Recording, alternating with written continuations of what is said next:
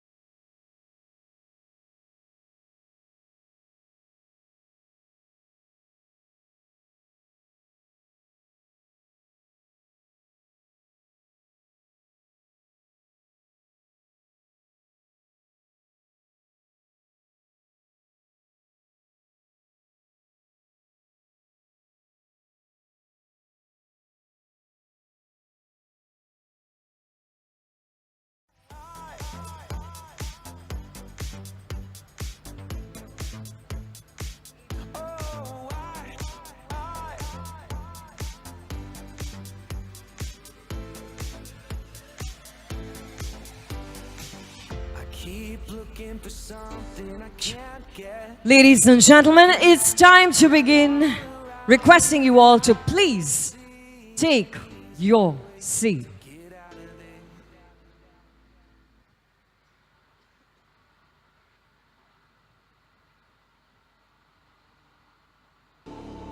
Ladies and gentlemen, lend us your ears to a world where imagination knows no fears.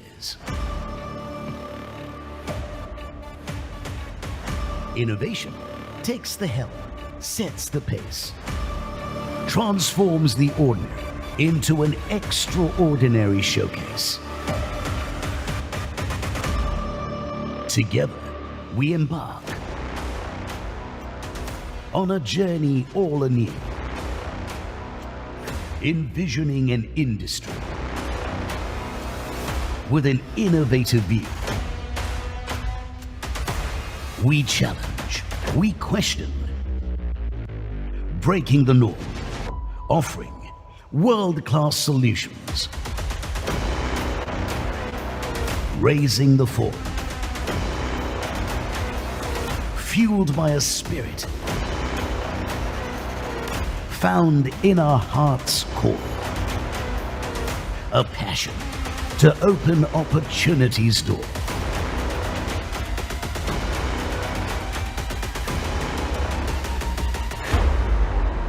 Setting the stage for a future so bright. Click your seatbelts. Prepare for flight. Be captivated. Be inspired. Learn the narrative into a world of creativity.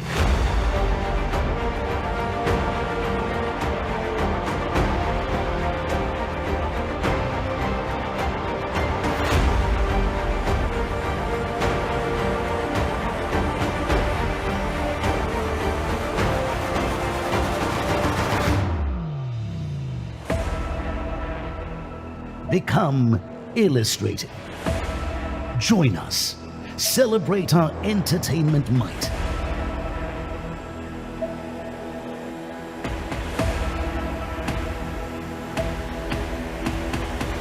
Where the extraordinary's norm, shining bright. Let your spirit take flight. Imagine 2023. Spirit. Extraordinary.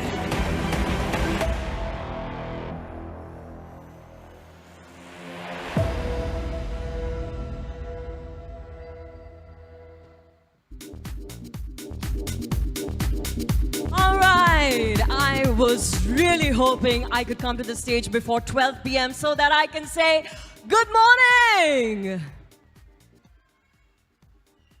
Guys, I was told you all partied really hard till 4:30 a.m. That is the power within all of us event managers. You can do better than that. Good morning, everyone.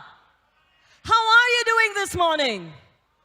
Fine. Someone says good. Someone says hanging in there. Some of us are hungover. Some of us are just starting to come alive. Don't worry. I've got you covered. Because no matter how you're feeling, I can assure you by the end of today, you are going to go from feeling all of these things to feeling absolutely phenomenal, ladies and gentlemen. Because this is day 2 at Imagine 2023. So, let's just show him how it's done. Can you please put your hands together in a roaring round of applause? Come on. Let's hear it, everybody. Make some noise. कोई सीटी बजाने वाला है इस room में? Okay, we are warming up. Not bad. All right, I literally have very little time before we, swiftly get into our first conversation. So I'm not going to rewind to day 1 because all of you were here and you know better than me that it was such an action and power-packed day. simply because this stage witnessed an exchange of some not so exclusive but very, very special ideas and conversations. And it's day 2, and we come here with one and only one intention as a community: to amp it up a little bit and take it to the next level today. But before we do that, I was actually seated side stage. I was watching all of you, the movers, the shakers of the event industry. And I know that for the rest of the year, we look at each other, we do great work, all of us, and we think, yaar, ye kya kar raha hai? Kaise kar raha hai? Right? So I'm going to solve that mystery for you. Now, each one of you, you have a paper and a pen or a pencil on your table, correct? Now, here's what you're going to do. Just take one leaf out of that. Take one leaf out of that notepad. Sir, kariye. Suniye. Hanji, sir.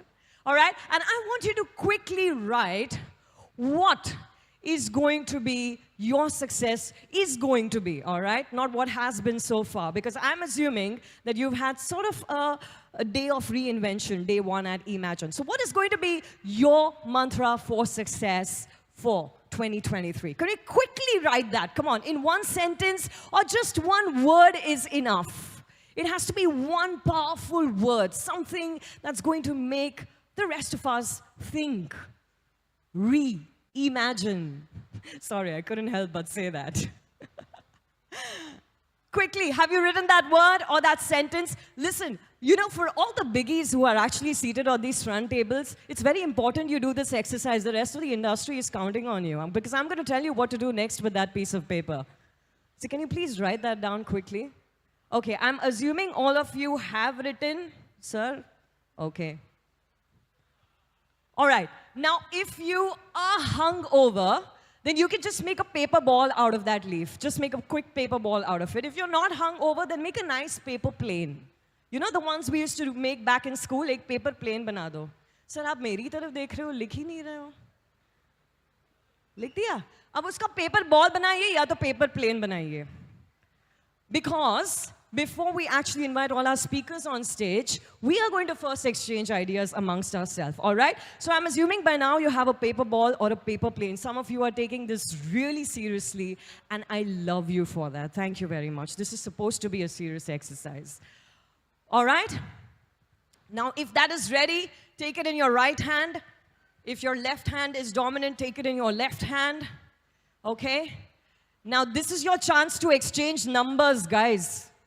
This is your one and only chance. In case you wanted to give your number to someone, this is your chance, all right? Now, I'm going to say 3, 2, 1. And you're going to look at some part of the room which has human beings, and you're going to throw that paper plane or that ball, all right? Hold on. We're almost there. I just love how Mr. Baz is so consumed with that paper plane, but he's a great multitasker, so he's still talking. Sir, bana liya? All right, everybody. Paper balls, paper planes in your hand. 3, 2, 1. Wow. Some of you were clearly good at sports in school. Now, there must be one paper lying next to you somewhere. Please go ahead and pick that one up. Please go ahead and pick that one up. Quickly. Pick that one up. Some of you are like, zarurat hi nahi hai, yaar, I've cracked it. No problem, still pick it up. Hey, there's one paper lying over here. Sir, are you interested in getting a new success mantra for 2023? Then that paper is yours. Thank you so much. Phenomenal. Such social animals we are, right? One opportunity and we're ready to go for it. Now you can open that paper, read that success mantra, and because we're a little tight on budget, guys, that actually happens to be your memoir for Imagine 2023. No, I'm kidding. But please keep that paper safely with you, pocket mein rakhna, and think about it later throughout the day. All right, everybody, please settle down, take your seat. Our deepest fear is not that we're inadequate. Our deepest fear actually is that we are powerful beyond measure. And it is the light, not the darkness, that we fear the most. And very often we ask ourselves, who am I to be so talented, so gorgeous, so fabulous, and so brilliant? I'm very certain most of us have asked ourselves this question. Some of us have found the answer. For the rest of us, it's a lifelong rhetoric. Well, my name is Xenia Fernandez. I'm your host for one part of Imagine 2023, and I'm here to unsolve this mystery, ladies and gentlemen. I'm here to remind you of the value all of you add every time the client gives you, a couple of pennies or gives you your time or that invaluable trust that they put into you. And I'm here to remind you of the value you add as individuals and as a community. So let's kick off today with a slightly less traditional approach. It's time to get an absolutely brand new perspective. Now, I want to remind you that all of you in the room, all of us in the room rather, we're known as event managers, also popularly known as firefighters, and we've sort of dedicated and committed our life to making sure the backstage looks as good as the front stage, the red carpet is perfect, we make sure we try and exceed our clients' expectations. While we do all of that, you would possibly be thinking that this convention is all about only sharing our successes and triumphs. Well, today we're going to deviate slightly, and we're going to begin with a conversation that actually talks about how to make the most of our missteps. And to have this conversation, while I have the good fortune of hosting Day 2 of Imagine, there couldn't have been a better place for me to introduce to you two absolutely remarkable individuals. One that I've had the pleasure of having many conversations with and learned a lot from. The other I've had the honor to introduce a couple of times on stage. And I think the most, what unites both of them is their perseverance and grit. One gentleman, as we all know, an absolutely skilled and seasoned actor, has played very memorable roles on the silver screen. His journey from a photographer to being a full-time paid actor and also an entrepreneur is a great reminder of embracing and learning from your mistakes. While the other, we all, I think every person in the room knows someone who's left an indelible mark in the events and the entertainment industry. Of course, starting with Fountainhead Marketing, and today reinventing, making sure he's always ahead and by spearheading radioactive ventures. Ladies and gentlemen, I expect nothing but a thunderous round of applause for, come on, Baman Irani and Brian Tellis. यहाँ अपनी भी थोड़ी अदा थोड़ा अंदाज है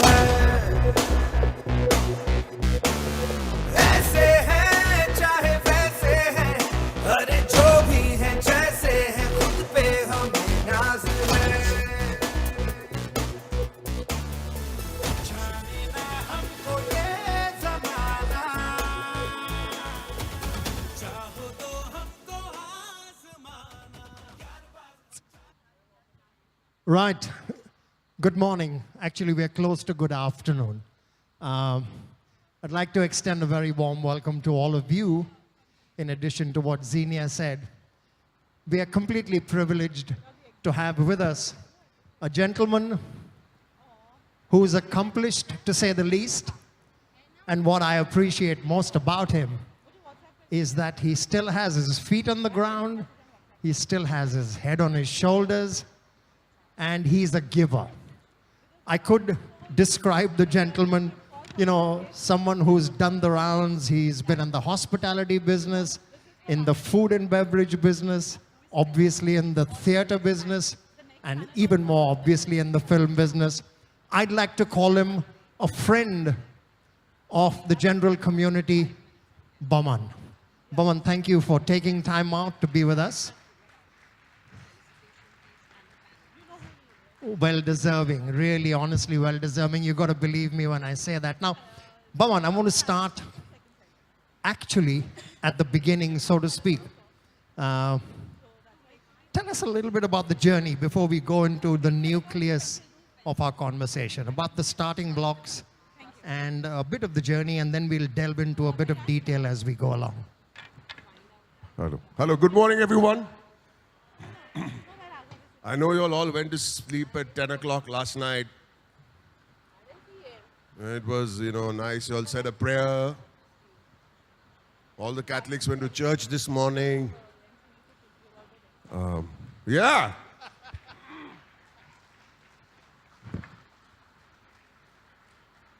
When there was loud music, everybody said, turn it down. Acha nahi lagta, we're disturbing the neighbors.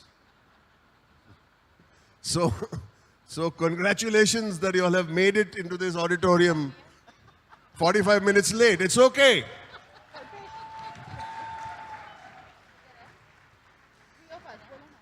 In fact, 1 hour late. Yeah. But if you catch a celebrity come 10 minutes late, you'll say, wo to aisa hi hai sala. हमेशा last time वो Asian paints के conference में बोला मेरा pant का zip फट गया. ये भी कोई एक्सक्यूज हो गया? 10 मिनट लेट आया नालायक साला. Correct? So welcome all of you. 1 hour late. Yeah.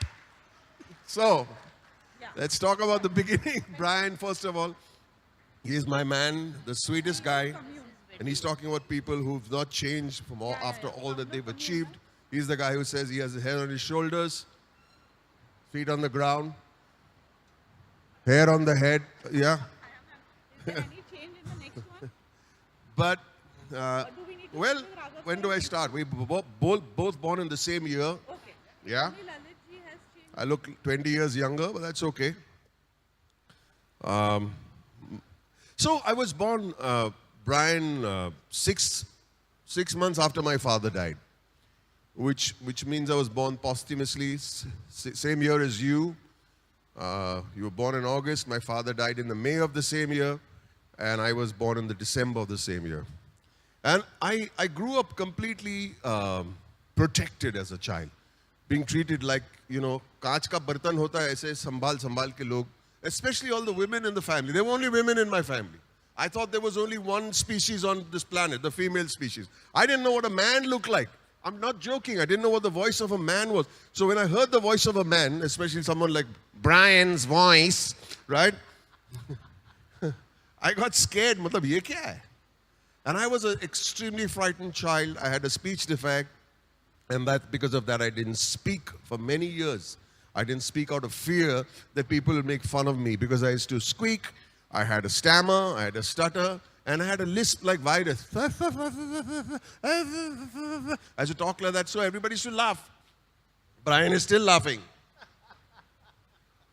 So I refused to speak because I became conscious. I became, and these are small things, but they are big things in the mind of a child who's looking for confidence.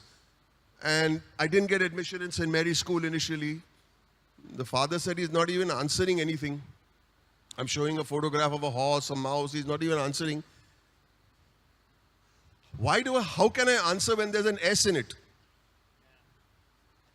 I can't. So I didn't answer, he didn't give me admission. Father mulling it.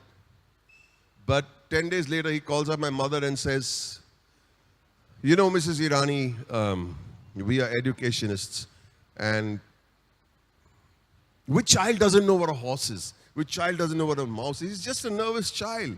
And he gave me admission and said, send him to St. Mary's School. We'll make a man out of him. And that's what I say when we hire and fire, please think before you do anything. People have great potential. Think. Give everyone a chance. People have their insecurities. You cannot get the best diamond out on day one. Nurture young talent, polish them, and then unleash them upon the world. Right, so I just thought I'll share this little moment with you. Absolutely well said, Baman.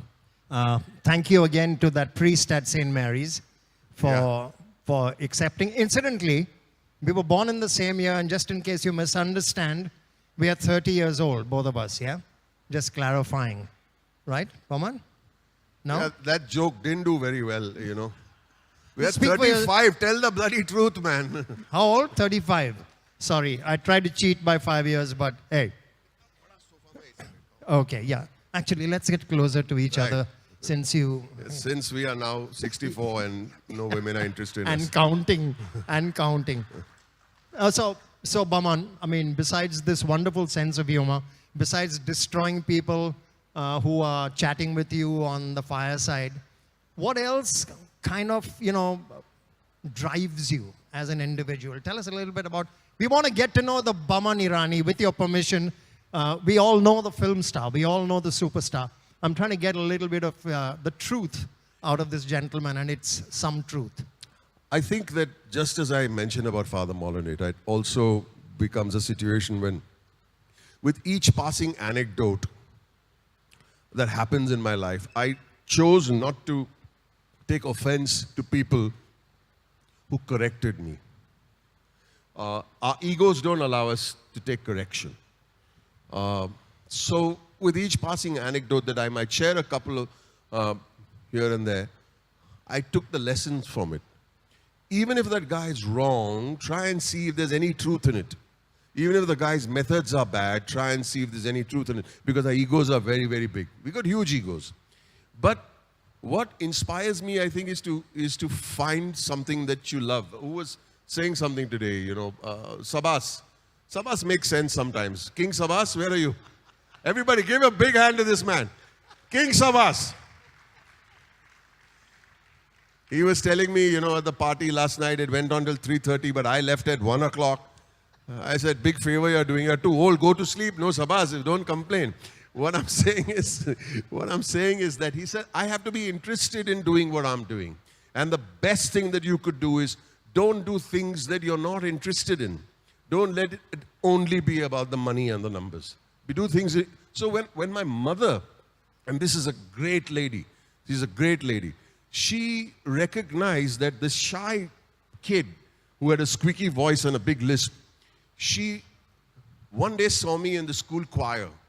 Choir में तो सबको धक्का मार के बड़ा बोल लगा के खड़ा कर लेते ऐसे. And I'm smiling. And she said, son, you were smiling. I said, you know, I don't know why. I was very happy. I was singing in a choir. I love the wooden stage. I love the sound.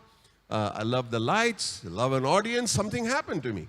So she encouraged me to do the things that I liked. Whether it is in business or whether it is as a hobby or whether it is with family. Do the things you like. She started sending me to the theater. She started sending me to movies every day. She'd say, now, this is a woman with 3 little girls, me in her tummy, and 60,000 worth of debt in 1959. And the debt which is not coming from a factory or a big industry. Debt from a small shop. A shop owed people 60,000 rupees and some hospital bills. She said, am I supposed to educate this guy and make him do maths? Because I was called Duffer. They should call me Duffer. I'm the president of that club. You're the president of the club, right? And she recognized that and said, where's my son happy? He's happy on stage. So she sent me on the stage. She sent me to the plays. She sent me to watch theater. She sent me to the movies every day. Every day. She's saying, there's a cinema opposite my home, the Alexandra Cinema. And she would say, did you watch any movie today? I just walk across the street and you enter. I knew everybody there. Saying, yeah, which movie? So I would say, Ben-Hur or Piazza. They go again. Say, again, I saw it last night. Say, no, go and watch it again. Why? Why, Mama? Go and see it this time for the music. Pay attention to the background music. Pay attention to and she'll send me, pay attention to how it's photographed. What the lyrics are like. What the dialogues are like. And at the very early age, she understood that is my calling. That is my want. And she would say, go bacha, go. You know, it is said that if you do something you love, you end up loving what you do. There's never a day at work. And that story really, or the start of the story really epitomizes that. Baman, you know, there's a... May I tell you an additional story to that? Oh, please do. This, as a kid who had no confidence. No confidence. But I was happiest in the dark watching movies. She was sitting at the wafer shop. We had a small dukan. It's half of the distance between these two monitors. Can you play the monitors a little louder? I can't hear what Brian is saying. So I'm answering whatever I feel like.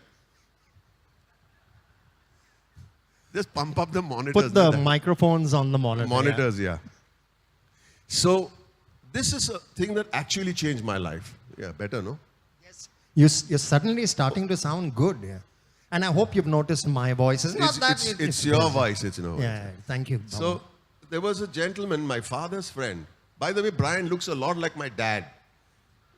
He does. He's not my dad, thankfully. And this gentleman, his name was Farood uncle. And he would come every day and sit with my mom with his dark glasses. He was blind. And he would ask, what movie is running at the Novelty? Because our shop shared a wall with the Novelty cinema. And he asked, what movie is running? And I said, El Cid. He said, oh, El Cid, lovely dialogues, Charlton Heston, lovely. So mom said, Farood, would you like to go and watch the movie? She said, oh, he's blind. And I was thinking my mom is talking rubbish. He said, I would like to watch it. But who'll take me? And who'll give me the running commentary? And I'm 11 years old, Brian. But my mom decided, empower this kid. Empower him. You've seen the movie? Take him. And I went with Farood uncle, and I would sit very close to him and whisper as the scenes are going on, like closed captions, what we see in our subtitles, music playing or whatever. And I told him the whole story as it unfolded in front of us. And that moment, I choke till this day to understand that my mother had the good sense of giving an 11-year-old the power to tell a story to a blind man. And I came out strong. So encourage people at what they love. At what they love, not what necessarily they're competent. They could be great mathematicians, but they might hate maths. Like you. He's not going to take his foot off the pedal. Just in case you're wondering, he's not going to take the foot off the pedal. That's Baman Irani for you. Lump it, okay?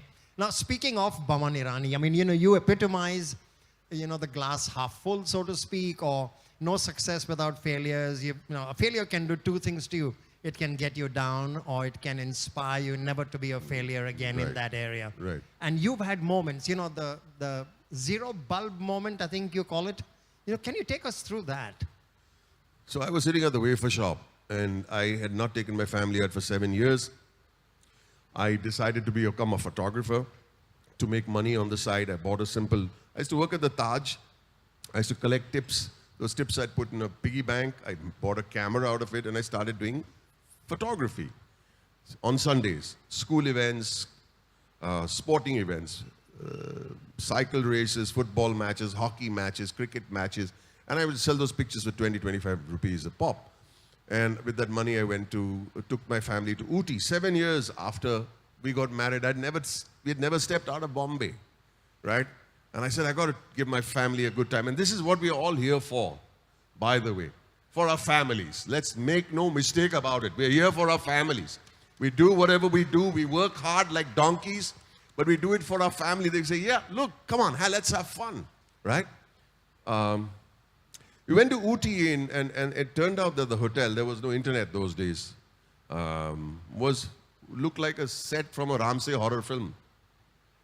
And I went in there and looked horrible. And I got scared. I said, is this what I'm wanting to do for my family? And I asked the gentleman in the room to turn on the light. The sound effects were also like a horror film. The door opened with a creak, karke darwaza khula. Andhera tha room mein. And the old man went and he turned on the light. One light came on and it was still dark in the room. I'm saying, is this it? He's saying, yeah, that is it. I said, I'm in trouble. There was one bulb in that room of the 0 watt wala. And I said, if this is what I'm working towards, I'm doing something wrong. And I looked at that bulb and I said, that's me.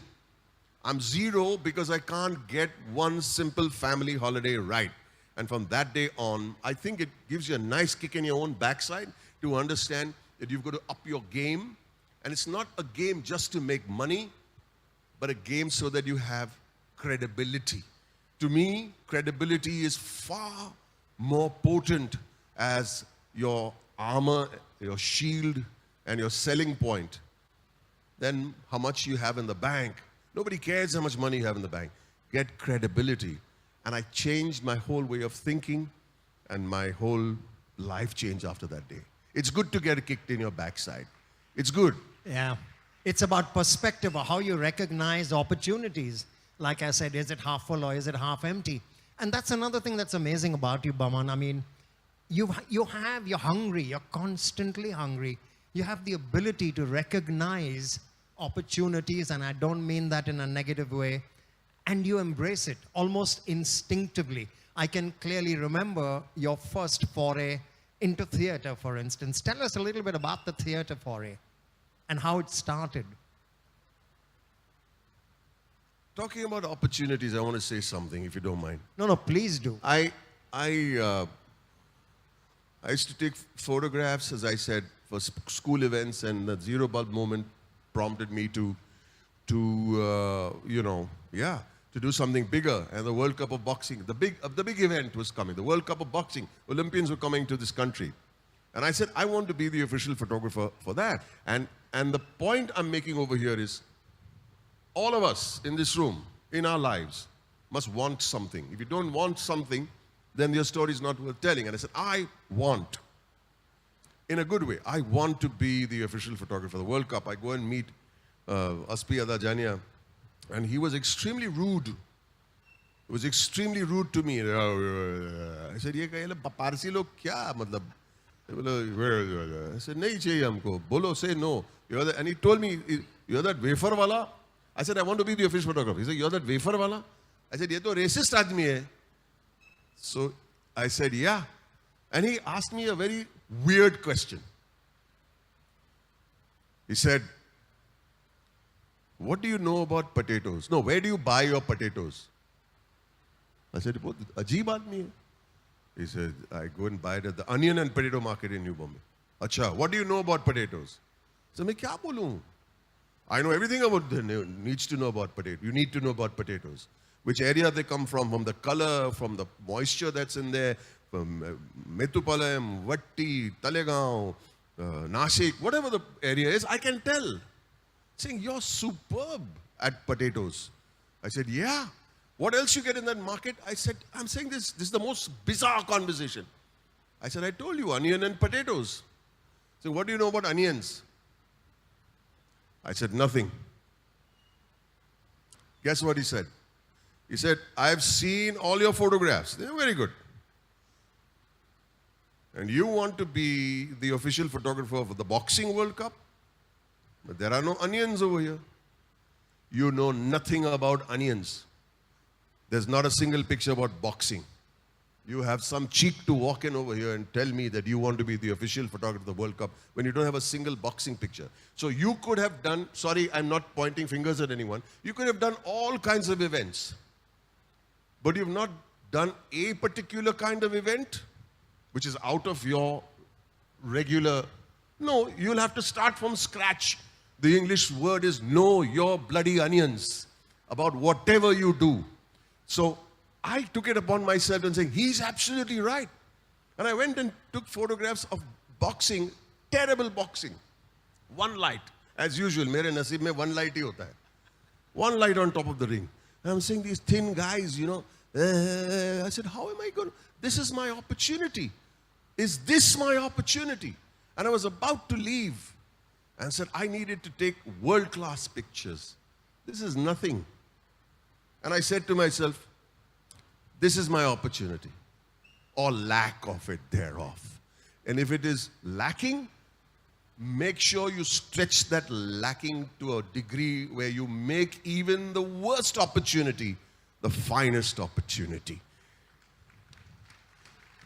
Because we are all not blessed. Mera baap bada producer nahi hai. To main kya karun? Main chote gaon se aaya hu. So, that's your opportunity. Capture that market instead of saying, I'll come to Bombay and then only I'll become big. Aise nahi hai. Aise nahi hai. So, I sat there and I took every single angle and used the dramatic light above.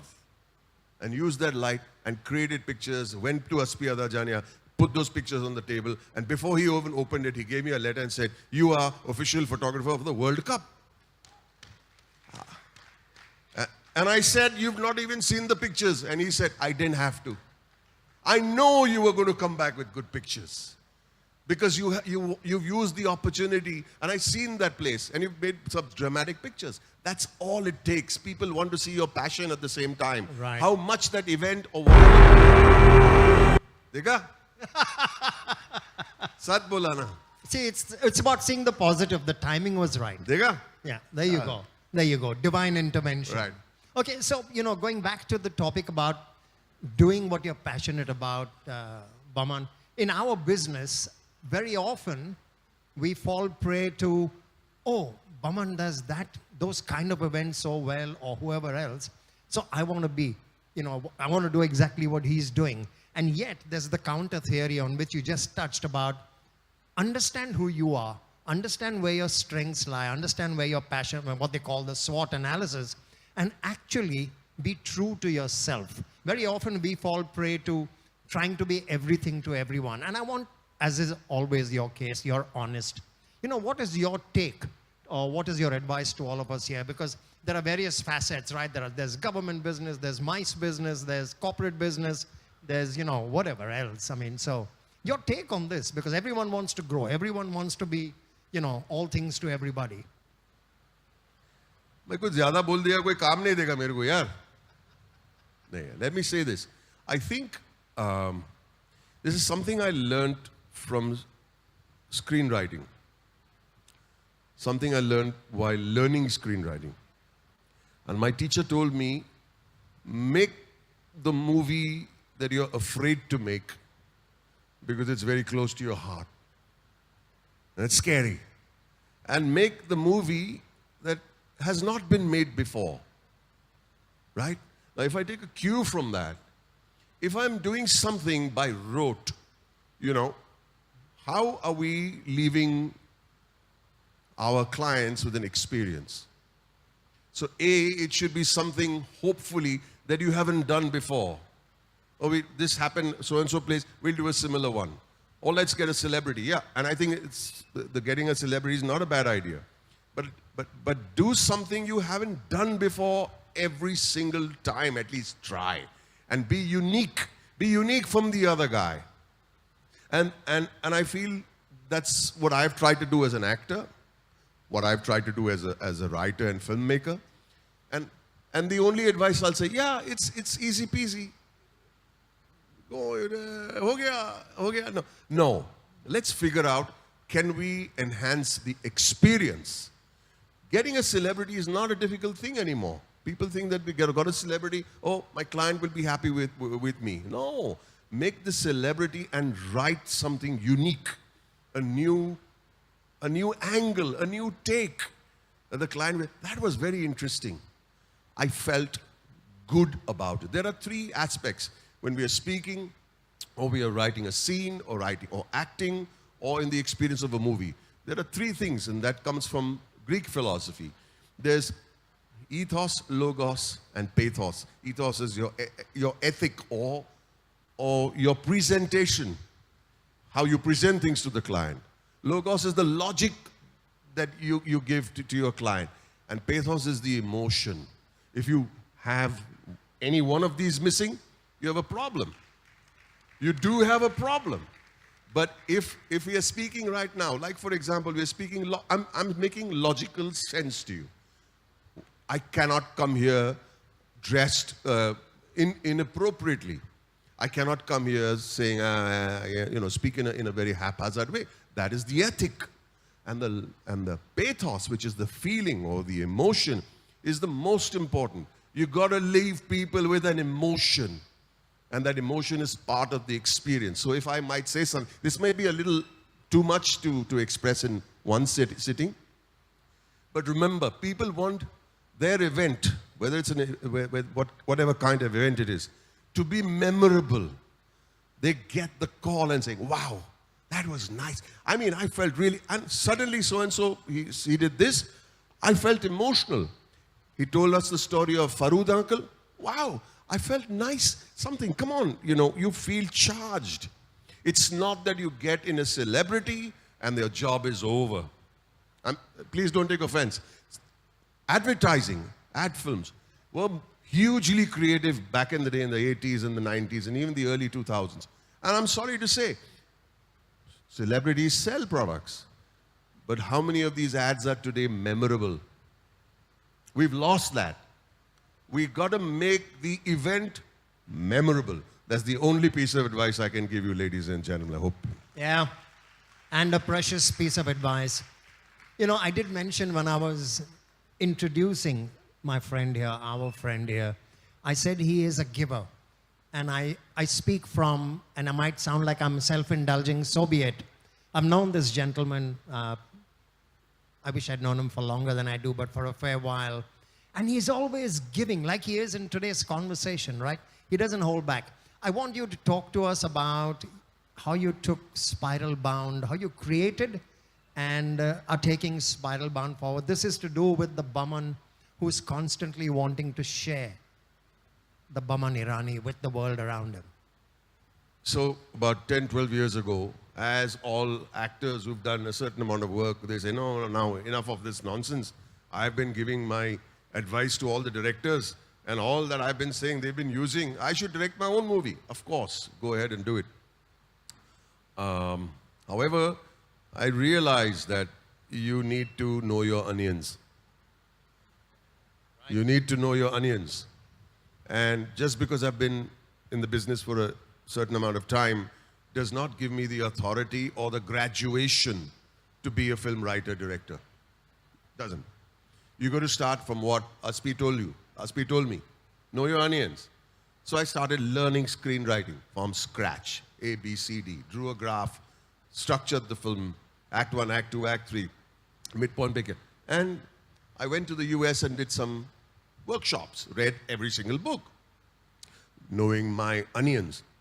I met a gentleman who hadn't done much in the cinema space, but he has written some scenes in certain movies.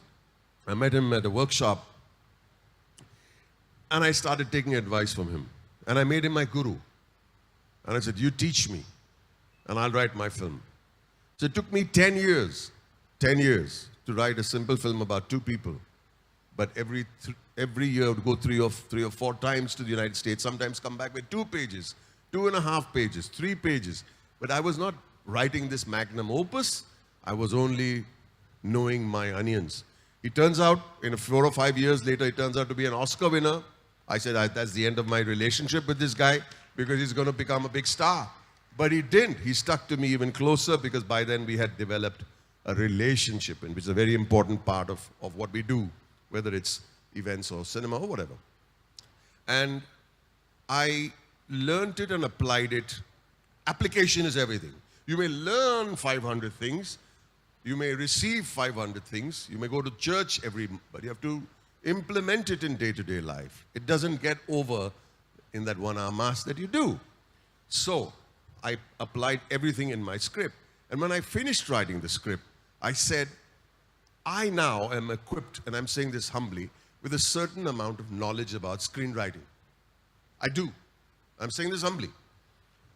Is that knowledge only meant to be for one script, which is mine?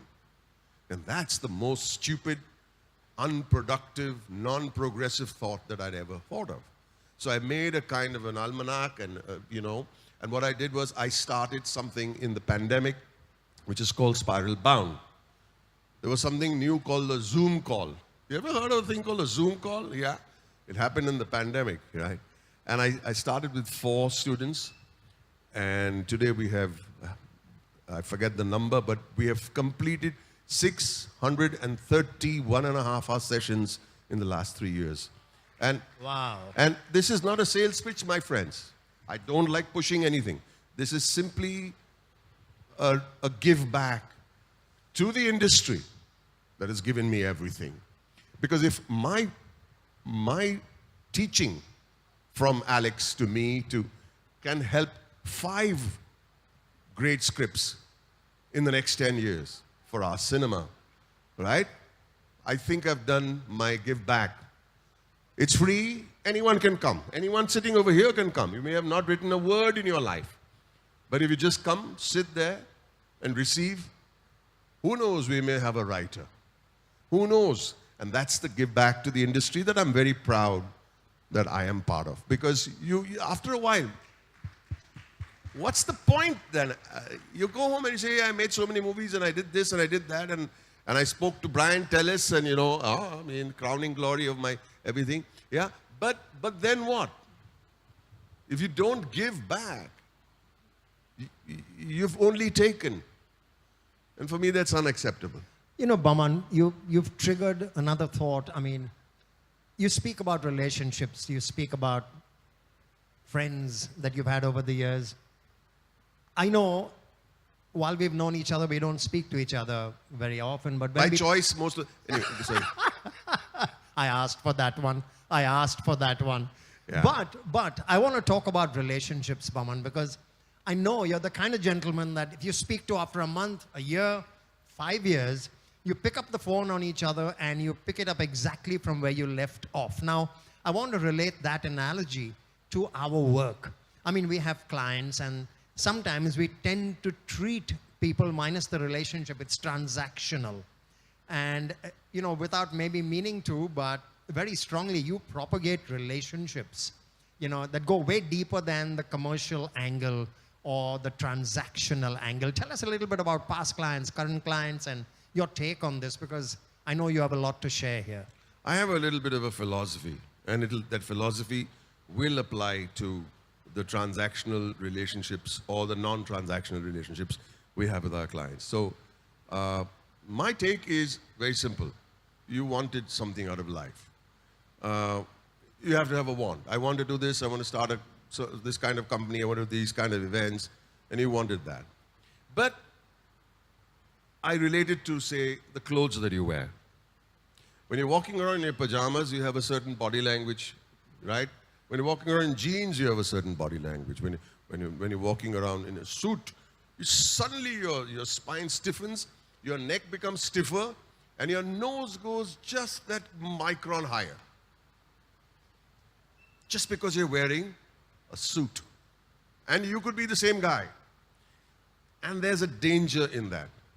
Do we alter our personalities vis-a-vis our success? With success comes power. With success comes money. With success comes elevation. So, my philosophy is very simple. We have power, fame, the opium, the great opium of it all, fame. It knocks everybody out, everybody. Intoxication, which is part of the opium I'm talking about. You have a basic core humanity within you. Like, you could be kind. When you become powerful, this is my philosophy, when you become powerful or famous or intoxicated, you become kinder. It becomes a magnifying glass to the real you, to your soul. If you are generous when you have no money in your pocket, right? When you make money, or you become powerful, or you become intoxicated, opiumized, you become generouser. If you are a kanjus, on the other hand, when you don't have money, you'll never know कि ये आदमी कितना कंजूस है. But when he becomes more powerful, more intoxicated, or more famous, somehow he becomes more kanjus. So remember the magnifying glass of being intoxicated, powerful, or famous. That magnifying glass will only magnify who the real you is. And you have to be careful. You have to be really careful. So when you become from a level of, say, event management company, if you feel that the power has made you the greater man that you are, you're wrong. You're forgetting about people who you used as a stepping stone to get there. I would never forget that. Never. Never, ever. Every single person, from Aspi Adajania to Alec Padamsi, to Ram Madhvani, to Raju Hirani, all these people knew me when I was just doing nothing at all. You have to remember that. You have to value that. Sam Bada, who gave me my first job in Taj, at the Taj Mahal Hotel, he asked me a question. Which department do you want to join? I said, food and beverage. Saying, idiot, Gilsappa. There is only food and beverage in the whole hotel business. Which department? I said, rendezvous. He said, yeah. You want to join the French restaurant? I said, yeah. He says, I'm very happy. You want something. I said, great. He's saying, so I'm thinking of going to the rooftop. He's saying, go to the basement, you idiot. Start down there and pay your dues, right? If you don't go to the basement, you'll never understand when you reach up there.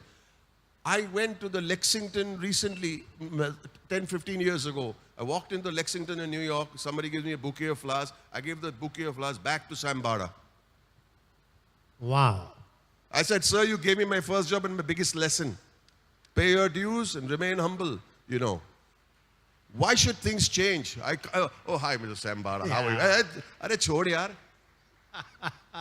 Remember, don't forget where you came from.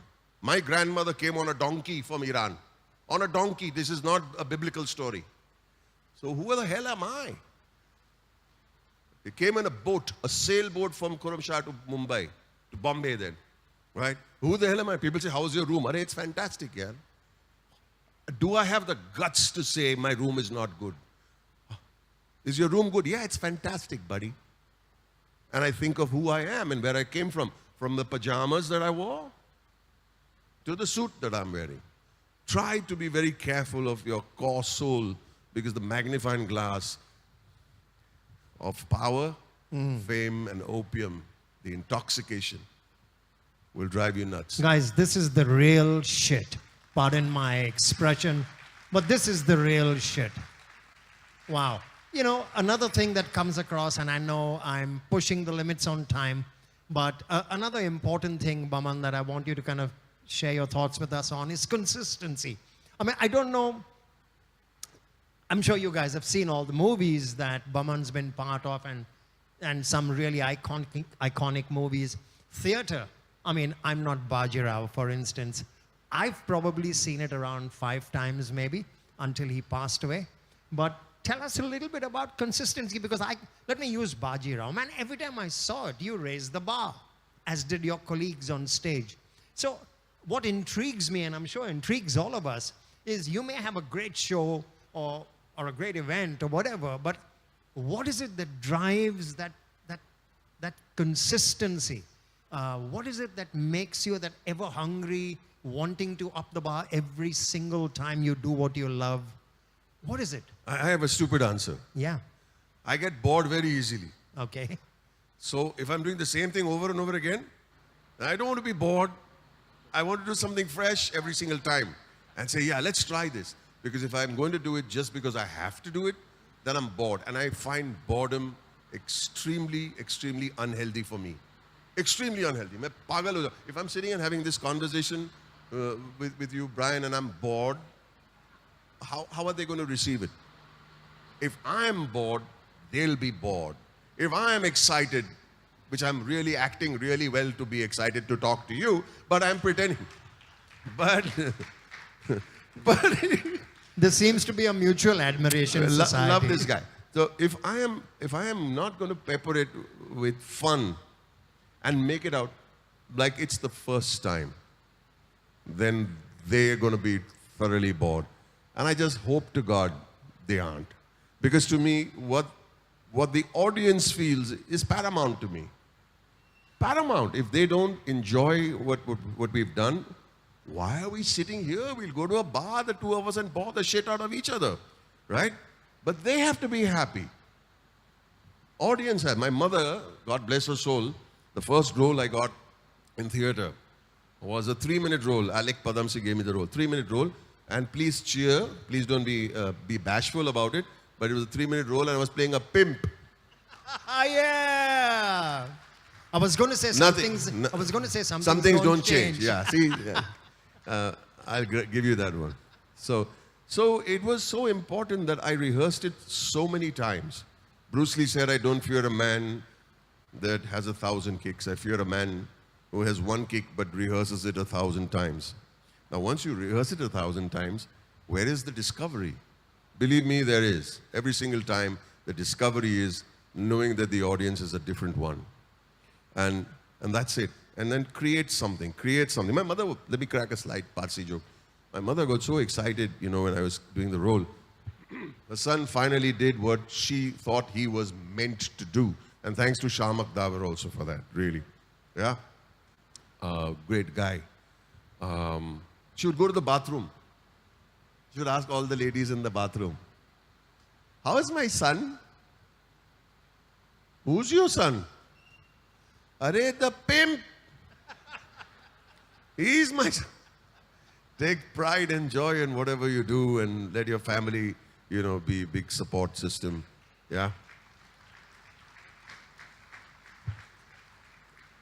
Can we have edition 2 of the chat with Baman Irani, because 45 minutes just ain't enough. The man has shitloads to share with us. But I want to say, honestly, Baman, I'm tired of saying nice things to you about you. Say some shit. Yeah. Go for it. No, I can't help but say nice things. Firstly, Baman, thank you for being you, man, and not being, as Freddie once sang, the great pretender. That's what we all love about you, is that you've done a journey and you've shared a fair bit with us this morning. But you just stay the you, and more power to you for that. Thank you again for sharing time with us. And we'll twist your arm as With all life my goes love. on to do more sharings with us. And all of us guys here, I think the least we can do is show the man some love. Can we give him a round of applause?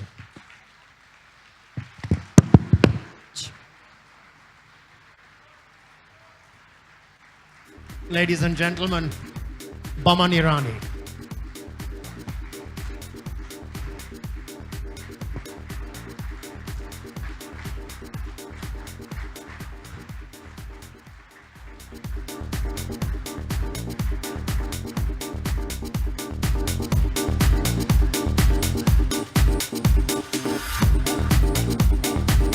Ladies and gentlemen, make some noise for Mr. Baman Irani.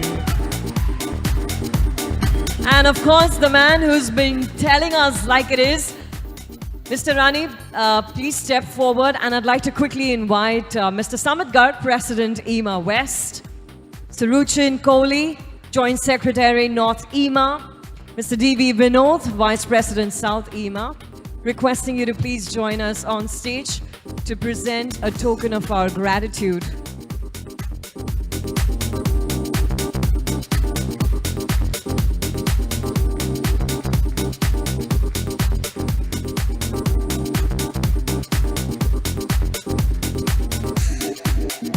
All right, Mr. Rani, please join us here.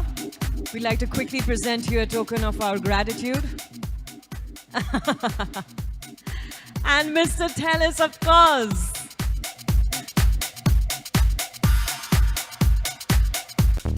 A lot of love to you from the Eema family.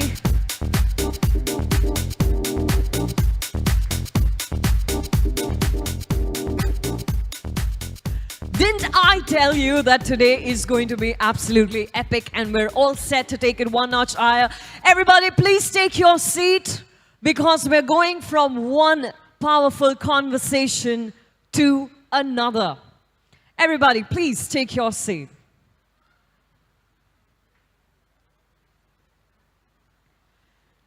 And Mr. Rani, once again, thank you so much for, through your storytelling, telling us the tapestry of your failures, how they led to some of your most extraordinary successes. Thank you so much. It's 2023, ladies and gentlemen, and the era of weddings has revamped completely. Millennials are taking over clearly. And it is almost as if they've taken the reins of intricate weddings and they've turned it on its head. Having fun today is at the core of everything. As couples adopt an experience first and a rituals and traditions second wedding, let's see how destination weddings have made a comeback, whether it's the Bridgerton effect, whether it's all-white weddings, whether it is eco-friendly weddings. We have a lot to talk about. And very, very shortly joining us on stage is going to be a power panel who's here to talk to us about the new wedding design. We're going to give you a couple of seconds because I can see Mr. Rani has his fan following. He's surrounded by fans of the Eema family. It's a beautiful moment. And you can have it.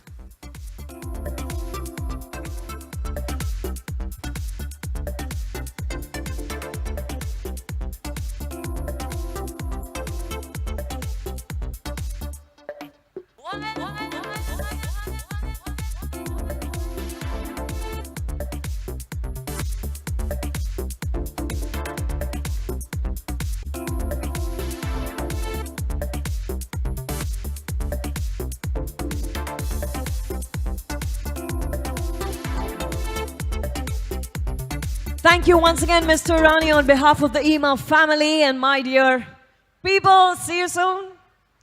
Salute.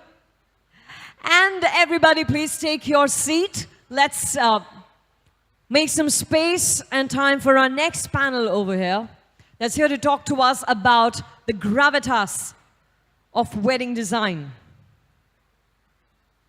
Okay, without any further ado, I'm going to go ahead and invite our panelists on stage. First up, let's invite the one who's going to moderate this conversation, founder of the Livewire Experience, Raghav Roy Kapoor. Everybody, come on, put your hands together. Raghav, please join me on stage. And we have our panelists, Prerna Agrawal Saxena, founder and CEO at Team Weavers International, Nilima Pathak, wedding and event planning. And of course, we're going to grab some inputs during this conversation from President Eema, Samit Garg. I hope Samit is... Oh, there he is.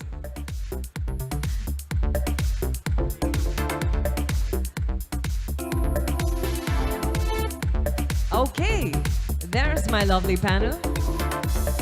Everybody kindly settle down.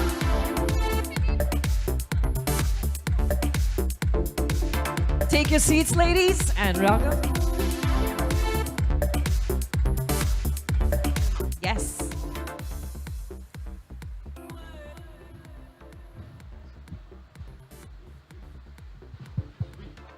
Check.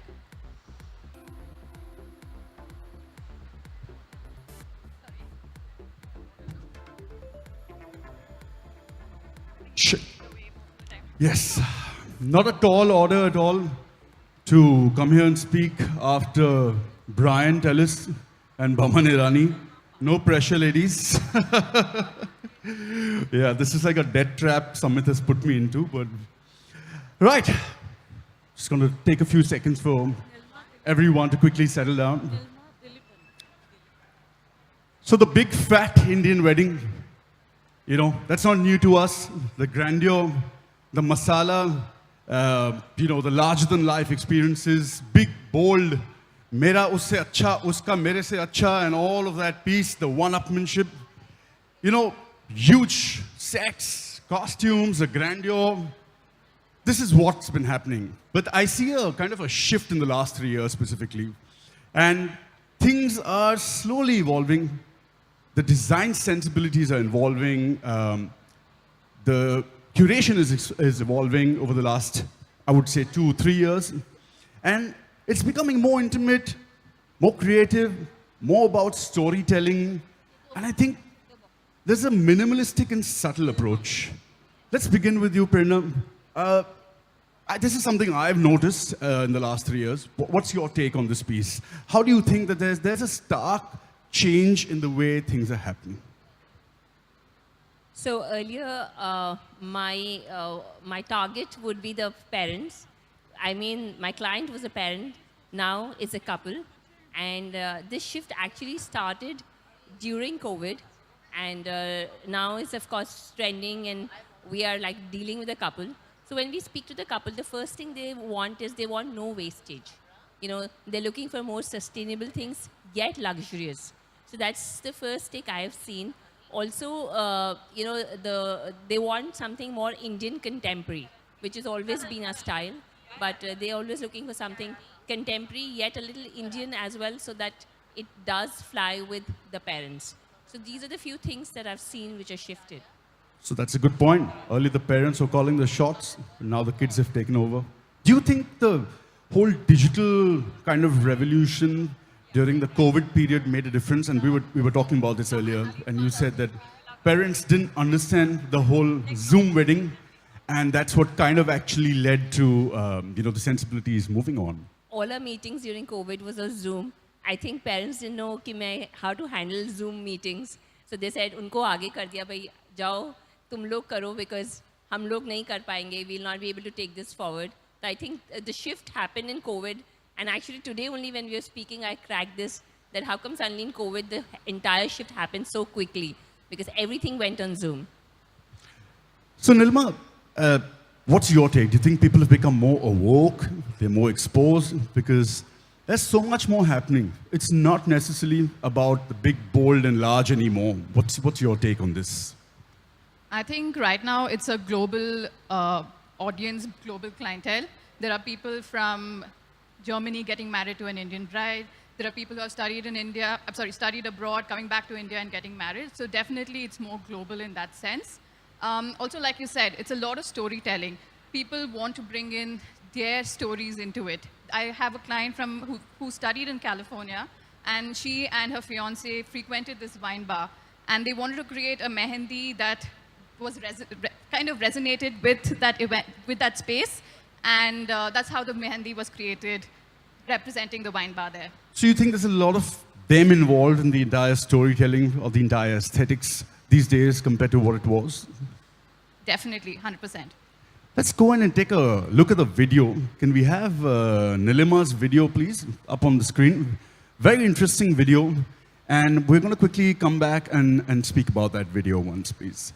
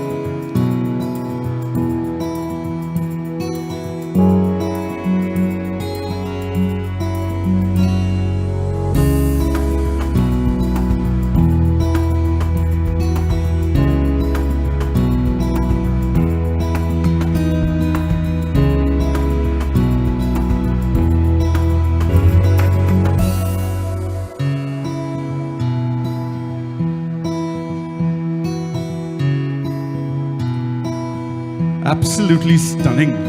And Amazing. Nilima describes her work as subtle elegance, and you focus on enhancing spaces is what I can see. You know, the space, the sanctity of the space, the natural elements have so beautifully been retained over here. You want to tell us a little bit about the process, what the brief was, what the sensibilities were, and how you kind of came about this curation? Sure. So a lot of the spaces that you saw in the video there were these South Indian heritage venues. So when the client chose a space, we decided to enhance the space. So all the intricately carved pillars, instead of bringing backdrops and making it look gaudy with a lot of unnecessary objects, we looked at enhancing it by adding beautiful drapes and structures. There is a lake beside one of these venues. where there are these lotus flowers that are growing there. We got a person to go to the lake and get all the lotuses from there and had it surround the water body that was there at this venue. We also had greenery and foliage flowing from the top of the venue as well. So basically, we looked at enhancing the space by getting a lot of natural foliage and flowers into the decor. Did you repurpose? Yes, there was one event where we got at least 700 plants from a nursery nearby, and all of it was used to enhance the space and do the decor. And once the event was done, all the plants were sent back to the nursery, and there was no wastage. So you're actually neutralizing the carbon footprint as well. Yes. Was this a part of a brief, or is it something you kind of built along the way? Because many a time, people don't understand, while you're talking about a design language, it also has an impact on several other things. So was this included in the brief, or is it something that came about? I think a lot of people right now are very conscious of their choices. They want to know where it came from, how is it going to be used, and where it's going to be ending finally. They don't want unnecessary decor in the space. They don't want things brought from the vendors go down just because he has a giraffe, a flamingo, some other random things, and then suddenly there's an urli and a lamp. It just doesn't make sense. They want meaning, they want pure intention, they want a lot of heart in their decor. Prerna, coming to you, you do a lot of work in Rajasthan and the north of India. Do you engage a lot with local artisans? Do you look at promoting local art, local tradition, local culture, and empowering that entire segment as well? Can you tell me if this is something you consciously integrate into your work? So we kind of work on sustainable luxury, which is also part of working with the local artisans and whatever is locally sourced. So what we do is, instead of having flex prints, we ask painters to come, because Rajasthan, you have these fabulous painters. So we asked them to come and paint most of our designs instead of actually printing them. So that's how we engage local artisans. Also, for the stalls, we take the local churiwala and local block printing guys and make people feel the culture of the place. So while Nilima, you have been doing this for about 7 years or what, and you've probably stepped into the space when there's a big paradigm shift, halfway through. But Prerna, you've been doing this for the last 15 years, and I'm sure 10 years ago the briefs were very different. Today they're very different. How are you adapting as an agency, as a design house, to this entire new wave of design, if we may call it? Actually, I have a fun fact to tell you. Please. We always designed and rendered at least 4 to 5 years in advance. So all our designs, not I'll say all, but quite a few of our designs which we rendered about, say, 3 to 4 years back have now been chosen by the clients. And we always believe a lot more in pastels, except the main wedding day. So I'm very happy that this shift is happening. And it's very nice because we always believed in being very minimalistic, yet being very detailed. And this is the exact trend which is there now. According to you, how is minimalistic perceived by an attendee who's not necessarily very close to the family? So earlier, look, in India, a wedding design is also about how you're positioning it, right? It's not necessarily about your taste. It's also a lot about society, about your parents, about your family. How is this shift perceived by a guest or an audience member? So sometimes minimalistically is taken to and compared to low cost, which I really feel is not the case. Minimalistic is not adding on things which are not required, yet creating something new and really stunning.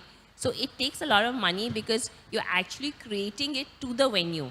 We have nothing. We have no inventory which we come and we place. We design according to the venue because we work with a lot of palaces and fort.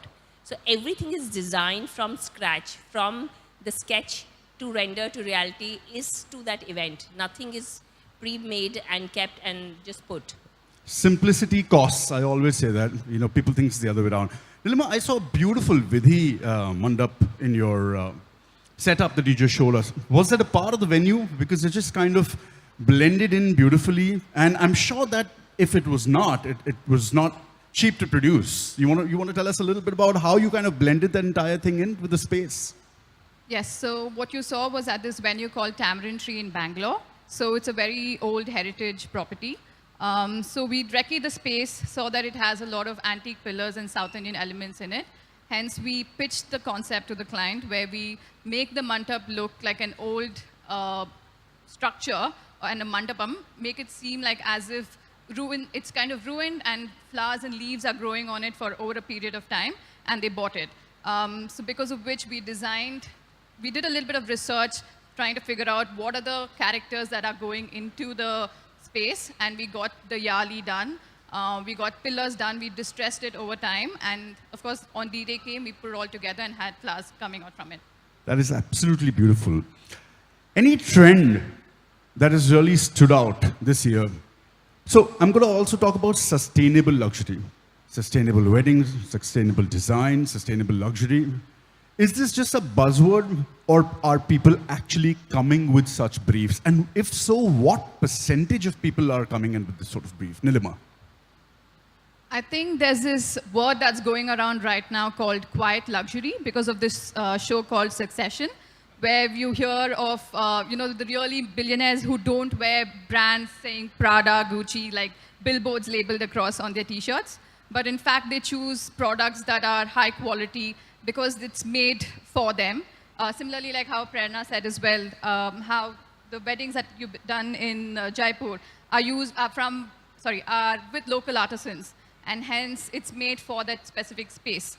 Similarly here, when you think of minimalism, it isn't low cost, is what I'm trying to say. So good question. And coming to the business angle of it, everyone perceives this, as you said, as cheaper. What do you guys think as designers? Are you still hitting the same numbers? Because ultimately we're all doing a business, right? And we're always torn between creative versus what the value is. How do you kind of ensure, are you guys happy from the business perspective with this particular change? I am very sure and I love what I do. So we will not pick up a piece of business which we feel is not enticing enough. I'll give you an example of when you compare this wedding we were doing at ITC Grand Bharat. It was a sustainable wedding, but a very high-end wedding.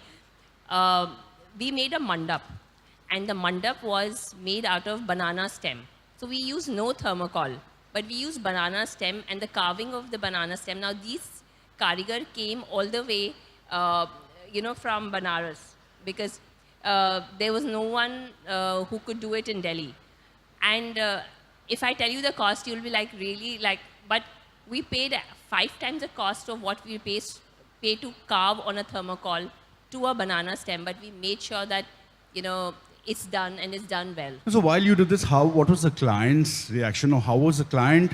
Were they on board with this thought process, and did they not kind of put a value to it per se? So it's amazing that we've been getting clients with the same mentality, and this client specially said that whatever we are spending the wedding should go to the end people who are actually working for the wedding. So I actually went and said that, ma'am, the cost difference is a lot. Are you sure we are okay to pay this much? She said that banana stem is auspicious. And if you're paying this karigar, we are carrying this legacy forward. And I'm okay to pay, but I want it absolutely on this banana stem, and we don't want thermocol to be used. So I'm seeing, Nilima, the millennials or the Gen Zs or the younger lot, they're kind of absolutely unapologetic today about the way they want to conduct their wedding, the way they want to conduct their decor, design, experience. They don't care about the aunties, uncles, the chachis anymore. Is this something that you've seen come through really strong the last couple of years? Yes, definitely. I've experienced the same as well, because if you saw my video, you saw that there was a lot of greenery in the decor, which a lot of older generation don't understand. I've had grandfathers and uncles come to me and tell me, what is this? You've just cut leaves from this tree and put it over here. But that's what the bride wants. She wants it to look natural. She wants it to look like it's part of the space, and she wants it to be pleasing to the eye. So that's when they've come out strong and told them, this is my wedding, this is what I want. And thankfully, their families have been listening to them. Fabulous. Pritna, let's quickly take a look at an AV of one of your projects, and then you can tell us a little more about it. Maybe have the video, please.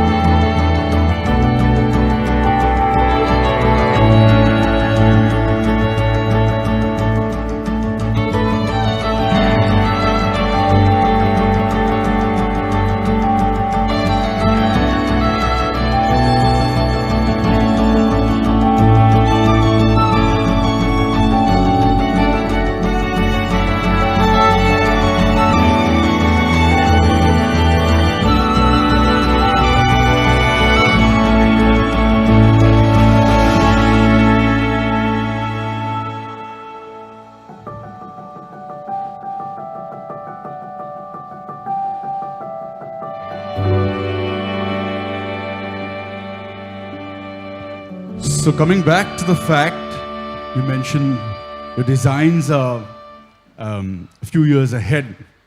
What's your process? Do you bank them? Do you create something that comes to mind, bank it, then find a client to integrate? Or do you only work on what your mood is or what the particular moment is? So what we do is, during this time when the season is low, our designers work on a design library, quite like how a fashion designer would do it. They come with a look, we come with a lookbook for the year, and we make certain designs. Of course, we know that it can't exactly be used because we have to render it according to the venue, but then we at least have time to kind of come with like a lookbook for the year, and in that lookbook, we define that what kind of designs we'll be using the entire year. So when we go to the client, we're not entirely blank. We show them a lookbook and say that in case you like something out of this, this is a new lookbook and it's never been used, we can use from here. Or the second part we do is that if you want us to design something totally different according to the venue from scratch, we're happy to do it. So these are the two approaches we have. And in the video, if you saw the two parrots, I'll just take on from there. There was a little story telling because we said that it's the love story of these two parrots that we are trying to bring about. And the entire thing was like it was their habitat, which is the garden that we tried to create. So that was a little story of this. Nilima, it seems you work very closely with the clients and really work on understanding what their personalities are about. You said you replicated a bar where the couple met in UK. You want to tell us a little bit about kind of getting into the details and getting into the skin of the design? So what we do is we ask the couple their story, how they met, where they met, what is their favorite flower, do they have a scent that they like, which kind of evokes a memory, do they have a memorable holiday that they've had with their family, and we use these details into the decor. For example, there's this couple that we're speaking with, and their names are Surya and Nila, which means sun and moon. So we're looking at using sunflowers for the mehendi and for the wedding, which is reminiscent of his name. And for the Sangeet, we're looking at doing a starry night sky and having like a crescent moon somewhere, which kind of represents Nila, who's the bride. So using these details is how we're looking to make the whole event more personal. Does the market you guys come from also have an impact on the sensibilities? You come from Delhi, primarily servicing a lot of North Indians in the North Indian market. You come from the south of India, servicing a lot of people in that belt. Prerna, you want to kind of chip in on this one? So sometimes, like you say, what I've realized that you also have to give a vision to the client. While people are looking to do something different, they don't know what's that different.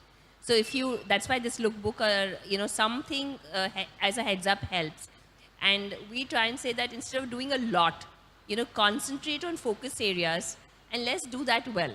So we consciously spend the money well, spend the budget well, and it doesn't look over the top. Like we hate covering areas, come and just put trust and cover the area. That's something we'll never do. So if the client wants it also, sometimes, like you said, sensibilities are not matching, we try and explain why should we not do it. So sometimes some counseling does really help in this. I think previously there was this preconceived notion that in the North people like to go OTT and have a lot of decor, and in the South people are more subtle, and despite having a lot of money, they don't want to show it off. But now I think over time it's become more of a people thing, because different people are different and different families are all coming together. There might be the boy side who wants something crazy and the girl side who wants something subtle. So they come together and find a balance, and that's what's happening lately. So, I've been hearing a lot of things in conversation with people the last couple of days, that budgets on decor are kind of reducing. Do you guys think this is something that's catching up, or it's very, it changes from client to client? Because people are focusing a lot now on cuisines. They're focusing a lot on the overall guest experience. They're focusing on more curated hospitality experiences as well. It's not only about huge sets and florals and LED screens and a lot of lights and, fanfare anymore. What's your take in terms of, the budget cuts that are kind of being noticed at weddings when it comes to decor specifically? I feel decor is part of the experience. So I will never say that decor can only stand as one element. Till all your sensory elements are not touched, through food, to the artist. I think it's like we always say, we design experiences, then only design decor. Because the decor has to be integrated in the holistic approach. So I don't see that the decor budget is cut. I feel that, we look at it as a total budget. And we say, okay, from this budget, what are we allocating to decor? What are we allocating to artists? And of course, the food is taken care by the venue. So I think it's a holistic approach. No, so I'm not talking about a planning perspective. I'm talking about the budgets for decor specifically reducing. That's what I'm talking about. A lot of people are speaking about this, that people don't want to spend. For example, this little plant here, 5 years ago would not be considered as a centerpiece. Now, when, as a customer, I look at this for my daughter's wedding, I put a price to it immediately, right? And there was no price to a set element per se, because the perceived value is very different. What's your take on this, Nilima? For me, because my team and I, we only do decor and design. We don't do planning.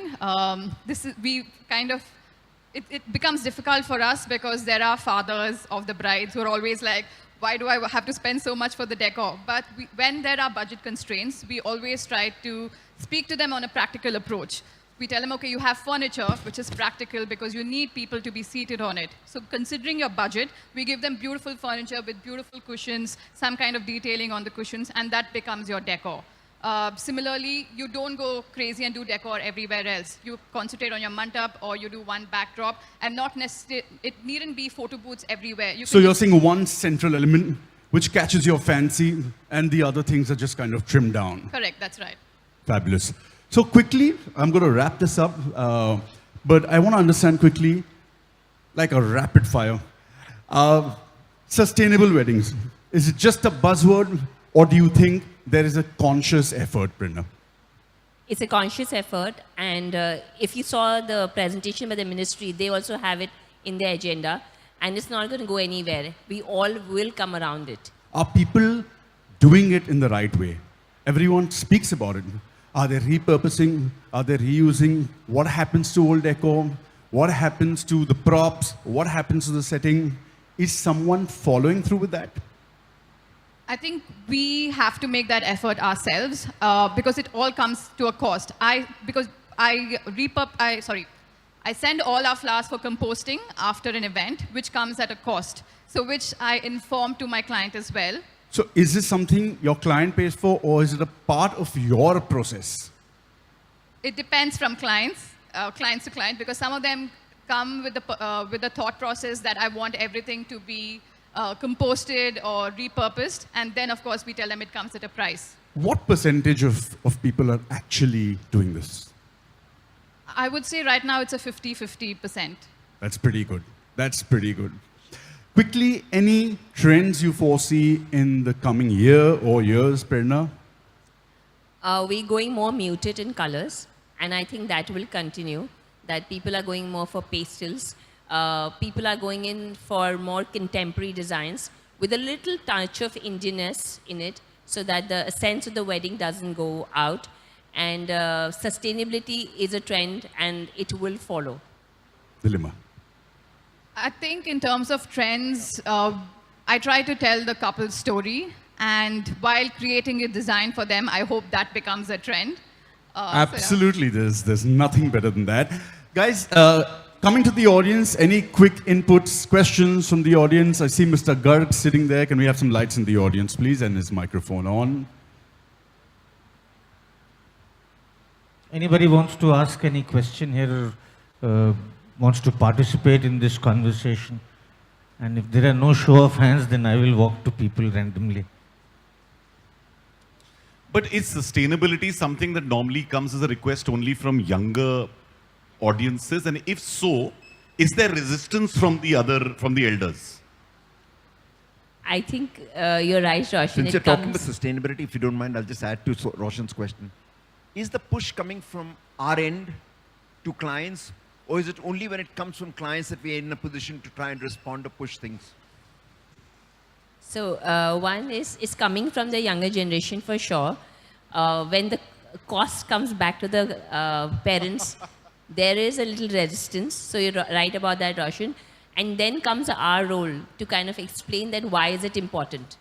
And you have to also educate the client about sustainability. Every meeting we have, we educate them about giving back to the society. So if they can do something for an NGO or do a lunch for them, so this is a part of at least our agenda. And the second I speak about is sustainability, because sustainability is also something that we are looking to give back to the society. So these two agendas I always speak with my clients. So Nilima, I wanted to take Sabas's question. Is it a part of our offering? Do you go on as a consultant and say, hey, this is what we do and this is how you should be doing it? Or is it a pull or is it a push? Or does it come from, is it specific only when it comes from customer to customer? We definitely have to put it out there. I have put my brand across as being sustainable, conscious with our choices. Even if something small, like a flex board that we're looking at doing, even if we use a chalkboard for the same, that's a small change that you're looking to do. Things like flex is something that you can't repurpose again. If you make a small change of using a canvas dance floor or a wooden dance floor, those are small changes that can look at being more sustainable, and that's where the education comes that Prerna mentioned. While everyone speaks about sustainable design, tell me as designers, as production people, does it limit what you can do? Does it limit the usage of materials? Does it limit your creative process, your vision and thought process? Prerna? I don't think so. Rather, it gives us more creativity, because while you will very easily print something in flex and put it, but now you don't want to use flex. So what do? What can you use? Can you use like a weave there made out of the chatai material? Can you do something which is over and above a flex? So you start thinking, and I think you can be more creative. I would not say only flex. There's so many elements. There are so many things. The carpet we're sitting on is a synthetic carpet today. Would you use a rug instead? Would you use a hand-woven jute fabric instead? Nilima, you want to come in on this? Because this is another thing people have been saying, hey, sustainability is a buzzword, but at the same time, at times I'm limited. What I use and how I put it out there as well. Because again, Indian weddings are all about perception. So when you look at sustainable, you can look at natural elements, like how Prerna mentioned about the banana leaf stems. It's basically how it's done, using the local artisans, the karigars, to make it so exquisite that it doesn't look something that's just picked up from the street and put it there. Similarly for this carpet too, you said that this is something that could be a one-time use, but it's up to the event person at the end of it. When there are clients that come about who have a low budget, then you use this as much as possible. Later on, use this to wrap things up. The fabrics are used to make smaller things to clean up your trusses and your frameworks and things like that. The plywood that's used for the backdrops that are here, that can be made into smaller crates to carry things around. So it's how you use these materials at the end of the day. So it's our responsibility and a conscious effort in this direction. I think that's testimony enough that young couples will go above and beyond to create these unique experiences. And though the quintessential Indian wedding has gone on a bit of a diet, I think the Band Baja Barat will continue.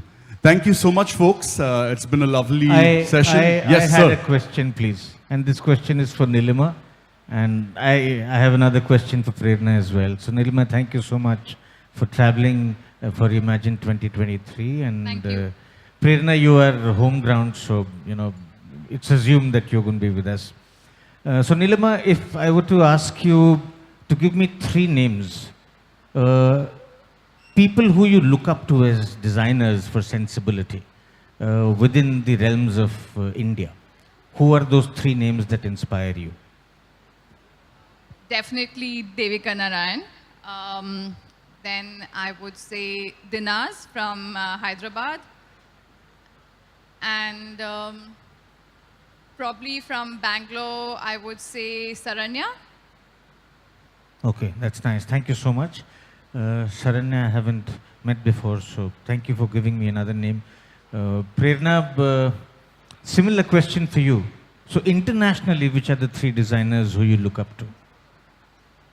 I would say Preston Bailey, and in florals, Thomas does something really amazing, and I think he works with a lot of us. And sorry, I'm not able to think of the third one suddenly, but yeah. Thank you. Thank you. Right, I think so. We come to the conclusion that these slim weddings will coexist with the big fat celebrations. Thank you everyone for a lovely afternoon, and thank you Sumit for putting me in the spot after Brian and Baman Irani on the stage. But I must say, Raghav, you completely follow suit. Can we have a huge round of applause for what I'm going to call a power panel? Thank you so much for taking us through the intricacies of what makes a wedding special, especially wedding design special. All right, I'm going to quickly invite on stage our Eema members to felicitate our panelists on stage. Atul Chabra, Eema member from Delhi, Taranbir Sahani, a member from Ranchi, and Nimish Patalia from Indore. I'm going to request you to please join me on stage to felicitate our panelists.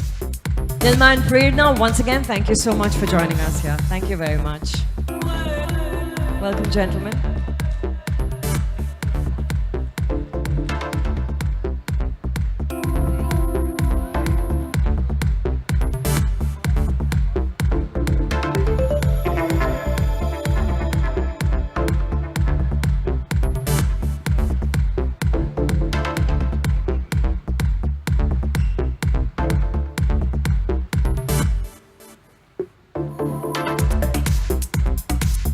Ladies and gentlemen, that is your cue for a round of applause. Come on.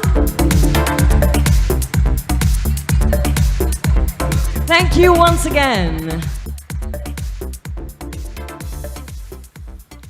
With the entire event fraternity in the room, you'll agree with me when I say that it is our partners who make events like these possible.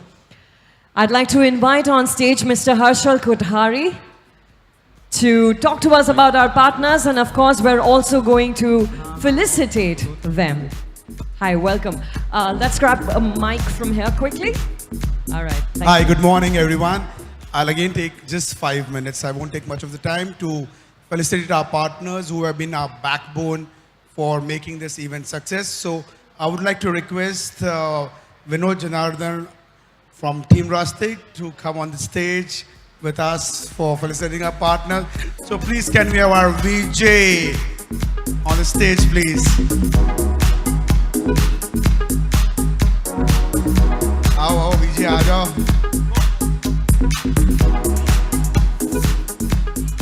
So over to you to felicitate our partners.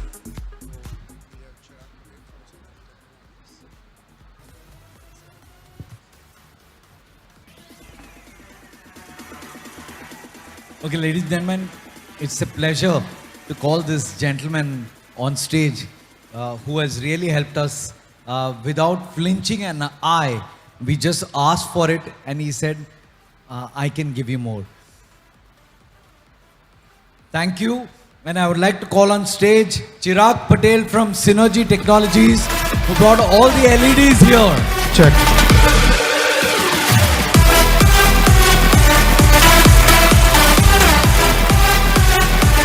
Raghav Roy Kapoor, please join me. Raghav Roy Kapoor, please join me. Raghav Roy Kapoor, our VP West, please come on the stage to felicitate Chirag. Chirag has been instrumental for all the AV support and the tech support for us in the whole event.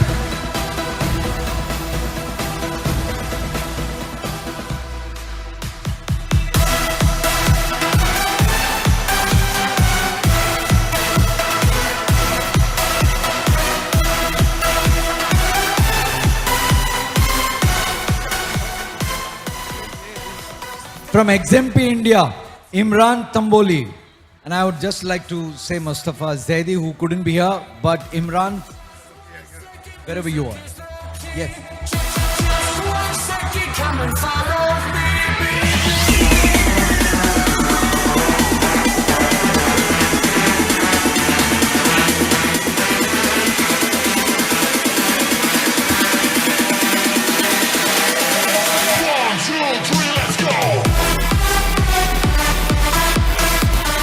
Thank you.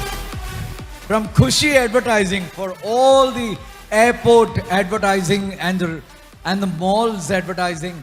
And the cinemas, they've offered us 10 cities for Eema, for promoting Eema nationally. So, and that is for the first time ever. Yeah. I mean, it's been promoted in all possible cities. Thank you very much, Khushi Advertising.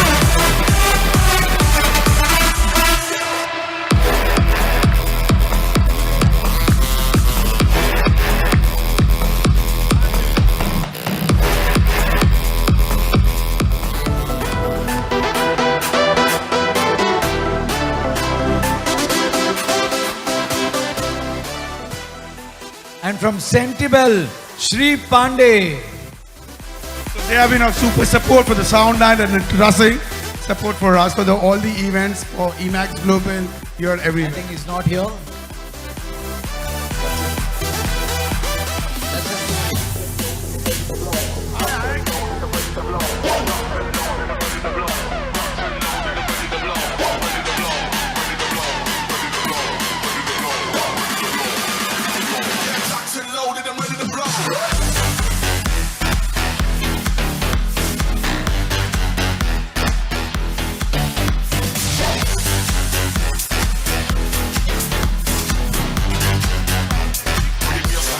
And Unique Pyrotechnics, Akbar Sheikh.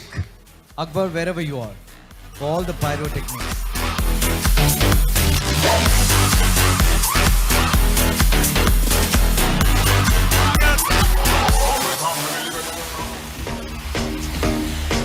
Paresh More from his team would be taking the honors.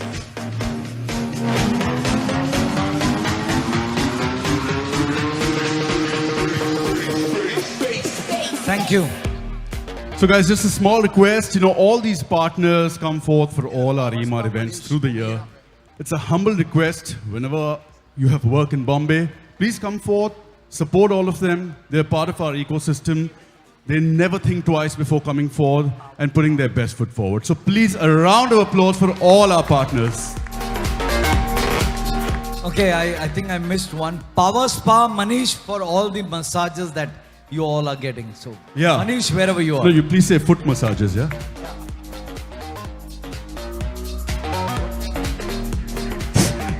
Too much for the convention.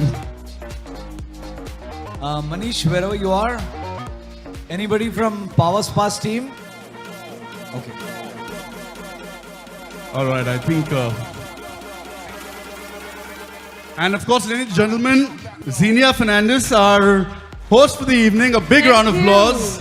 She's just become an Eema member very recently, and we hope to see a lot more of her. Thank you so much, Raghav. Can we have a huge round of applause for these three gentlemen who truly show the power of partnership. And talking about massages, ladies and gentlemen, we're clearly living in a world of connectivity and of collective brilliance, where the spirit of collaboration stands as unwavering testament to the power of partnerships. And in this next conversation that we're going to have on stage, we're going to unravel stories of alliances, both intentional, both accidental, and of course, unexpected, and even some of them harmonious, that are going to sort of open our minds to the endless possibilities within the Eema family.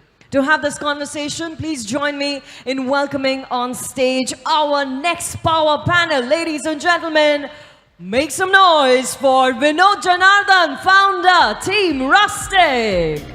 Kantil Mehta, co-founder at Go Bananas and Iron IT Design Studios. We also have Roshan Abbas, founder, Commune India. Siddharth Ganeriwala, founder and CEO at Aura Events and Wedding Vows. And of course, Sumit Garg, managing director at eFactor Experiences Limited and President Eema. All right, sorry. 10 more seconds and we'll have the stage set for you. Not bad, huh? Talking about design.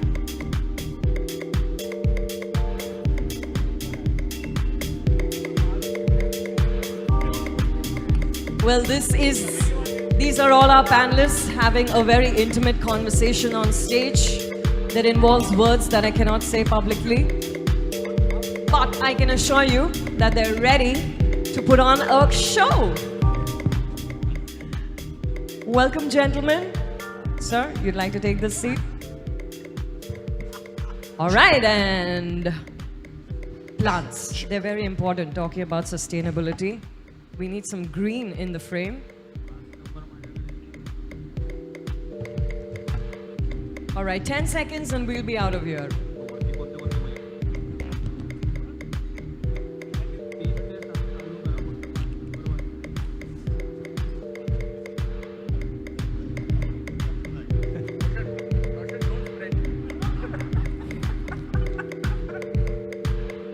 Roshan, you're a part of the panel, so we have audience. Thank you, yeah.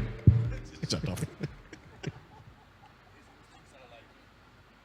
So, good afternoon, everybody. I told Sabas and Sanjoy to recruit everyone. Sanjoy is now doing something on video, I don't know what. You're taking pictures.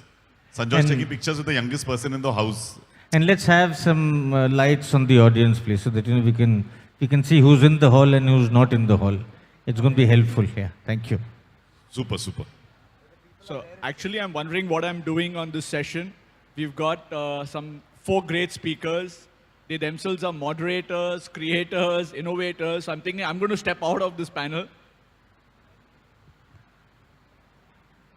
Okay, so we all know the 4 great people sitting on this panel. Thank you guys for taking time off. I know everybody is busy doing multiple other panels, multiple other things, so it's great to have everybody here. Roshan, I'm going to start off with you. The topic we are looking to cover is the whole power of collaboration, understanding how it works, understanding whether it really works, what are the challenges and what are the opportunities. So that's what we are trying to cover with this panel discussion in the next 30-35 minutes. Roshan, for me, you are the original or the principal architect of this whole collaboration concept, at least in a professional sense. You know, I'm going back probably 10 years in time when geometry Encompass was still and single entity. You got geometry in to come on board, and then on you got probably 7 different stakeholders to come together and become one force. Okay, so I know the whole purpose was that you wanted to reach out to the rest of the country geographically, reach out to new clients. So tell us, how did you guys go about finding these collaborators, and what was the purpose thought behind it? So thank you, Siddharth. Actually, 2 things happened. In 2007, 2008, when we sold the agency, immediately it was followed by the meltdown. And when that economic meltdown happened, we realized that we had over 250 people, and we had 7 offices. We had offices in every city. So what the first thing we did was we went to every local office, because we were being told by WPP, and WPP thinks finance first, not people first. I'm sorry to say, but it's the truth. Most large corporations sometimes have to also. It's a very sad truth. So they were like, you've got to close certain places. So rather than close them, we told those people who were running Encompass local branches to become entrepreneurs and start their own agency so that they could become local experts for us. So that was level 1 of collaboration. The second thing was that within the WPP network, we realized that there were various agencies working with various extended. So if our deal was with JWT, Contract was working with Fountainhead.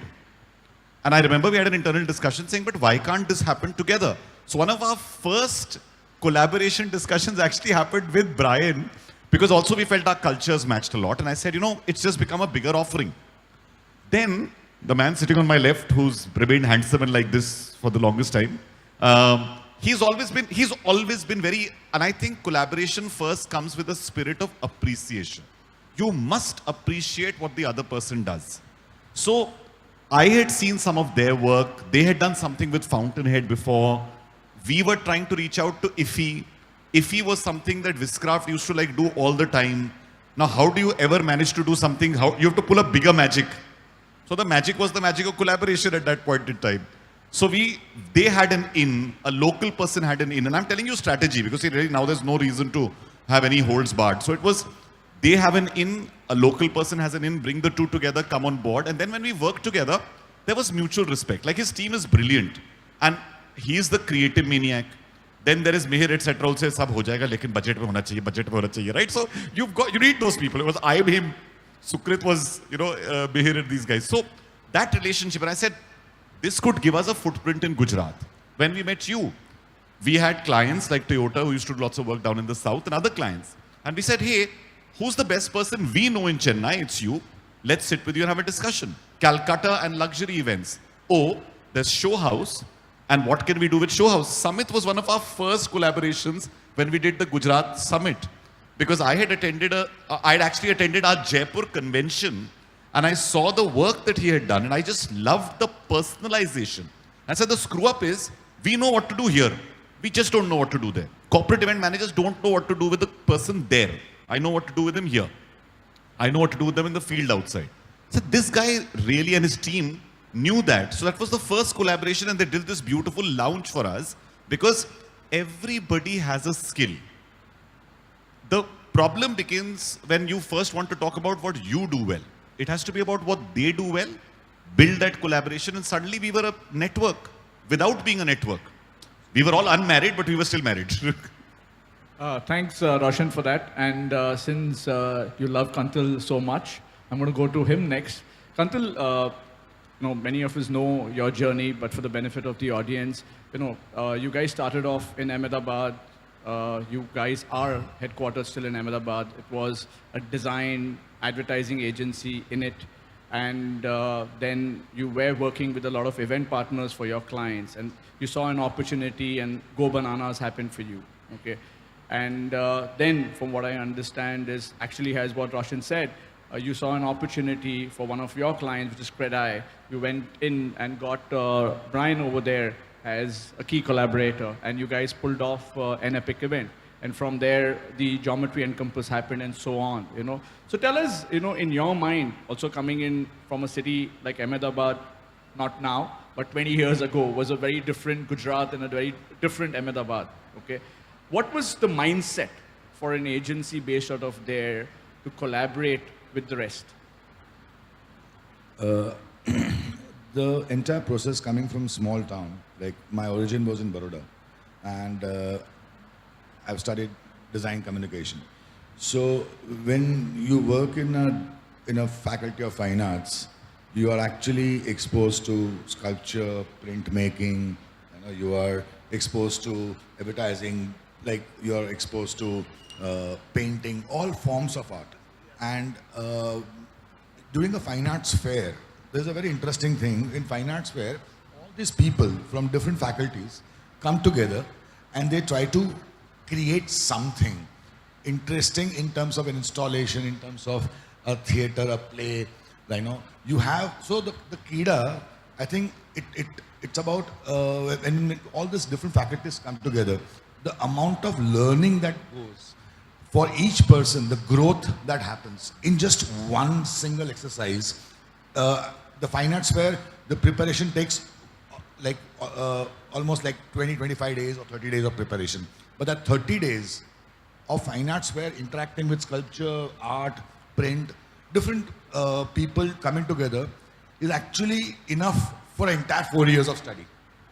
So that is the power where the core DNA, the hunger to learn, I think is the root, is the basis where you reach out to somebody because you want to learn more.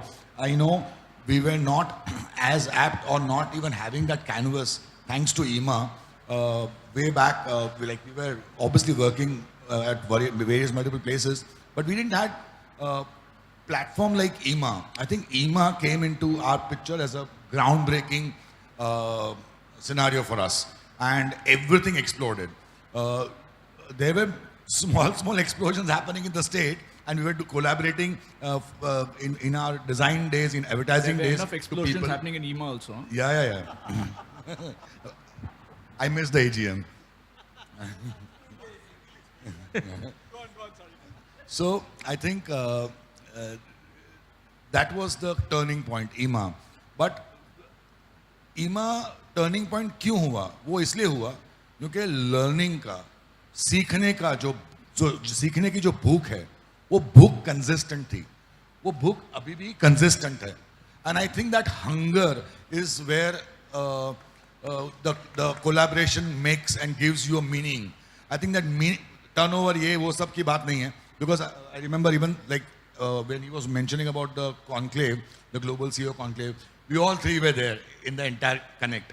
So what Summit did, we were like, wow, because even with all our expertise, we wouldn't have even thought or imagined that this kind of thing could have happened. So I think learning has been the single most core in terms of this entire journey. So from starting our school days on Friends, what I told you, from in it our advertising days, we used to outsource events way back in 1988, 1999, and we used to give it to other companies. And we used to understand the process, and we used to we ultimately realized that I think the design thinking process requires you to actually go into the spectrum and start your own company. That's when Go Bananas happened. And after the moment it happened, we realized that, okay, we know a lot of people and a lot of different expertise are there in the state. So we started partnering with them on small levels. I think that is the journey. Thanks, Kantil. Going on to the far end there, to Vinod Janardhan, my dear friend. Vinod, I'm told you lost your virginity very recently. I mean, the virginity of collaboration, okay? I know just around a couple of years back, you did a project with Harshal, which was the BJP state elections. And then very recently, there was this mammoth collaboration that Sumit and you did at Orissa. So tell me, for somebody like you, who's always been based out of Bombay, you and Maya run a great organization, 100+ people in that organization. It's just been the two of you running that show, great clients, great culture. How did you step out or move into that mindset of collaboration? I think what happens is I work on a simple 3 principles. One is that creativity everybody has, and it has got a limit. With the power of Eema, and I'm being very honest about it, in the 15 years, what Eema has taught me is the only way to increase creativity, collaboration. You enhance your entire vendor partner base collaboration. And most importantly, you can also expand your entire team size just by collaborating. You just need to trust. And if that simple word called trust is there, that's it. You have to just keep looking at the end goal and we would have achieved it. In a very simpler term, that is exactly what it is. And that's what we did. So there were these 9 cities that Harshal and me were working for the PM to be coming for the elections. We worked together. We were very simple. One would work as the client service head and the other would look at as the production head. I mean, just to put it that in a perspective. But together with all the resources and all that objectivity that we could go and enhance, you can just go and do it. So it was as simple. But I think what's more important for me is that experience, it grew on me. It was completely an adrenaline because now I have no fear. We have gone beyond what we did, what Samit had for us at Rourkela. I have something to show you for that. But Rourkela is a great story. I would not tell you because I would rather show you what we did I there. think it'll be brilliant. Yeah, so if you can pull up that video, Maya Nilesh will be helpful. So that will give some perspective and then we can go to Samit after that.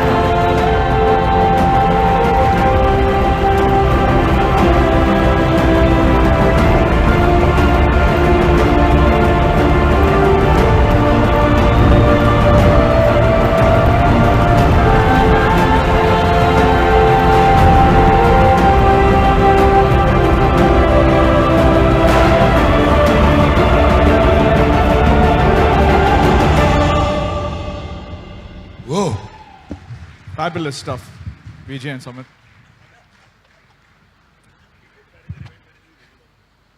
But I think I definitely want to put a few perspectives there. Is the art of collaboration. As far as Samit is concerned, he just, being friends in Eema, he said, just go do it. And I thought, why not pass that favor up ahead? Why not build that story? And I looked around for friends, and I found friends like Ravi Mehta and Bhavin Patel from Robust Events, and they joined me in that journey. And then there was a little guy, he was sitting in Kolkata, and I just happened to call him. He said, "Bhaiya, kya kar rahe ho? Can I join you too?" And his name was Vicky Thakkar. He also joined me. I mean, this journey is very emotional for us. I think that power of collaboration also, and I want to reiterate the word trust that he built, because he was only interested in the end goal and the objective, and we all brought that enhanced creativity and the production power that we brought together and gave it. But I don't want to leave it here. I want everyone to know that the very stage that we are sitting in, Imagine, is one of the most collaborative work that we do.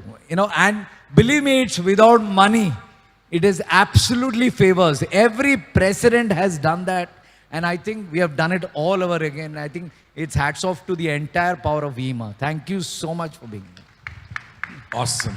Thanks, Vijay. Samit, going on to you, very recently in our WhatsApp group, Sabas put that picture together, of the Independence, 50th year Independence Day celebration, okay? I think it was one of the iconic pictures. It keeps coming back every year, prompt on August 15, Sabas puts it, and every time it conjures these great memories, We saw, apart from the Viscraft team that executed this event 27 years ago, I don't know how many people were still in their underpants at that point of time, but, so we saw collaboration happening from there on. It's not a recent phenomena, and real collaboration. There was you, there was Vandana, there was Mohammed Marani, and so many other people that I don't recognize myself in that picture. So you have been part of this whole power of collaboration from a long, long time ago. But, I'm going to talk about more the recent collaborations. So I know in that 45-day span or that 60-day span, okay, you were working on the Rourkela Festival, you were working on the Dot Festival, you were working on the Banaras Boat Festival, you were working on, I've lost track, on Mandu, you have been working, the Gateway of India, you were working on 7 to 8 projects, okay, in that 45, 60-day span. And we're not talking about just simple projects.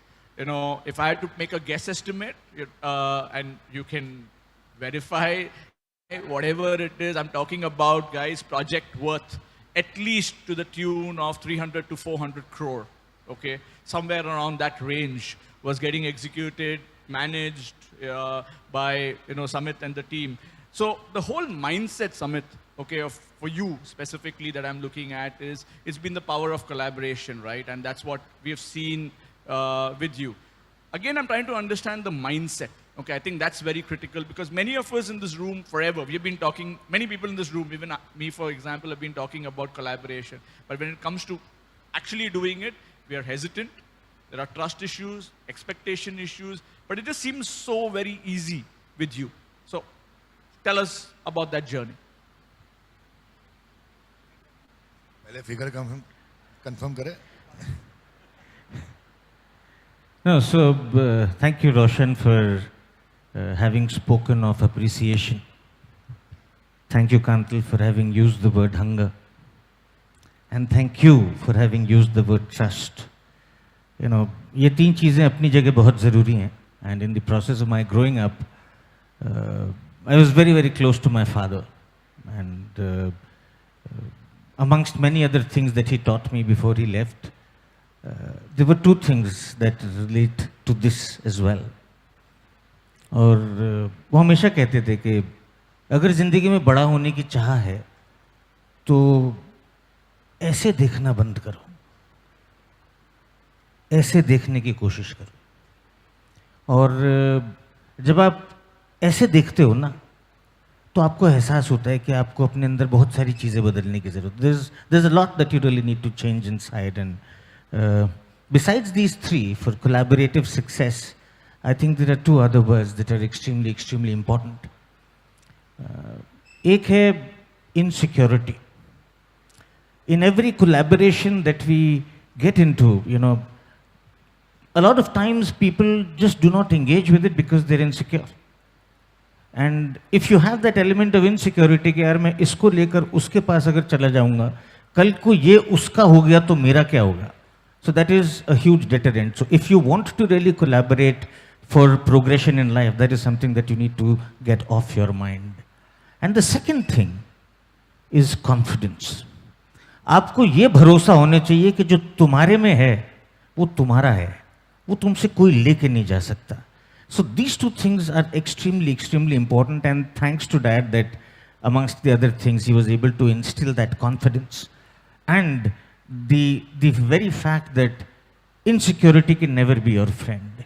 So ये 4-5 चीज़ों ने मेरी बहुत मदद की, and for us, you know, actually the first large collaboration, so you know the 50 years that Sabas was speaking of, मैं तो बच्चा था, so that was actually very, very early days of my life, Keel Hathodi types, but yeah, he's been instrumental because a lot of the projects that I did in life in my earlier stage was basically all as a part of the supply chain and the ecosystem around large events, which were mostly in those days dominated by Viscraft, DNA and Fountainhead, and which is where I learned. सपने देखना मैंने events की दुनिया में वहीं शुरू किया, and ये भाई साहब तो मुझे 2-3 बार बहुत challenge भी किए, दुनिया को पता है, and हमने उन challenges को बहुत gracefully embrace किया. But thank you for doing that, Subhash, time and again. And but yeah, moving forward, the first opportunity of, you know, collaboration on a large playground actually came to us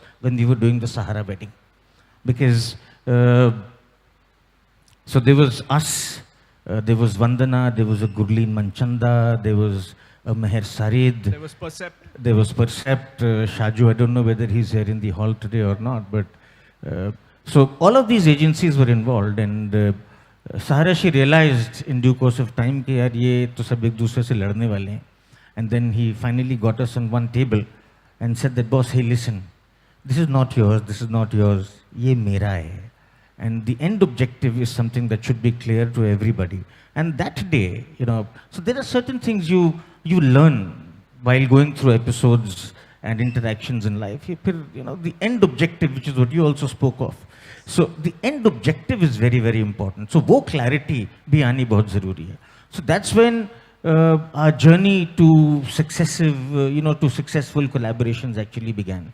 फिर थोड़ी-थोड़ी चीज़ें हमने उसके बाद की, and Eema, the beautiful family that we are all extremely proud of today, and हम शायद आज इस position पे हैं कि हम तो उसके लिए लड़ेंगे भी और लड़ते हैं. Then it happened with us in ICWF in 2014, which was then like, oh my God, ये क्या हो गया? So 5, 6, 7 friends, we just got together and we said that नहीं, हम collectively क्यों नहीं कर सकते इसको? So something that Pritesh started in 2013, and then 2014, Mandy 1, Mandy 2, Rajesh, Atul, Jay, me, we just kind of came in together and said, today, so like it's you know, it's one family holiday for us every day. For that 3-4 days of the convention and the 10 days before that, it's just our chutti. So thankfully, it's kind of gone to that level. Now coming to here, from a business standpoint, so, you know, these are things which you've grown with in life, and you've understood that देना भी पड़ता है. If you, it's not about getting all the time. It's about giving most of the time. And so December and January 2022 and 2023, Odisha was hosting the FIH Men's Hockey World Cup, and there was a lot of action happening there. And this also has actually some kind of a correlation with Eema, because Odisha Tourism came on board as our principal sponsor last year. And you know, a lot of people don't know about it, but that really helped, because a lot of people within the Eema ecosystem realize that, boss, this is a state that one can go to.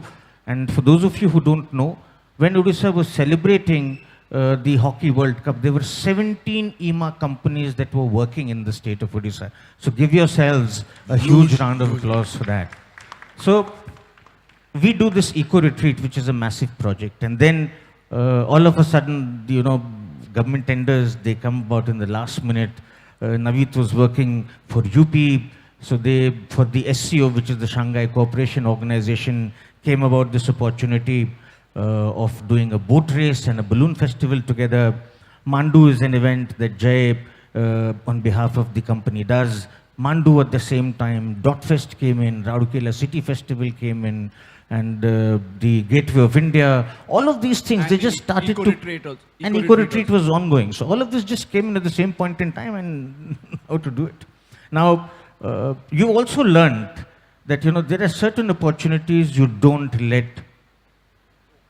go of because फिर उसको वापस लेके आना थोड़ा सा मुश्किल हो जाता है. So again, thankfully to Eema, because I was working very, very closely with him, being the general secretary of the association, मैंने इसको बोला यार राउरकेला में भाई कुछ काम करेगा क्या? So that's how this deliberation started there, and I'll tell you something. And I owe it to Vijay, thank you, and the entire team, Ravi and everybody else that you spoke of.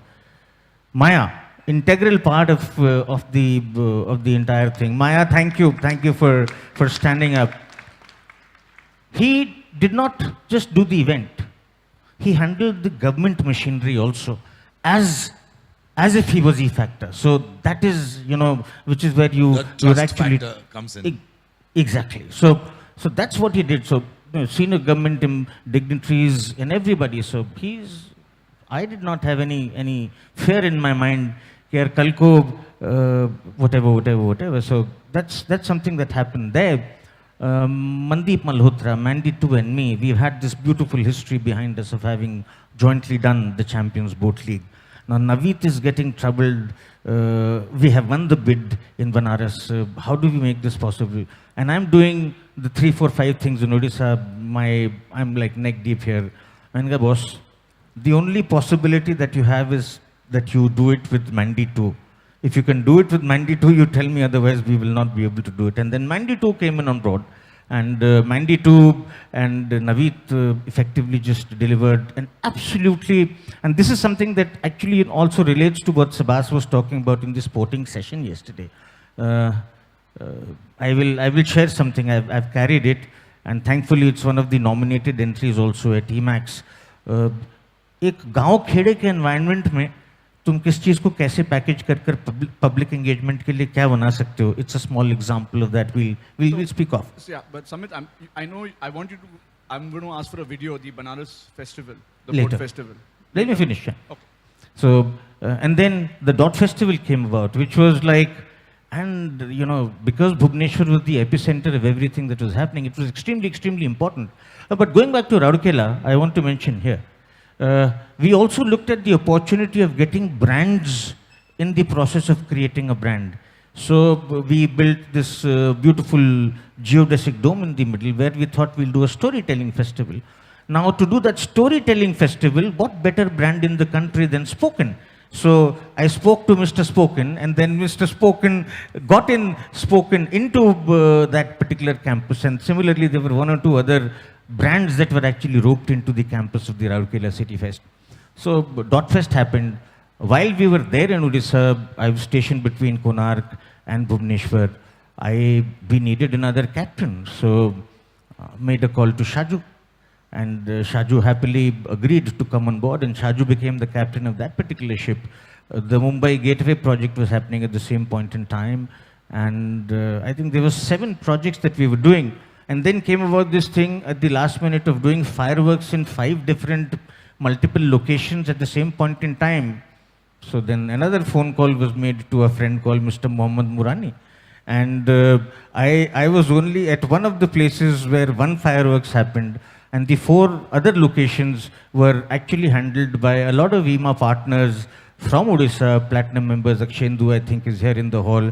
And Sonu became an integral part of helping us with a lot of stuff that we did in Bhubaneswar. So we personally worked with about 9 different Eema partners and friends, while there were 17 companies in totality that worked in Odisha at that point in time. That's our power, and that's our collective power of collaboration.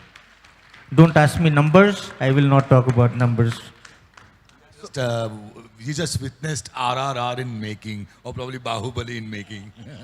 So, Samit, there are two videos, but I'm going to probably take that later up because I have a couple of questions for you. Since you mentioned commune, I'm moving to Roshan over here. Roshan, we spoke about the whole, the initial part of the geometry and compass story. And then you came back with this whole huge collaborative effort, which you yourself said actually started with 8, 10 people or 15 people getting together at a cafe. That's when the whole idea started of the festival itself. Walk us through this whole power of collaboration with what you have done with Commune and what that has done to possibly the biggest festival of poetry, art, storytelling. So tell us about Commune. Do you want us to play the video and then you'll talk about it? I think. Yeah, why don't you play that? Yeah. It'll be good. So Maya, Nilesh, if you can have the Commune video, probably that'll give us an insight. Thanks.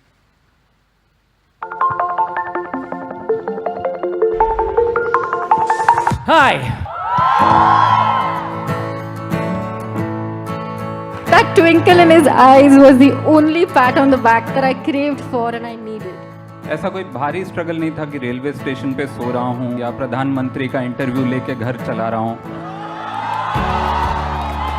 If I am the dancer, it is the grace. If I am the ocean, it is the waves. मैं पूरे 100 में बसता हूँ, पूरे 100 मुझ में बसते हैं. पर इन राहों को हमने बड़ी शिद्दत से चाहा है.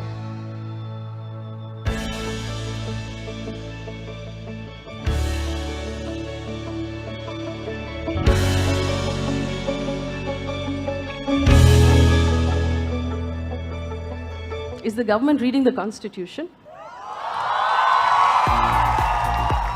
I had my heart broken. So many of us learned how to play pretend as children and never stopped. If you like that piece, don't forget to like, share, and subscribe to Commune. To watch more thought-provoking videos and poetries. Leave a comment and share the love. And keep coming back for great stories and great works.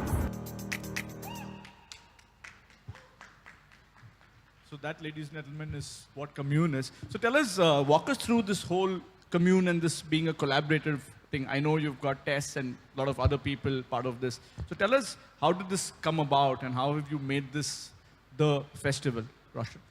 So, because it's a festival of, Spoken is a festival, but Commune is a community of artists who like to do things. मैं एक शेर कहना चाहूँगा जो आप सब जानते ही सुना ही होगा आपने कि मैं अकेला ही चला था जानिबे मंजिल मगर लोग साथ आते गए और कारवां बनता गया. It's very simple. लोग तब साथ आते हैं जब आपको पता होता है आप कहाँ जा रहे हैं. You must know the goal. You must be able to inspire people to join you on that goal, and you must be able to constantly show them the end of the rainbow. There's a line which is attributed to Napoleon, I don't know whether it's true, which says a leader is a dealer in hope. That's all they do. You're constantly just giving hope to people or whatever. So I had actually finished my film in 2011. I was creatively drained. I didn't have an iota of creativity because, as Kantil will tell you, creative people, you constantly keep, आप सीप रहे होते हैं अंदर जो होता है. So where does the new come from? The new only comes if you listen, if you appreciate. And I was just hungry. So Ankur Tiwari, Gaurav Kapoor, Vikram Sathe, Mandira, Mini, all of these people are my friends. They saw that after the film I was a little upset because I was like, "Yaar, Bollywood mera scene nahi hai, kaise karunga? I want to crack this, but how?" So they started taking me to various places where there was art happening. Blue Frog, small bungalows in Aram Nagar, Bandra cafes, etc. And this culture showed me that there are a lot of artists who are doing things independently and they're extremely lonely. Loneliness is a pandemic in the making in India even now. Young people are deeply lonely. Artists are deeply lonely. And an artist is only saying one thing, yaar, mujhe create karna aata hai. I don't know how to collaborate. I don't know how to make commerce. I don't know how to build a community. So I bought those three things together and I said, you know what, we'll give you a platform. We started SID as a platform for creative innovation. And finally, after 6 years, we are now doing that with our new festival called Stumble. So Stumble is the festival again where I'm seeking help from everyone. I think, Roshan, you experimented by doing that. To start with, you began doing it at home, I think. Yes. No, I didn't do it at home. There's some place, yeah. There's a friend of mine who's an actress, Ishita. She runs a yoga school. So she said, 8 baje tak yoga class chalte hain. I said, okay, mujhe 9 baje de do.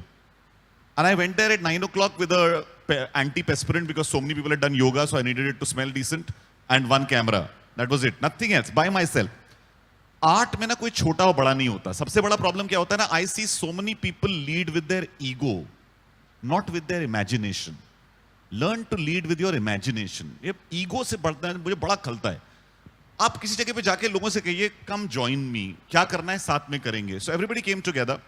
Believe you me, I think everybody in this room has a story to tell. It must be told the right way. So we formed the creation of a format. It was not an original format. It's a format which is used in the US called the Moth. I really wanted to license it, but then in India we're very good at saying thank you. So we did thank you. हम सीख लेंगे. हाँ, तो हमने सीख लिया. और सीख के we started creating that, and you know, in no time, Siddharth, the other thing is today, because of the digital world, Gaurav told me this. He said, यार देख मैं IPL में एक स्टूडियो में बैठता हूँ which is this small, but I reach every person in India almost. So he said, whether you're doing it in Ahmed, which is a studio which can take 20 people, if you shoot this and broadcast this, your audience will become millions. It's what I saw Sanjoy do brilliantly during the pandemic. I don't think before that JLF focused so much on digital. But the way digital grew for them, and now when you see their deck talks of millions of impressions, which is what brands look for. So we Pandemic built that. times, you know, I think we were seeing JLF Exactly. today here, tomorrow there, Yeah. yesterday there. It was only JLF, and that's off. And honestly, if you say genuinely, if you want to look at a festival born out of collaboration, JLF started it. We are a young festival and whatever, and you won't believe last 2 days, all I've told Sanjoy is, listen, you know this set of doing festivals, we know this audience. Again, I'm just saying, I want to learn from you, I want to work with you. So just reach out.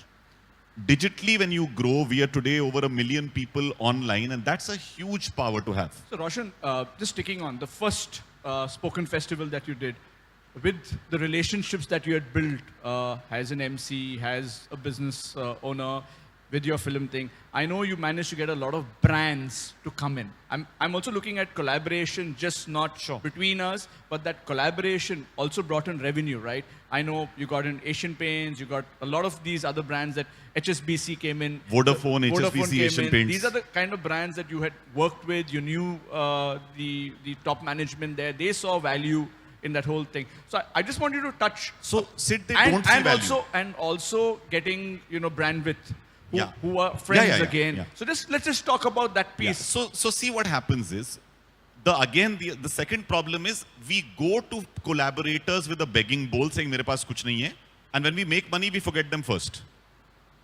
My point is exactly the opposite. I tell people up front, when we make, we will all make together. अभी नहीं है. So you start with that. People don't do that. So I went to Amit Singhal. I said, I need 25 lakhs. Don't ask me why. I have the relationship to push that. I said, and if your brand managers don't see value, Just for the benefit of everybody, Amit Singhal is the president is of Asian Paints today. But I have that relationship. I've delivered my life and more for him. I've done things for him in the weirdest of places and I've made him achieve those targets. So he believes in me. It's like Brian's relationship would be with, you know, Aditya Birla Group or, you know, with the Mahindras. They will do it. Or Sabas's relationship with everyone in the planet, Abu Dhabi included, Sheikh Highness, everyone. You know, they will stop him. The Malaysia actually, but everything. tomorrow morning. Are you don't know, I'm telling you, you should go with him somewhere. It's brilliant. So what happens? What he said before, संबंध बनने में time लगता है, टूटना नहीं चाहिए. So I made that relationship. Vodafone was Siddharth Banerjee. Siddharth Banerjee and I were writing a book together. I said, bhai, please, 20 lakh rupees de de. कैसे देंगे? I said, tell your marketing manager, whatever she wants, you will deliver. You just say yes. I'll figure the rest.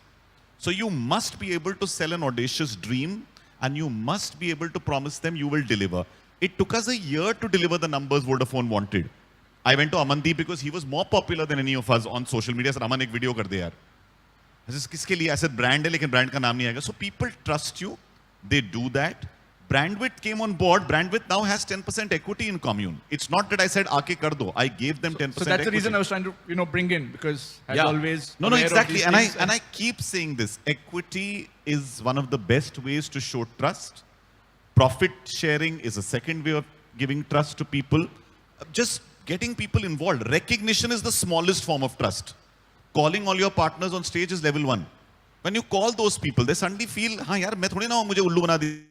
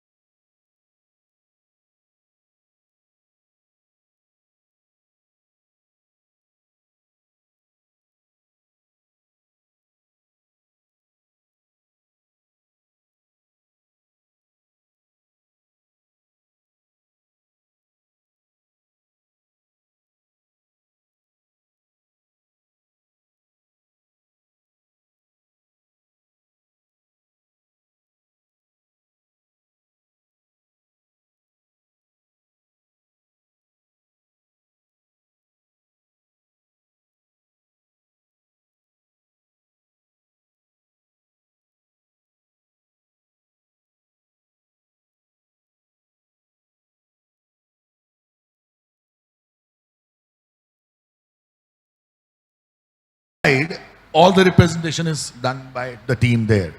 So you have to trust and you have to give leadership to somebody and you have to follow that rule. It's a diktat. Samit, coming to you, going to ask for the video of the Banaras festival, and after that I'm going to ask you a question, which we'll take it up after we see the video, specifically to that Banaras festival. So, this is actually, it is not a very glamorous event, so don't expect something like, what these people have shown. But something noteworthy about the Banaras boating festival, it was actually a boat festival and balloon festival put together, but I think this video only talks about the boating piece. आप लोग बनारस कितने लोग गए हैं और कितनी बार गए हैं?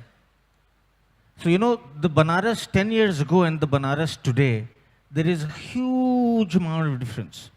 And what you will see here is how the whole length of the ghat has been used, how the river was actually cleaned up, and it's practically impossible to get all the boats off the river for a boat race to be enabled. And how the entire combination of multiple ghats were actually used to get people to watch this spectacle. Video, you're already letting the cat out of the bag. No, I'm just laying the context right. Video ke baad.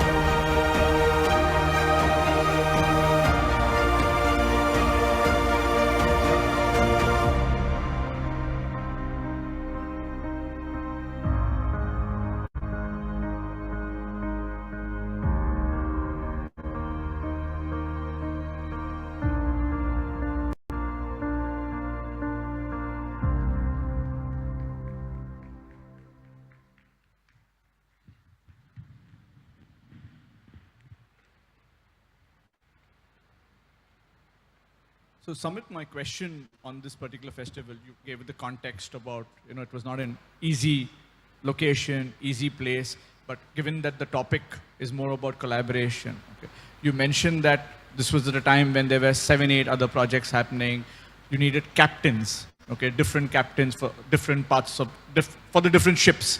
Okay, you had a VJ in one, you had probably JT in the other, you had Shaju thing. So in this project, you mentioned that you had Mandy 2, as the captain. Okay. Now, given that, over 30, 32 years, 35 years that you've been in the business, okay, you've got so many friends, you've got so many alliances, you've got so many relationships, okay. What makes you choose the captain? See, besides the 4 or 5 words that we've already spoken of, I would not want to repeat them. I think for a specific project, what is really required is the assessment of who will be able to fit in the particular boat that you're talking of. So that comes from experience, that comes from ability, that comes from aptitude, and many other things put together.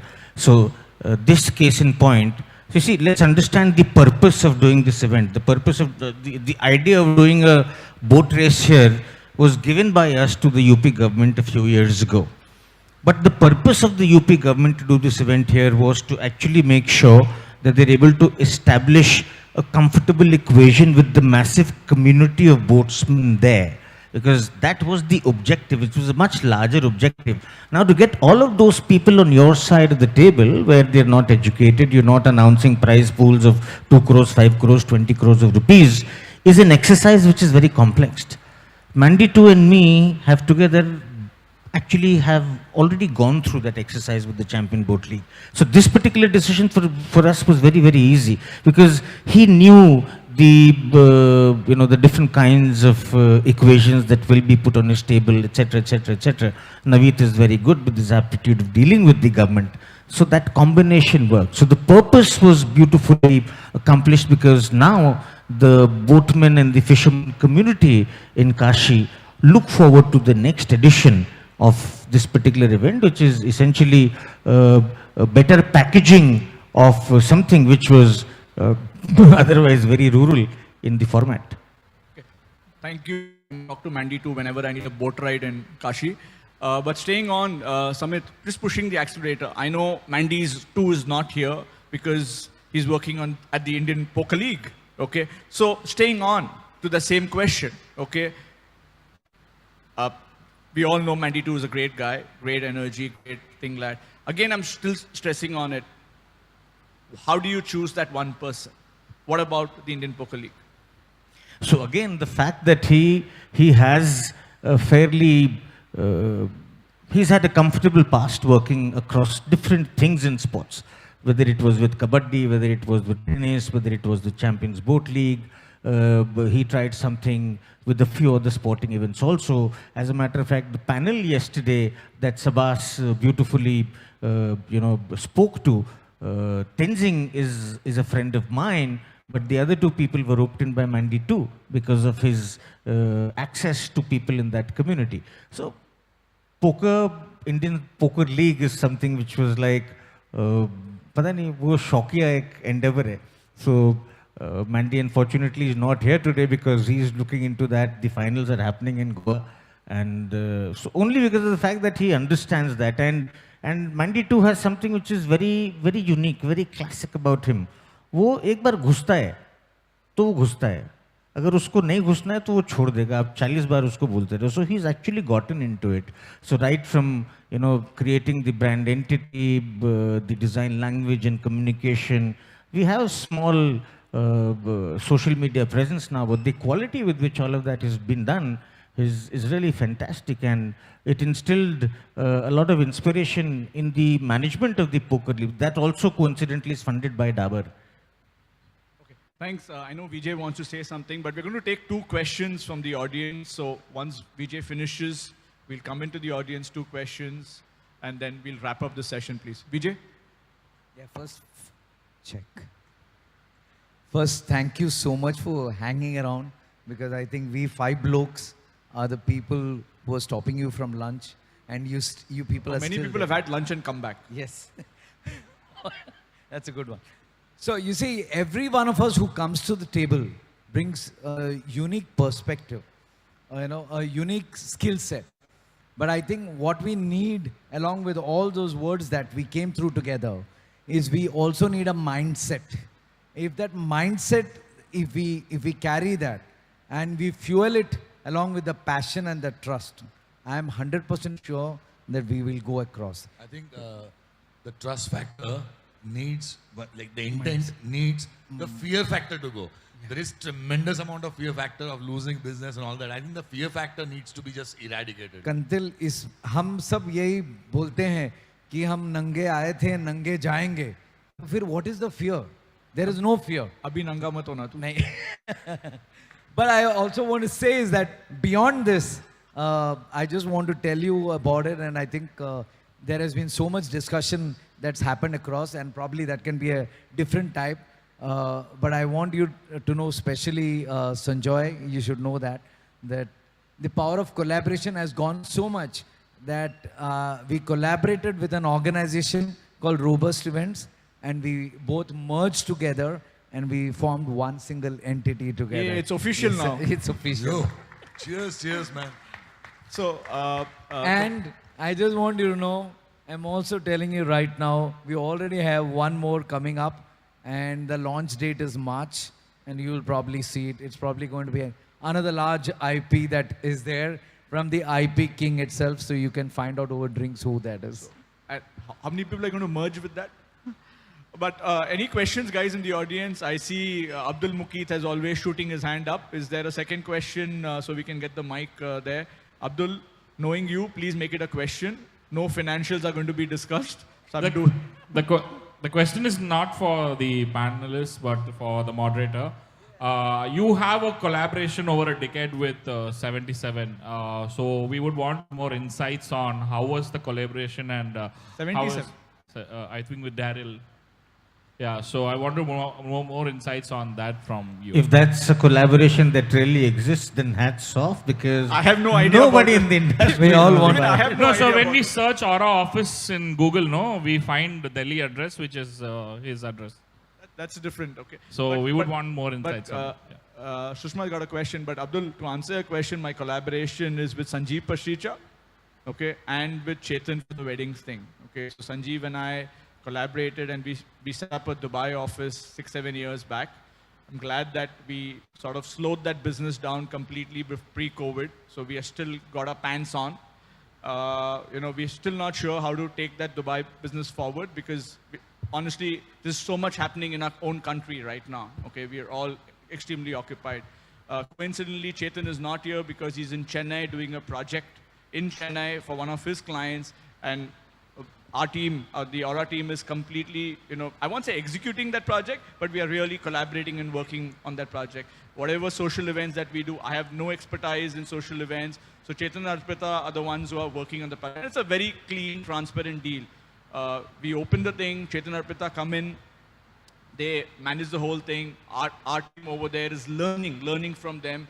And the last 3 years, we've learned so much from them at social events that we're reasonably confident now to do smaller stuff on our own. But it does not mean that the balance sheets are not talking to each other. And I think that's very critical. Sometimes we go into a relationship to learn. Once we learn, we want to kick that person out, put that person out. How do you stay in that relationship? How do you stay in that marriage? That's, I think, the more critical piece. The question is more on the brand name. When you collaborate, like they said, there should be one leader. You just hand over, like Gopanana said, when it was Encompass, it was just Encompass. So how do you decide whether the brand name is going to be Aura or it's going to be the wedding division or whoever it is? Yeah, so logically it's about whoever got the business, or many times it's about who qualifies for it. Consortium also at times. Yeah, so you it's can also officially create a consortium, and at times whoever gets the business, that person leads. So I just want to add that because we do a lot of work which goes to Cannes for advertising, what happens is there's a lead agency which is BBDO. BBDO then has about 8 partners. All partners are listed as a priority done before. It's like when you do television, you pre-decide what your credits are going to be. It's very clear who gets mentioned where, what happens, and this is the way, honestly, it should be done from before. Sushma, I hope it's a question, please. Actually, just want to make a statement, and it's built on what this gentleman here said. I think when it comes to collaboration, the key aspect is when it was Go Bananas and Ice Global, we've realized that clients are more open to collaborative agencies. That's point one. Number two, it is okay, whoever gets awarded the job is usually, or may not be usually, the one who is at the forefront. But it is about partnership. And I think critically, I would like to comment on it, that each and every one of you here have viewed as your collaborative partner as a partner. And it's very important to present that to the client. So whether it was at every point of time, Defense Ministry always knew it was ICE Global and Go Banana.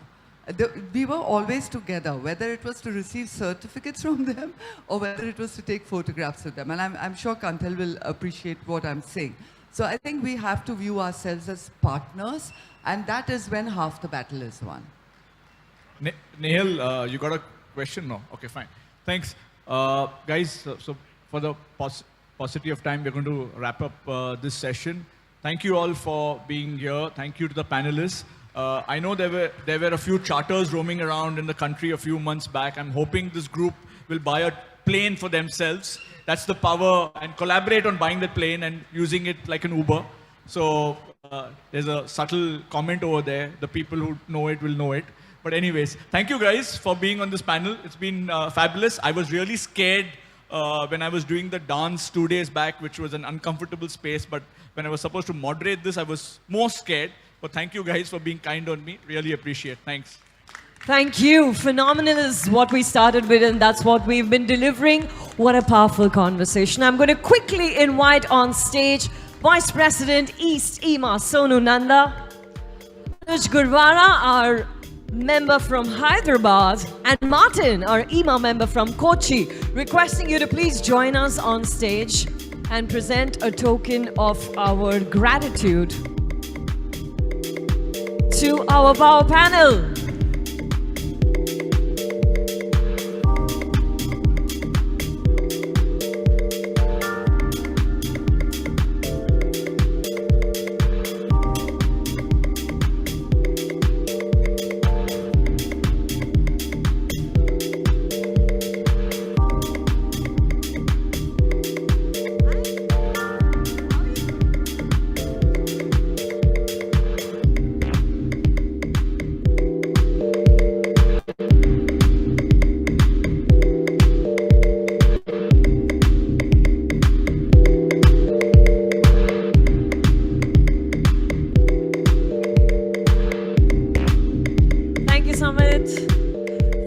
Roshan, Siddharth, Kanthal, and of course, Mr. Jonardhan.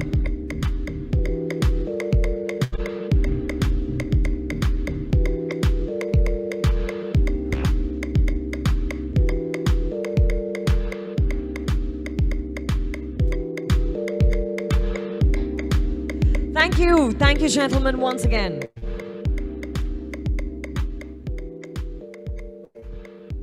My pleasure.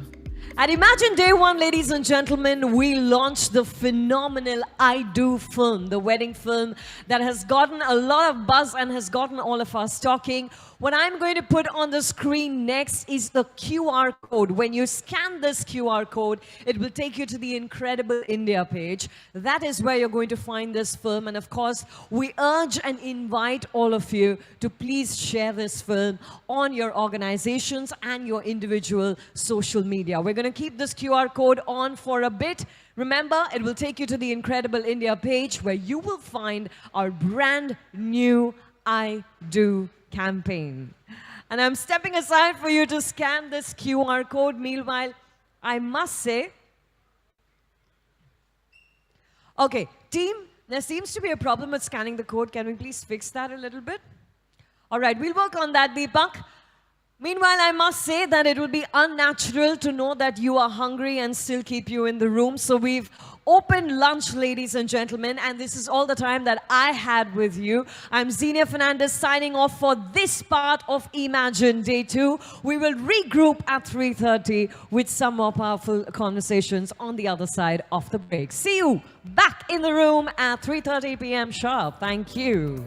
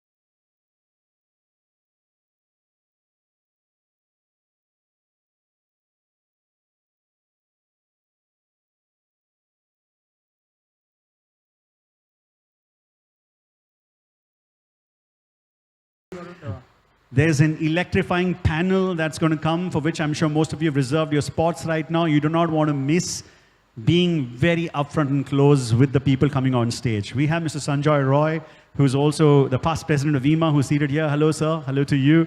We've got the who's who of the event fraternity right here. But you know what? जो भी पीछे बैठे हैं, जितने भी लोग हैं, आप ज़्यादा दूर ना बैठते हुए अगर आगे आ जाएं तो और भी बढ़िया हो जाएगा. जो पीछे आपके बाद आएंगे, जो भी थोड़े से लेट हो गए हैं, उनके लिए अगर आपने कुर्सियां खाली छोड़ दी पीछे तो बहुत अच्छा रहेगा. बिकॉज अमूमन होता ये है कि जब लोग अंदर आते हैं तो उनको लगता है कि सारी सीटें आगे की भरी गई हैं, सारे लोग बैठ चुके हैं. बिकॉज अंधेरा होता है, दिखता नहीं है लोगों को, तो कुर्सियां खाली रह जाती हैं, लेकिन लोग पीछे चले जाते हैं. So let's have all of you move forward a little bit. It's also imperative that एक एनर्जाइजर एक्ट होने वाला है, जिसके लिए मैं चाहूंगा, आपसे अनुरोध भी करूंगा कि आप आगे आ जाएं. May I request you to please kindly walk forward and occupy the seats. यहाँ पे पूरी की पूरी टेबल आपको दे सकता हूँ, यहाँ पे जितने भी लोग बैठे हैं. Thank you ma'am, thank you so much, thank you sir, and thank you ma'am to you as well for walking up. सिर्फ लेडीज आगे आ रही हैं, बाकी सारे जेंटलमैन पैर पसार के बैठ गए हैं, पता नहीं क्यों. Thank you so much captain Siddhesh from watermark. हाँ, जो भी यहाँ पे आते रहेंगे उनका हाईलाइट, उनका नाम हाईलाइट मैं करता जाऊंगा. Right right, that's said, welcome it is once again. पहले तो ये कि आप सभी लोग आए हैं यहाँ, बहुत खुशी हुई, लेकिन आप लोगों का इस्तकबाल करने के लिए we've got one of the finest energizer acts right now of this lovely team called Success Tea. आपने इस बंदे को देखा होगा कल. You must have seen him perform. His name is Alok Verma, and he must have gotten the entire fraternity together with his exclusive team bonding, team building activity. It's time for us to have him come on stage and facilitate an entire session. Again, a quick one at that, of course. Coming onto the stage right now again, for those of you who missed it. So 5 minutes is all you have, Alok Verma, because our president out here says it's only 5 minutes. और जब वो कहते हैं पत्थर की लकीर होती है, और हम सब मान के आगे बढ़ते हैं, because he's a visionary leader for all of us. आइए Alok, give it up for Alok Verma, please. Thank you so much. Thanks a lot, Riaz. Wow, 5 minutes, now that's a task. Now, one of the things which, when we go to the corporates and we ask what kind of energizers we should do, they say do something जिससे कि बच्चा जिंदा हो जाए हमारे अंदर से ना. Childhood should come back. So that kind of energizer where can get the kid out of you, the little one out of you, something like that. Now, let me ask a question. When we go outside and take a right turn in the corner, there is a tea and a coffee stall. Have you noticed that? How many of you have noticed that, right? Have you noticed that sometime back there was a penguin in that area?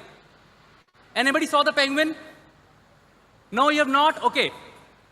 You have to learn about how the penguin was. Everybody please stand up and do something about the penguin. I'll show you the penguin right now. Everybody please stand up. Together, let's do it. Yes, and this is what we have to do. Just follow me and do what I say and sing along with me. It goes like this. Have you ever seen a penguin come to tea? Take a look at me, a penguin you will see. A penguin, attention. A penguin salute. Have you ever seen a penguin come to tea? Louder. Take a look at me, a penguin you will see. A penguin, attention. A penguin salute. Left hand. Right hand. Have you ever seen a penguin come to tea? Take a look at me, a penguin you will see. A penguin, attention. A penguin salute. Left hand. Right hand. Left leg. Have you ever seen a penguin come to tea? Louder. Take a look at me, a penguin you will see. Wonderful. A penguin, attention. A penguin salute. Left hand. Right hand. Left leg. Right leg. Have you ever seen a penguin come to tea?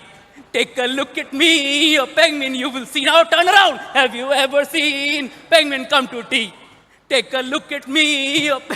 Those who just had food are taking a call not to do that, but I hope you had a great time. We engage, we come and facilitate this, and this is lovely energy, lovely experience. Round of applause for everybody in the room. Thank you so much. Did it in 4 minutes itself. Back to Riaz. It's your time. Riaz, all yours. Thank you so much, Alok. Well, I know it's a tough call, especially when people have had their sumptuous meal. They've come back here for something really, really big. And those of you just walking in right now, welcome it is once again to Imagine 2023 Spirit Extraordinaire. And in that very spirit, we have the next panel coming on stage, ladies and gentlemen. Let's have these lovely panelists come onto the stage for what's possibly the most important ingredient, something that's required. Okay, so our president signals that we've got a little more time. So here's what I'm going to do. I'm the bearer of some good news. I'm going to give you some opportunity for you to win some prizes. It's just to test your readiness for the next panel that's coming onto the stage right now. I'm going to maybe ask you a few questions while we have the stage being set up for the panel. If I ask you a question, but naturally you'll give me the correct answer. Someone gives me the correct answer, you'll get a cool goodie from me. Good for starters? Yes? Who'd like to win some prizes? Huh. All right, so so anybody gets a dare or a question asked at you, if you perform that well or you give the correct answer, you get a goodie. Simple as that. Okay, what do I have in my pocket? Well, I've got these, autographed cards of this stall called Mr. Coconut who's wanting to send you some gift to all of you here. So most of you can win this and can be delivered to your doorstep. Okay, the first question, who can tell me, and you'll have to come and grab the opportunity right now, who can tell me the color of a black box of an airplane? Very, very simple. I'm sure you know this color. Don't give it group answers. Don't give me group answers. Come on, really. Yeah, color of a black box of an airplane? Black. No, that's probably the obvious answer somebody who don't know the knowledge of could give. Orange.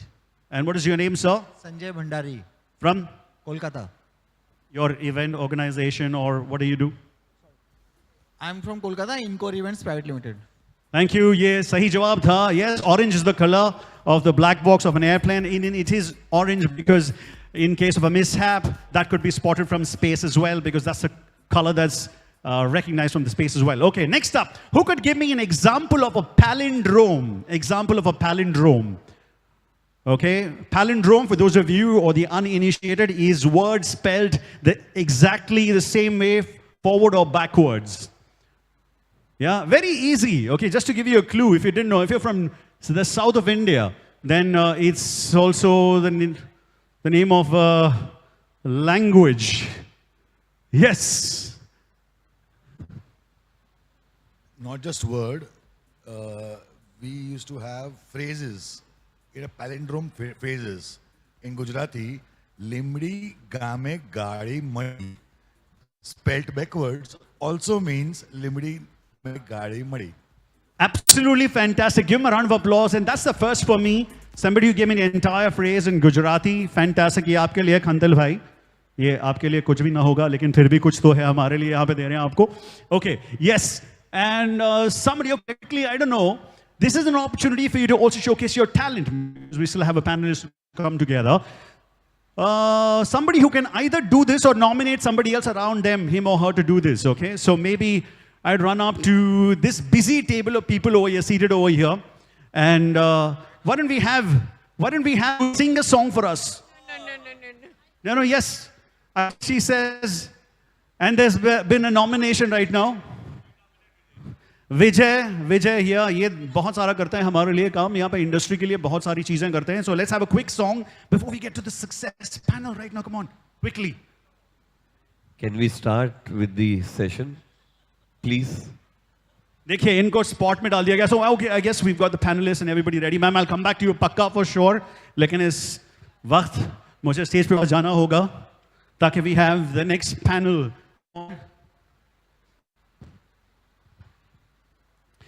And now for the panel all of us have been waiting for. Ladies and gentlemen, let's put our hands together and welcome our panelists on stage for something that I feel is the need of the hour, something that all of us believe in together as Eema. Inclusivity, no longer a choice. That's the name of the panel here. That's what we're going to be discussing and doing this for us. Please put your hands together and welcome on stage our first panelist, the founder and editor at Beetroot News. Put your hands together for Faye D'Souza. Could you have a round of applause for her? May I please have you join us on stage. Also put your hands together for the Chief Customer and Brand Officer and member of the Group Executive Board at Mahindra Group. Put your hands together for Asha Kharga. A huge round of applause. Welcome, Faye. And to moderate this lovely power-packed session, who better than effervescence from among you. Ladies and gentlemen, put your hands together for the co-founder of ICE Global, Maim and Sukoon. Put your hands together for the one, the only, Sushma Gaikwad. Welcome, ladies, and take it away from here. Give them a round of applause. Come on, Kanjusi ka hai ki yaar. Give a round of applause for these lovely ladies here.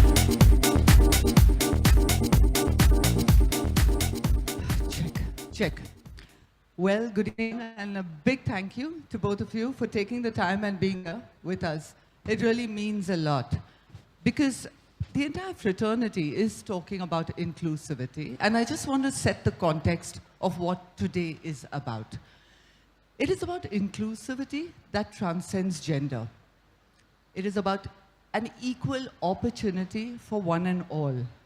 It is also about diversity and what are the advantages of being a diverse workplace. And I would speak for the when I say, right from the beginning, we've always been inclusive. For us, it's about how do we take the next step? Where do we go from here? How do we create enterprises that are truly diverse, inclusive, provide equal opportunities, and create safe workplaces for all?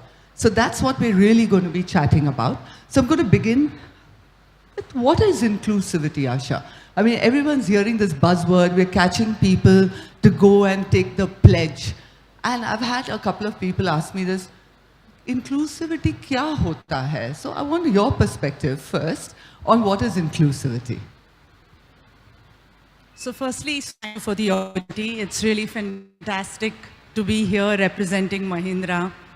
And I think we here to talk about inclusion, but I want to really set a little bit of context given the industry that I belong to, which is mainly the manufacturing industry.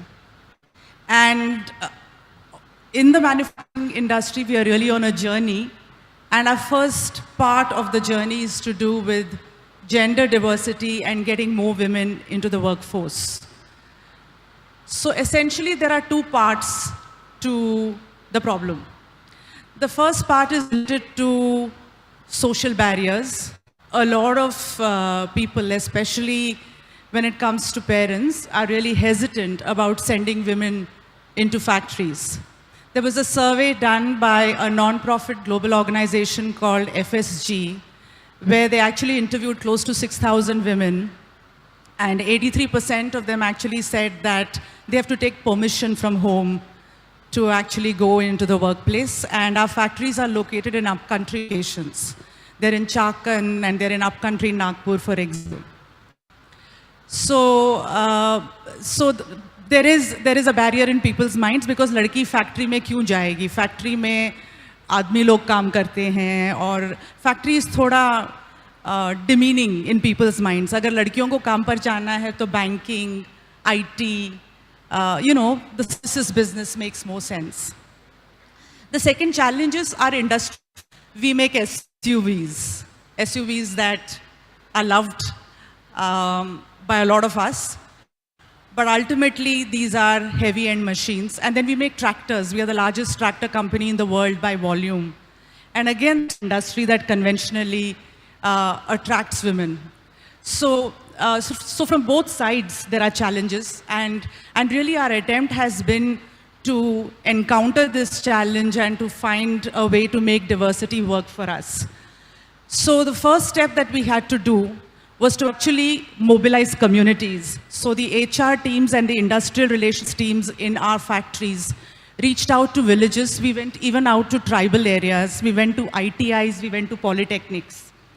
And we actually started explaining to women what jobs in the auto sector mean, what jobs in the tractor sector mean, because there is a perception that ye kaam main nahi kar paungi.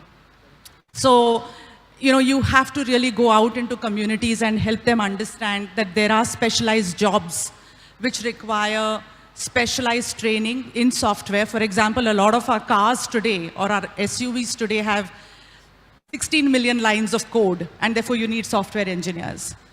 And so, actually educating these communities is very important.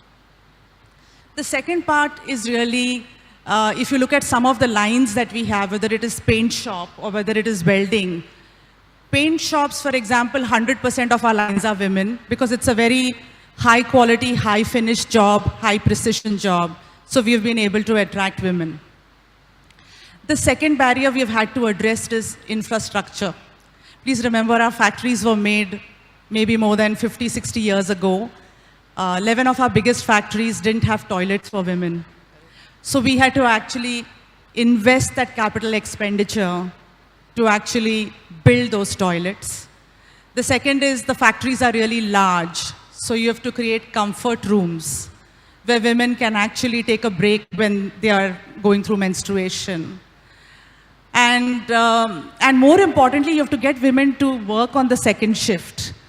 So having a bus to drop them home, a female security guard who accompanies them, and then a message which goes to the HR manager at the end of the night that each girl has been dropped safely.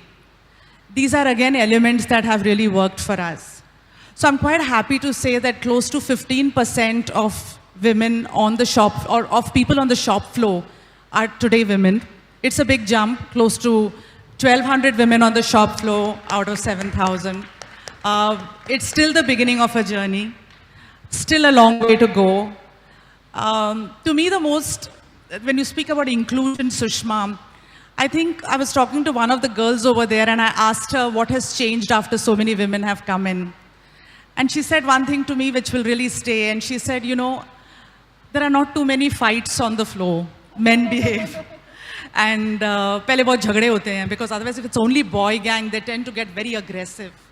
And this is a woman who leads a team of 700 men on the shop floor. She's really diminutive and really dynamic. And she told me that there is a big culture shift where everybody feels that they can bring their true selves to work.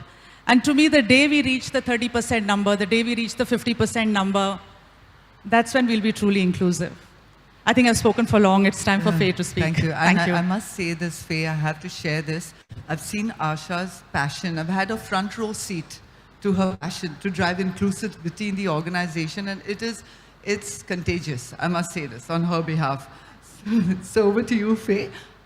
Your idea of inclusivity. Now, you've been in the media world. You've seen it up front.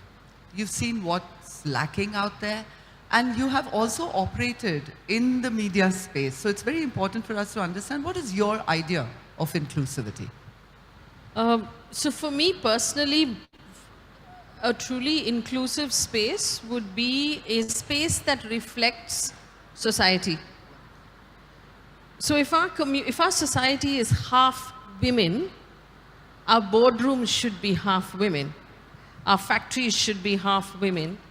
Our shop floors need to be half women.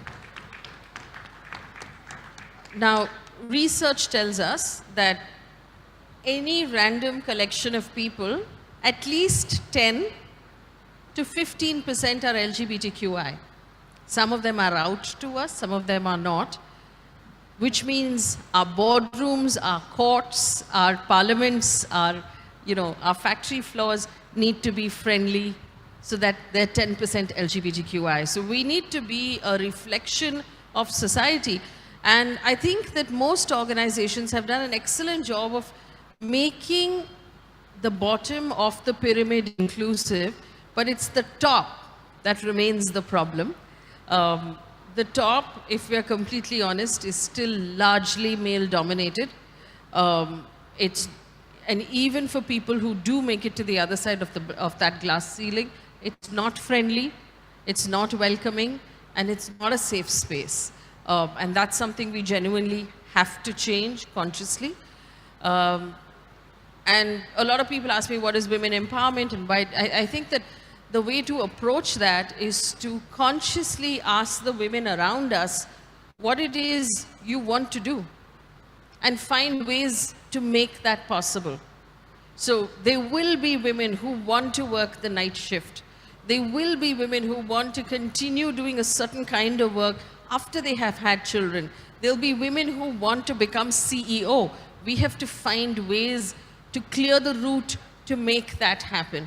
Because we've proven that women are capable and sometimes perhaps a little more capable than the men in certain jobs. But let's also realize that our society is not as equal as we would want our workspaces to be.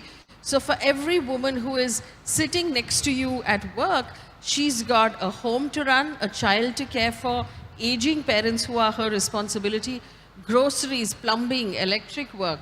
All of this tends to be a woman's responsibility. PTA meeting, craft project, if the child's grades are following, they all eventually become a woman's responsibility. And then she comes to office and then she competes with the man sitting next to her.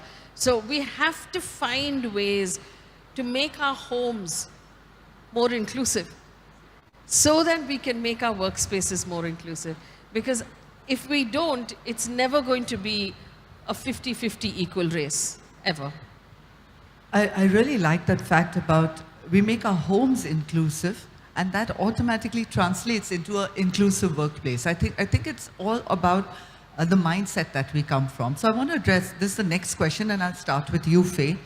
So what really stops us from being inclusive? You kind of mentioned it. Let's make our homes inclusive. Let's make our workplaces inclusive. And I want to start by sharing something that was a little shocking to me, and it happened in this morning, and I'll not say who.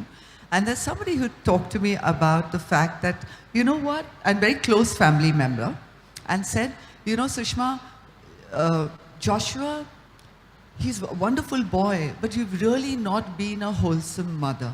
So I was like, really? Because I've got a wonderful boy, and everyone, half of the audience here knows him, well brought up, good value system, excellent, knows to cook, everything.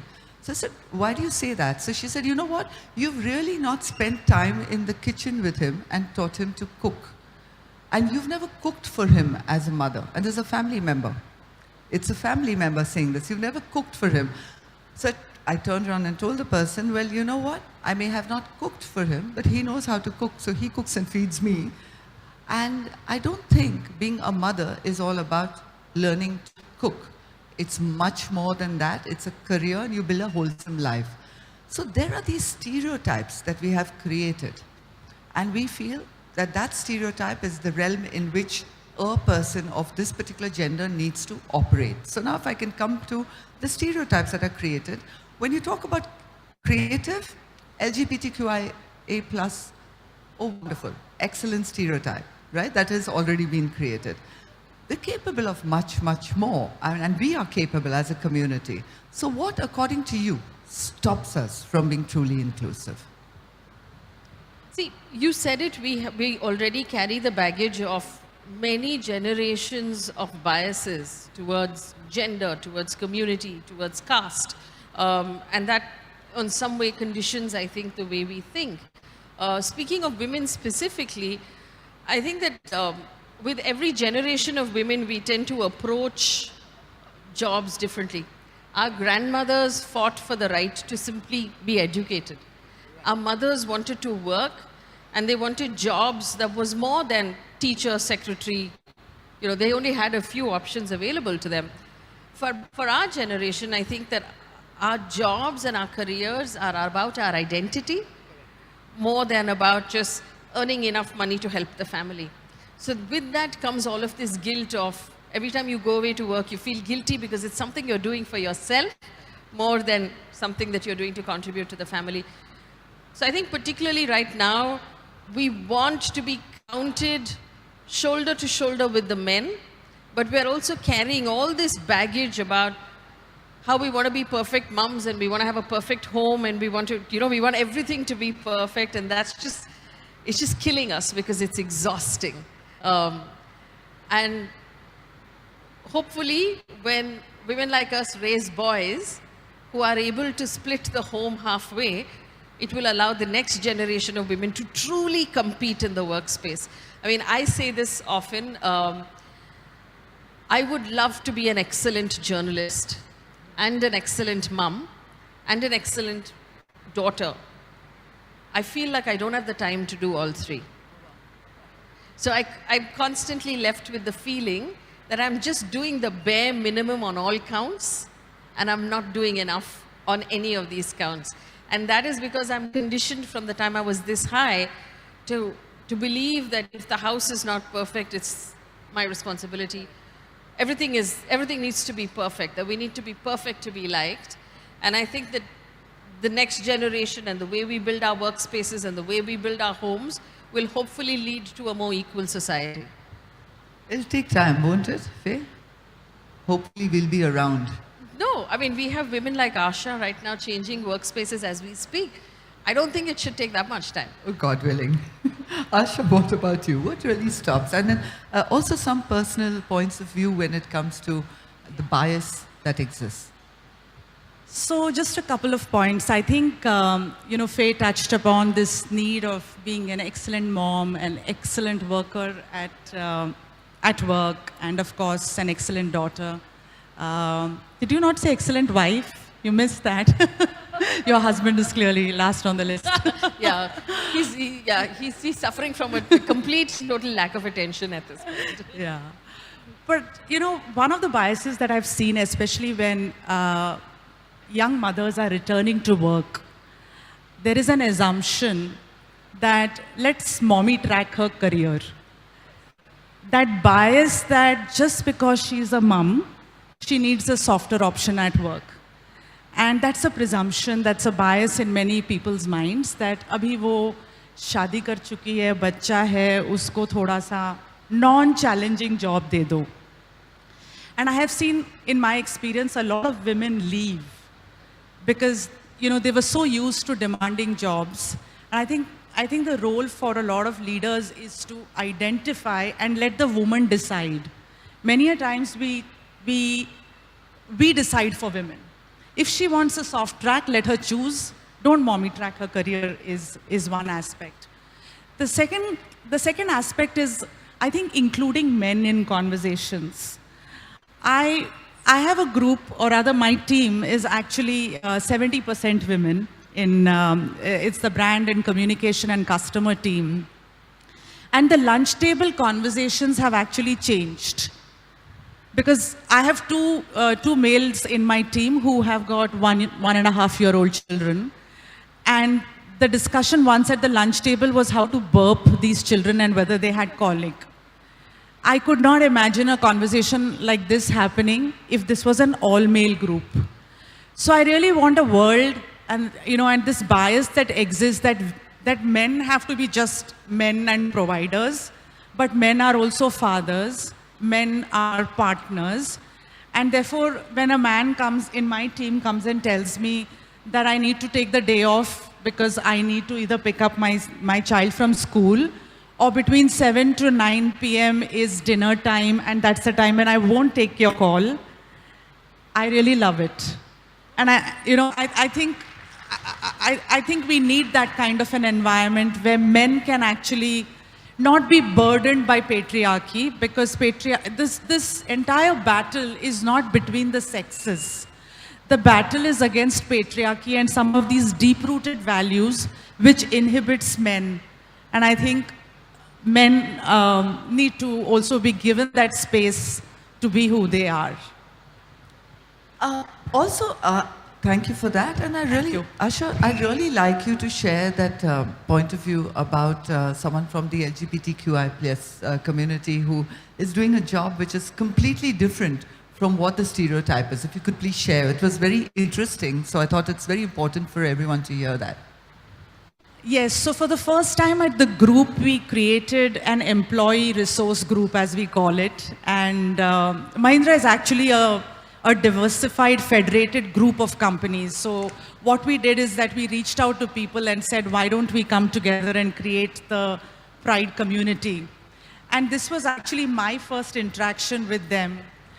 And I just felt that not having experienced them earlier was a big loss to me, because the kind of insights that I learned from them was phenomenal, the way they shared what's happened in their lives. One or two things that struck me about them was, one, these were these were children who realized at the age of 12 or 13 that they did not belong, that their sexuality was different, their gender was different, or rather their gender orientation was different, their identity was different. And imagine at a time when we had our childhoods where we were so carefree, we never thought about any of these aspects. These children were ostracized. And to me, that was a really hard truth, because being ostracized at that age, being bullied for not fitting in, was a permanent scar in their lives. I also heard that their parents were really worried about how these children would fit in and what kind of jobs would they do in the future.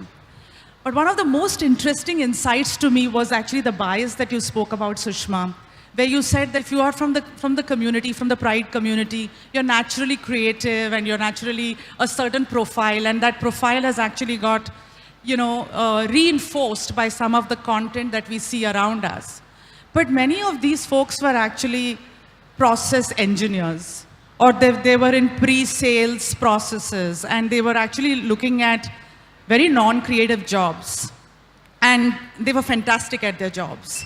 And so that bias that, okay, they will behave in a certain in an effeminate way, or they have these kind of adas and nakras, is all bullshit, and even if they do, I think we need to accept them for who they are.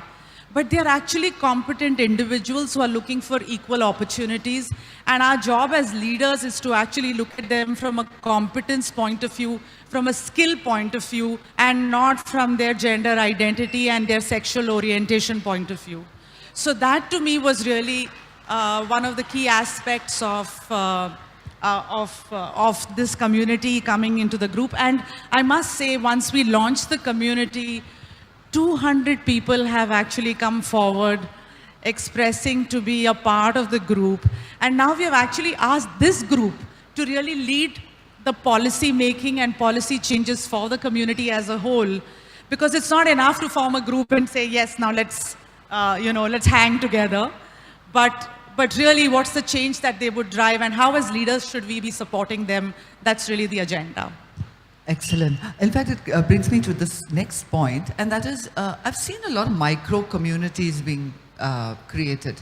And they're all created, whether it's the Pride community, whether it is physically handicapped, visually impaired. And all they want is to be seen and to be provided equal opportunity. That's all that they want. And I think we as a fraternity, as an industry, can actually take a step forward and say, you know what, we'll ensure that at least we push one visually impaired band to play at an event. Are you all with me? Yeah? We as a community say, hey, you know what, we'll ensure that we employ somebody who has not got an opportunity from any other micro community. And once each of us sitting in this seat and each of you sitting in the seat over there realize, even one person, you will make that difference out there in the industry, and then we'll become an industry worth mattering about, right? Now, what stops us? So now that we've covered what stops us, I really want your input. I'm back to you, Faye. I'm doing this musical chairs right now. Faye, what do we stand to lose if we are not truly inclusive? What are the advantages of being truly inclusive, according to you? So, I think Asha already pointed it out that while there are different aspects to who we are in terms of gender and sexual orientation, physical abilities or differently abled people, everyone is competent, everyone wants to contribute, everyone has skills, everyone has perspective that they can contribute. And I think that personally for me, I found that when we build a more inclusive team, the work tends to be better. It tends to be richer. You have varied, especially in the space that I work in, which is effectively storytelling, you have people with different perspectives, people who have different life experiences that they can bring to the table, people who have different solutions to problems, as opposed to a homogeneous group which might all have the same, might have had vaguely similar life experiences. So their approach to problem solving will be the same, or their approach to a particular issue will be the same. But if we get a more varied group together, you will then have richer work. You will have better creatives. You will have better problem solving. You will have people who manage stress differently. You will have people who manage high pressure situations differently because they've all had different lives, as opposed to having a group that tends to be very homogeneous. And I've also found that leaders really matter. In my experience, when I was running a television channel, when the leader of the group is open about gender, when the leader of the group is open about talking about sexuality, talking about these various issues, other people also start to approach it differently. And then you create a more welcoming space, because it's not enough just to include people, but we have to include people where they're not being teased, or where they're not being shunned, or, you know, but where the spaces, the lunch tables are truly welcoming. And I think that what Asha said is really important, because dads who get respected for their contribution will then create a space where there are younger men who want to be like them, because that's aspirational. And so we need to respect hands-on dads more and appreciate them more. But if we have spaces where the boss will very openly seek the advice of women, or where the person in charge, you know, is more open about having members of the LGBTQI community add value, you will have younger people who will want to grow up and be that, because everybody's a role model, and who you are and what you do sets examples for younger people who are keenly watching the kind of leader you are and who want to be like you. So I think that it's super important not just to leave it, and we run the risk of a lot of times it becomes the HR function, and HR says we are doing an inclusivity session, nobody shows up because it's one extra job for everybody. But I think it settles a lot on the leaders of the organization. If you truly believe that this is something you want to drive, because it will create a better organization, better work output, and you actually live that, you will change the way your team behaves as well, and what your team believes as well. So it all comes back. Companies is definitely a posh policy. That has to be there in place. There has to be a maternity policy as per 1961 guidelines. There should be an anti-bullying and anti-workplace harassment policy. There should be a diversity and inclusion policy. There should be a travel and safety policy for women. Another progressive policy is with respect to paternity leave. I think that's really important for progressive companies. Just one point that Faye actually said, because in fact there is a BCG study which says that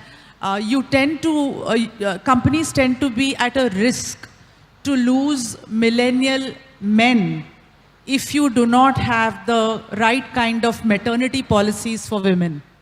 Because and it's really stark, because it means that you'll not be able to, I mean, just imagine for a company like Mahindra, who has so many men, suddenly if young men start ignoring us, because you don't have the right maternity policies for women. So, and it's true, because there is breakdown of joint families, nuclear families are emerging. Men will have to play bigger roles, and therefore the right kind of paternity policy is super important. In some companies they have it as, as long as 4 months. I mean, new age progressive global companies have that. So these are really a handful of them. And of course, I spoke about the diversity and inclusion policy. These are some of the policies that have to be in place. The must-haves. The must-haves. Okay, and each company can actually figure it out on their own, as well as include, based on their culture, based on the perspective that they have as a company and the operations that they have, right? I have, now I'm going to go off the beaten path, because I've got a few messages, so I'm going to use this opportunity to throw it open. These are questions that have come in before the session, okay? So this is over to Faye. Faye, there are some women in the industry, so there's this one particular person. How do I put it without, okay, I'm going to put it very simply, okay? You know what I'm getting to. how does a woman handle an unwanted advance from somebody that gives her business, gives her work? So how would you suggest that one handles it? And this is something there's a gun to my head that I have to ask you, so I'm going to be asking you this. Okay. I think that I have always found that the best way to respond in most situations is firm, completely clear, and polite, so that there is no room for misinterpretation of that message at all. Because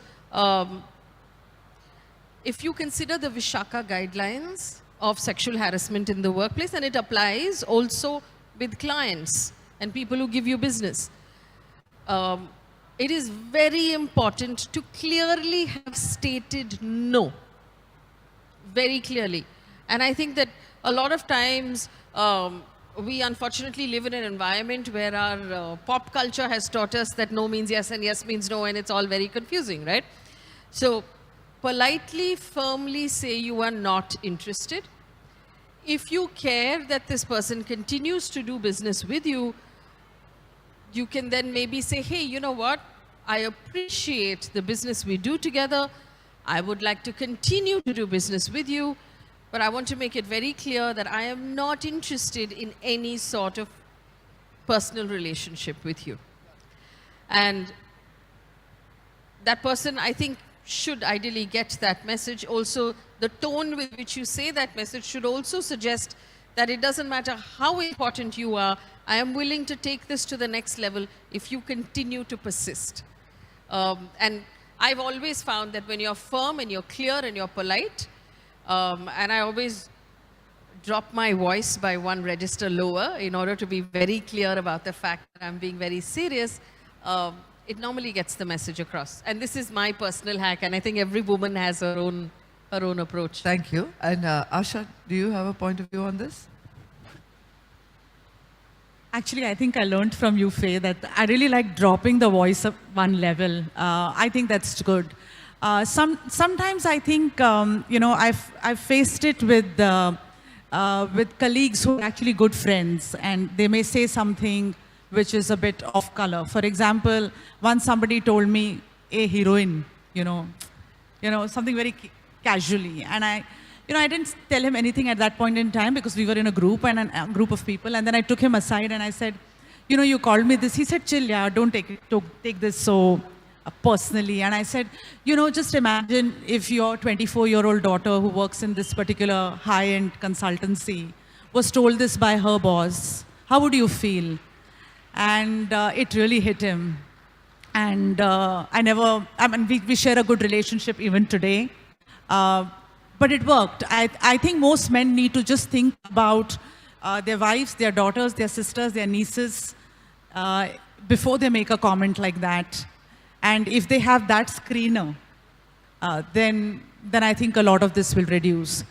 But the larger point is that this is a lot about power. And, this is not really about gender and sex, but it's a lot of power. And that is still an ongoing battle, and I think what Faye actually described in terms of being polite and firm and dropping the voice a bit is a good approach. I learned that. I was just the opposite, Faye. My voice I was like, that's it. I was just be the opposite. But of course, it got the work done, so it didn't matter. So I learned that on television, that. So this is, I'm assuming, a hack that everybody can use, but I found it particularly useful as a woman. In any situation, the person who loses control over their voice has lost the argument, right? So the first thing I do when any situation gets a little heated up or I want to gain control of the room, I talk slower and I drop my voice by one register, and then I talk here. So the person on the other side who's getting agitated, upset, whatever, and I respond like this. So automatically whether it's a negotiation or it's an argument or whatever it is, you regain control of the room and the conversation as soon as you slow down. Good. We've learned something. And one last question before we close. This is for you, and it has come again on WhatsApp. And the question is, there are many women. We've got about over 40% women in our industry, and many of them working with agencies. But they struggle with climbing the ladder in terms of leadership. What would be your suggestion that they require to do, given the fact that you are you're at the helm at the Mahindra Group? So any insights, any tips that you could share with them about how can they get noticed? Number two, how can they actually make a difference up there as a leadership of an agency? I don't have simple answers actually, but one thing that has really worked for me is to really look at a career as a marathon and not as a sprint. Many of us, and I used to be with HUL at a point in time. I spent close to a decade there, and I had a boss who gave me this example. I missed a promotion once, and or rather didn't get the right kind of role I was looking for. And one of the things he told me is that this is the opportunity where you may feel extremely bitter, or you may just grit. And your career is going to span 40 years. And if you lose 2 years somewhere here, or you didn't get the role that you really wanted, it's not a big loss in the context of 40 years. And I always keep that in mind. So always look at your career as a marathon and not as a sprint. And I believe that resilience and grit is really something that keeps me going personally, more than being, of course you have to be competent, but competence may not always work because, despite putting in your best effort, something may not work. And, there are so many factors which are involved in the work that you do. So fall 7 times, get up the 8th time is my second message. The third is I've always asked for help. I think this is the biggest advantage for women. I mean, women have no problem, in saying that I need help in this particular situation. So whether it's the family, whether it's your team. So when my son was in standard 10, I actually told my team that I'm going to be working from home for 2 months. And we will meet at a coffee shop, or we'll meet at home when he goes for his classes. I'll be there, I'll be accessible, but I'm not going to make the commute for 3 to 4 hours. And my team rallied around me. We had a launch during that time, because you have to be really open and ask for that kind of support. If you don't ask for support, you're not going to get it, because you can't be excelling all the time. I just couldn't be an excellent mom, being there with my son during grade 10 and also excellent at work. And I had a very supportive boss who completely understood this. And it was more in my mind. So these factors really, according to me, help. And one last thing is that I think the role of men, and especially men who are in powerful positions, who can be great mentors, but more importantly, great sponsors. I think you do need sponsors in your career, people who are looking out for you, and you need to build that network through your work. There was one of my bosses who told me, you need to network. Asha, you're not a great networker. And I said, I don't know how to do that. I don't know what that means. But I can really work very hard, and I can work on projects and do stuff which is beyond the normal course of what I work. And that actually came into notice, that people know that you're taking on more that you can do, and enjoy it. Really sink your teeth into it and give it your all. You have to just throw yourself into whatever you're doing. Don't think about the next job. Don't think about the next promotion. The current job is the best job. And when you think like this, I think it really helps. Excellent. So these are just a couple of Don't think insights. about the next job. The current job, do your best at the moment. And I'd like to add to that, because I've been part of this industry for about 30 years now. And just recently, I realized I'm a woman. Seriously, everyone over here, right? Everyone, I just suddenly remember, oh, because I always viewed myself as a professional first. Always viewed myself as an agency owner, somebody who provides value to the company that I worked with, and now to my own company. So I think it's very important about the relationship you have with yourself. What are you viewing yourself as? So that would be my answer to that lady. Anything you'd like to add, Faye? So I think Asha said it very beautifully. And for me, I think for most of the people in our workspaces, the men and the women, like you said, a career is 40 years, right? So we go through different stages. When we start off, we're all single, we're living in the big city, we're partying, we're showing up hungover.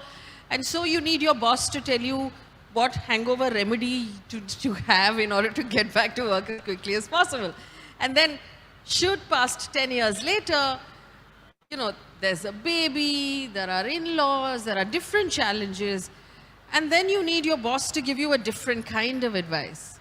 And I think that the job of the leader, and I keep coming back to that, the job of the leader is very complex. And I can see we're in a room of leaders where you are not just a role model in terms of work ethic and how to get the job done, but you're also a role model in terms of how you keep your personal life together and how well you are able to sort of lead the people in your team to do that. And we have great HR policies, but they don't translate because sometimes people just need that little bit of advice on that particular day, where you turn around and you see you have a colleague who is a little softer that day, and you ask that colleague, what do you need? And that person will tell you that, you know, my son has exams and I'm not able to get on top of it. Or that person will tell you, my mom is in hospital and I'm not able to get on top of it. Or, you know, I have something else going on at home, and we all have home and office, irrespective of our gender. And I think a lot of times it takes for the leader to turn around and look at your people and ask more often, what do you need? And a lot of times you've already been there because you've crossed that stage, and maybe your life advice can help. And it's about helping that person through that phase so that they can last those 40 years. And constantly being a little mindful of the jokes you are making and, you know, the way you are dealing with these issues, because that sets an example for the people who are watching you. Excellent. Thank you, Faye. And before we close, I would like you, because you shared so much with us passionately about Beetroot, so I'd like you to take a moment more and share with everybody a little bit about Beetroot so that everyone knows exactly where to find you. They all do, I'm sure, but a little bit about the Beetroot app. So my team and I have just launched a news app. I call it the anti-news app because our aim was to create a news service that is different from everything that's in the market, in the sense that we listed out all of the things we hate about the news right now, and we've built a product that doesn't do those things. So our idea with this is to restore the dignity to news. Our aim, thank you.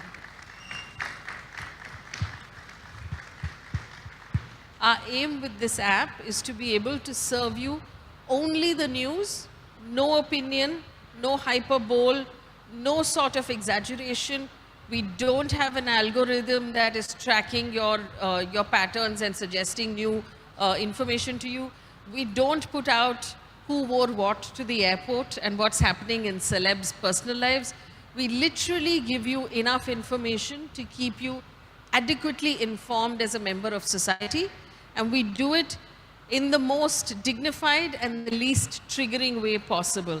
Our aim is to treat you as users with dignity. A lot of young people back to reading news because they're not reading news right now, because it's important for all of us to be informed about what's going on and to be able to restore news the way it's meant to be, which is just information that is fact-checked, that is curated, that is prioritized, and not something that is meant to hold your attention and sort of scare you or make you angry or trigger you in any way.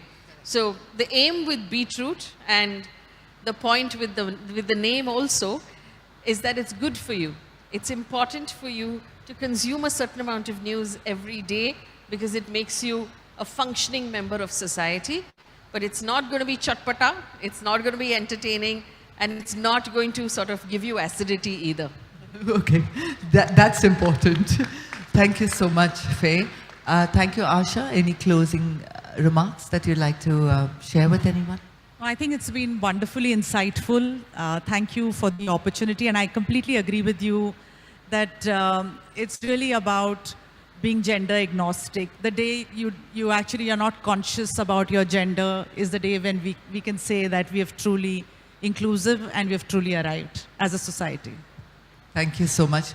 Thank you, Faye. Thank you, Asha, for your time. I must share that Ritu has been unwell. She had dengue, so she couldn't come. But I think we covered it all. So thank you, everyone. And thank you, Eema. Everyone, thank you for your support of We Care. For those of you, I need you all to clap. Hello? Yeah. Thank you for your support. The fact that you're here in the room says it all, and we really appreciate it. So on behalf of the team of We Care, we're 4 of us. Thank you, both of you. And on behalf of Eema and the NEC, thank you so much. Thank you. Thank you so much to this eclectic panel. Can we have a louder round of applause for all of them, perhaps? And it's just not this. While we have a group photograph being taken, I'd like to invite on stage for a quick felicitation. Could we please have on stage Ms. Komal Kothari, Eema member from Mumbai, followed by Ms. Suman Raina, Eema member from Jaipur, and also Ms. Priyanka Roy Kapoor, Eema member from Pune, to please kindly come onto the stage to felicitate our lovely ladies right here, please.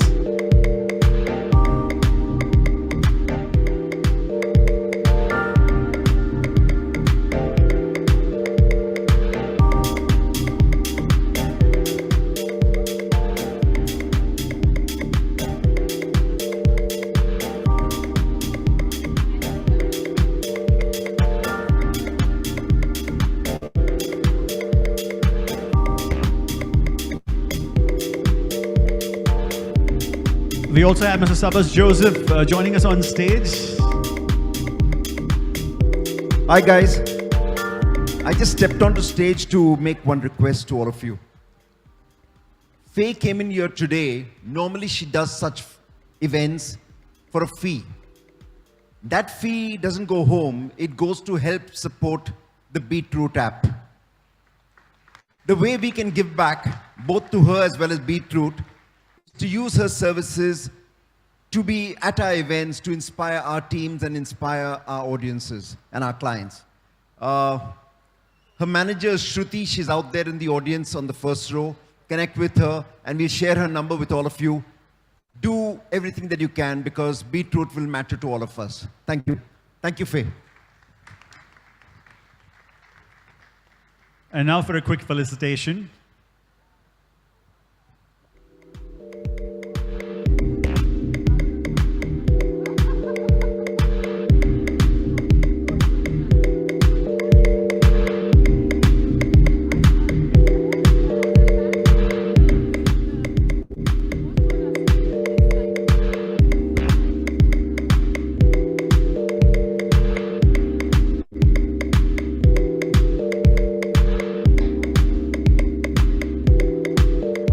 Thank you so much to all you ladies out here. Please continue to enjoy the rest of the evening. Thank you. Give them another round of applause as they exit the stage, please. Come on, put your hands together for them. World with exceptional gourmet experiences and a global presence, Kuber Purple Berry unifies the power of good food with commitment to foster connections, igniting conversations and enhancing experiences that drives their pursuit of unparalleled hospitality and culinary excellence. With a wide-ranging portfolio that includes luxury banquets, restaurants, cloud kitchens and luxury catering operations in multiple countries, Kuber Purple Berry has solidified its position as one of the largest food and beverage enterprises today in India. Their journey is marked by remarkable achievements, adorned with various prestigious awards and fortified by invaluable international partnerships. Their clientele comprises elite businesses, and the most prominent global figures attesting to their culinary prowess. This expertise is a direct outcome of their expansive multi-geographical presence, encompassing both Indian cities and international destinations. Kuber Purpleberry's food design specialists have mastered the craft of crafting visually captivating presentations that almost invite you to feast with your eyes. Their styling boasts world-class excellence, enhancing the overall dining experience to remarkable. The strength lies in finely tailored, personalized interactions that pledge unparalleled gourmet journeys. Their approach radiates with style and flexibility, aimed at enhancing the splendor of each occasion. Recognizing food as a genuine art form, Kuber Purpleberry stands poised to cater to weddings, social gatherings, corporate needs, conferences, and pivotal milestones. Their commitment ensures that the culinary aspect of these occasions is undeniably extraordinary.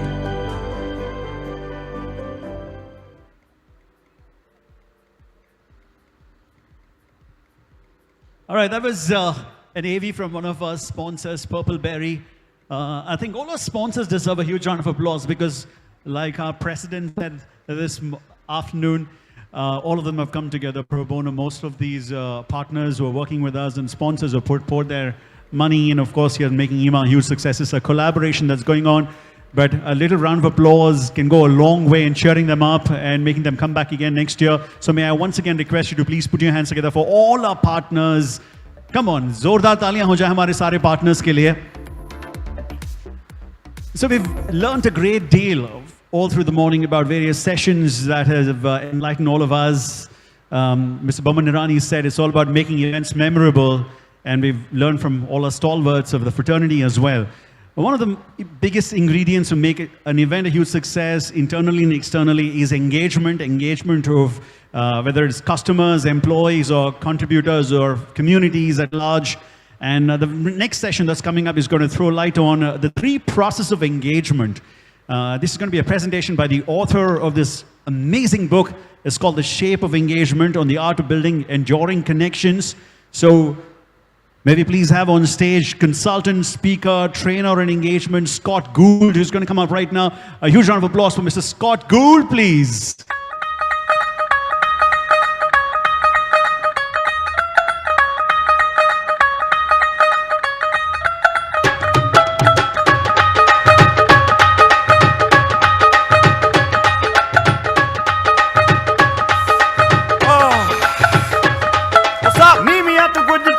रख ले पल्ले विच मुखड़ा लुका के रख ले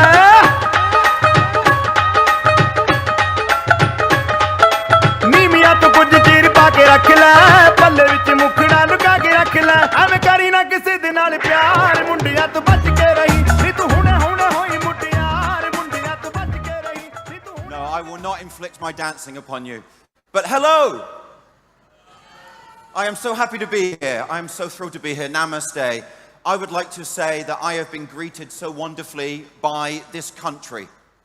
My first time in India, and I have experienced incredible kindness, delicious food, and the way you build things and change rooms in hours is amazing.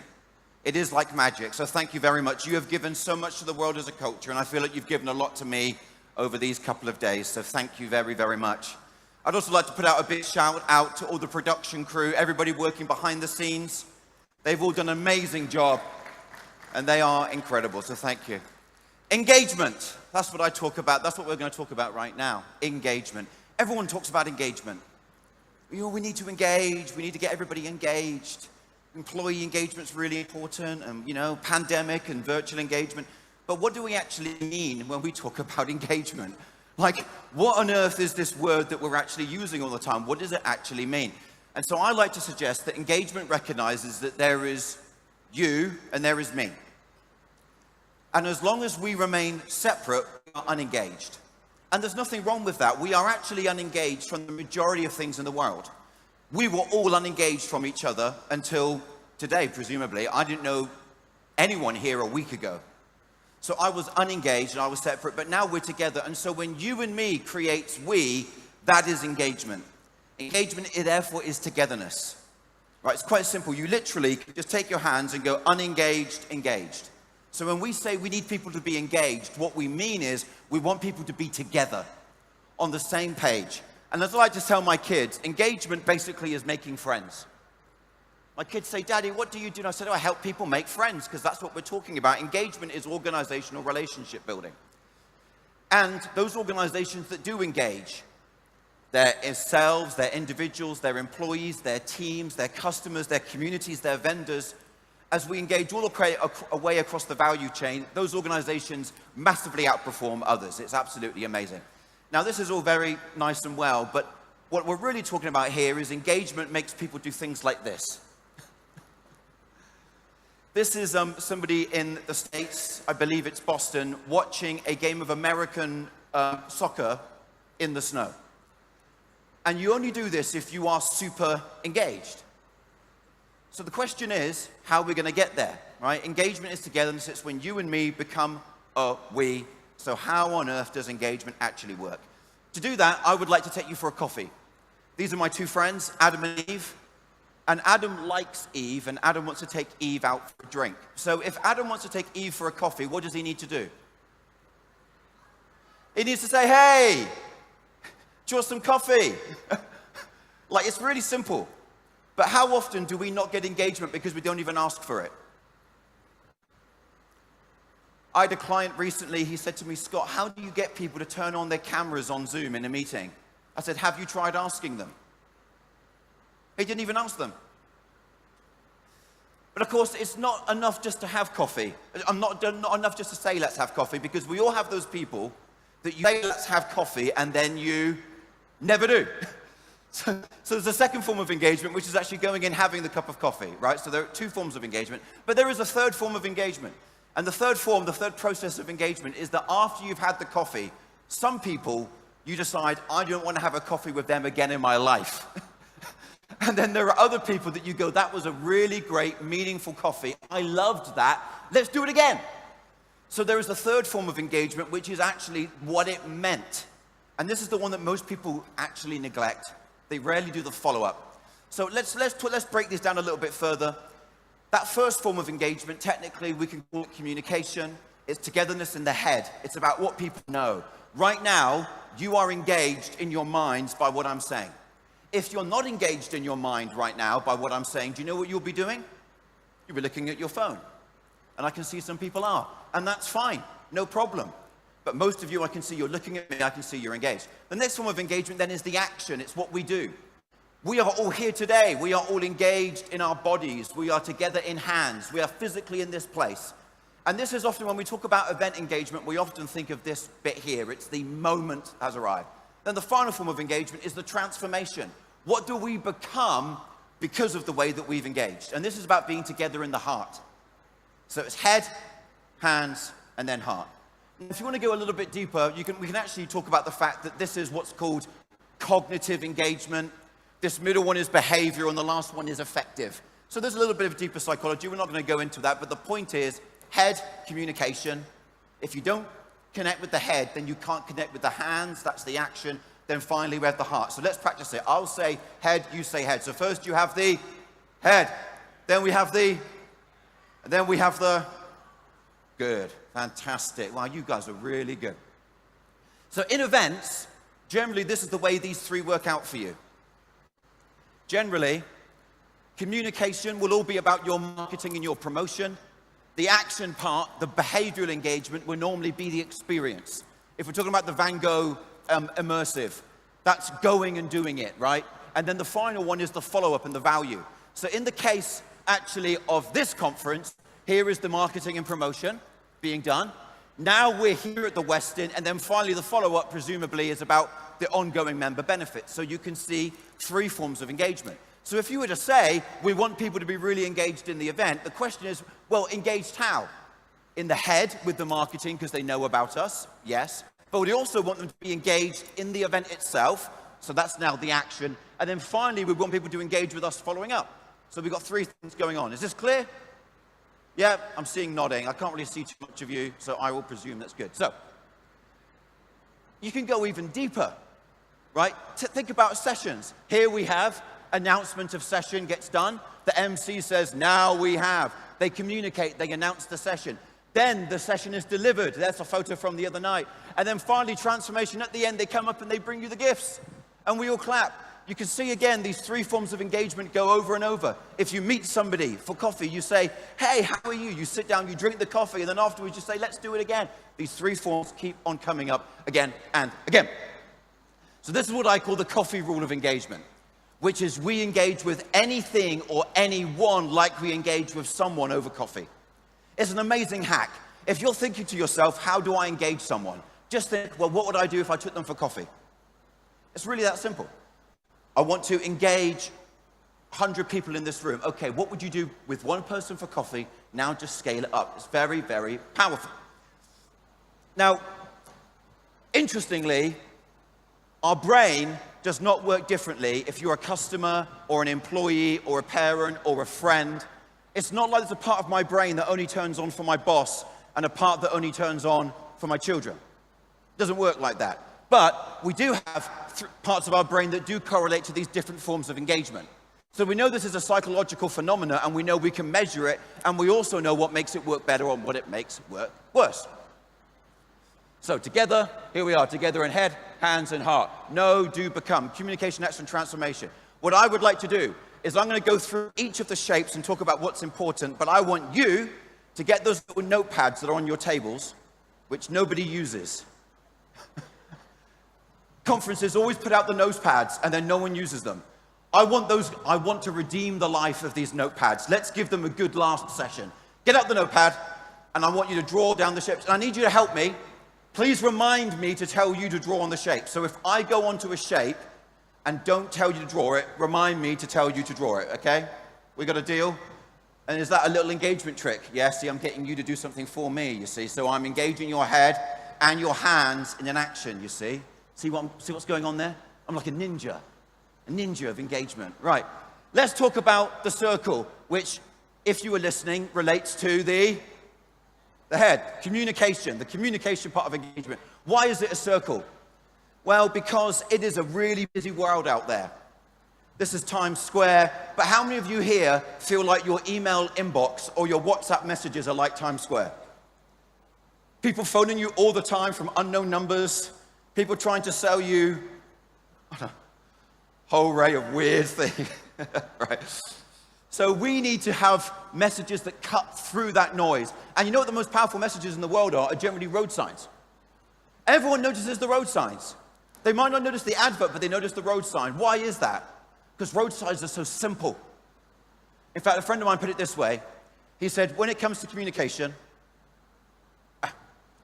you need to be road sign obvious. Confusing is expensive to the brain, you see. The reason why road signs are so effective is that your brain doesn't need to decode the message. It's so simple. So we need to communicate in the same way, really, really simply. The trouble is we often don't do this. This is from a family holiday. Which way is Mario's Pizzeria? Left or right?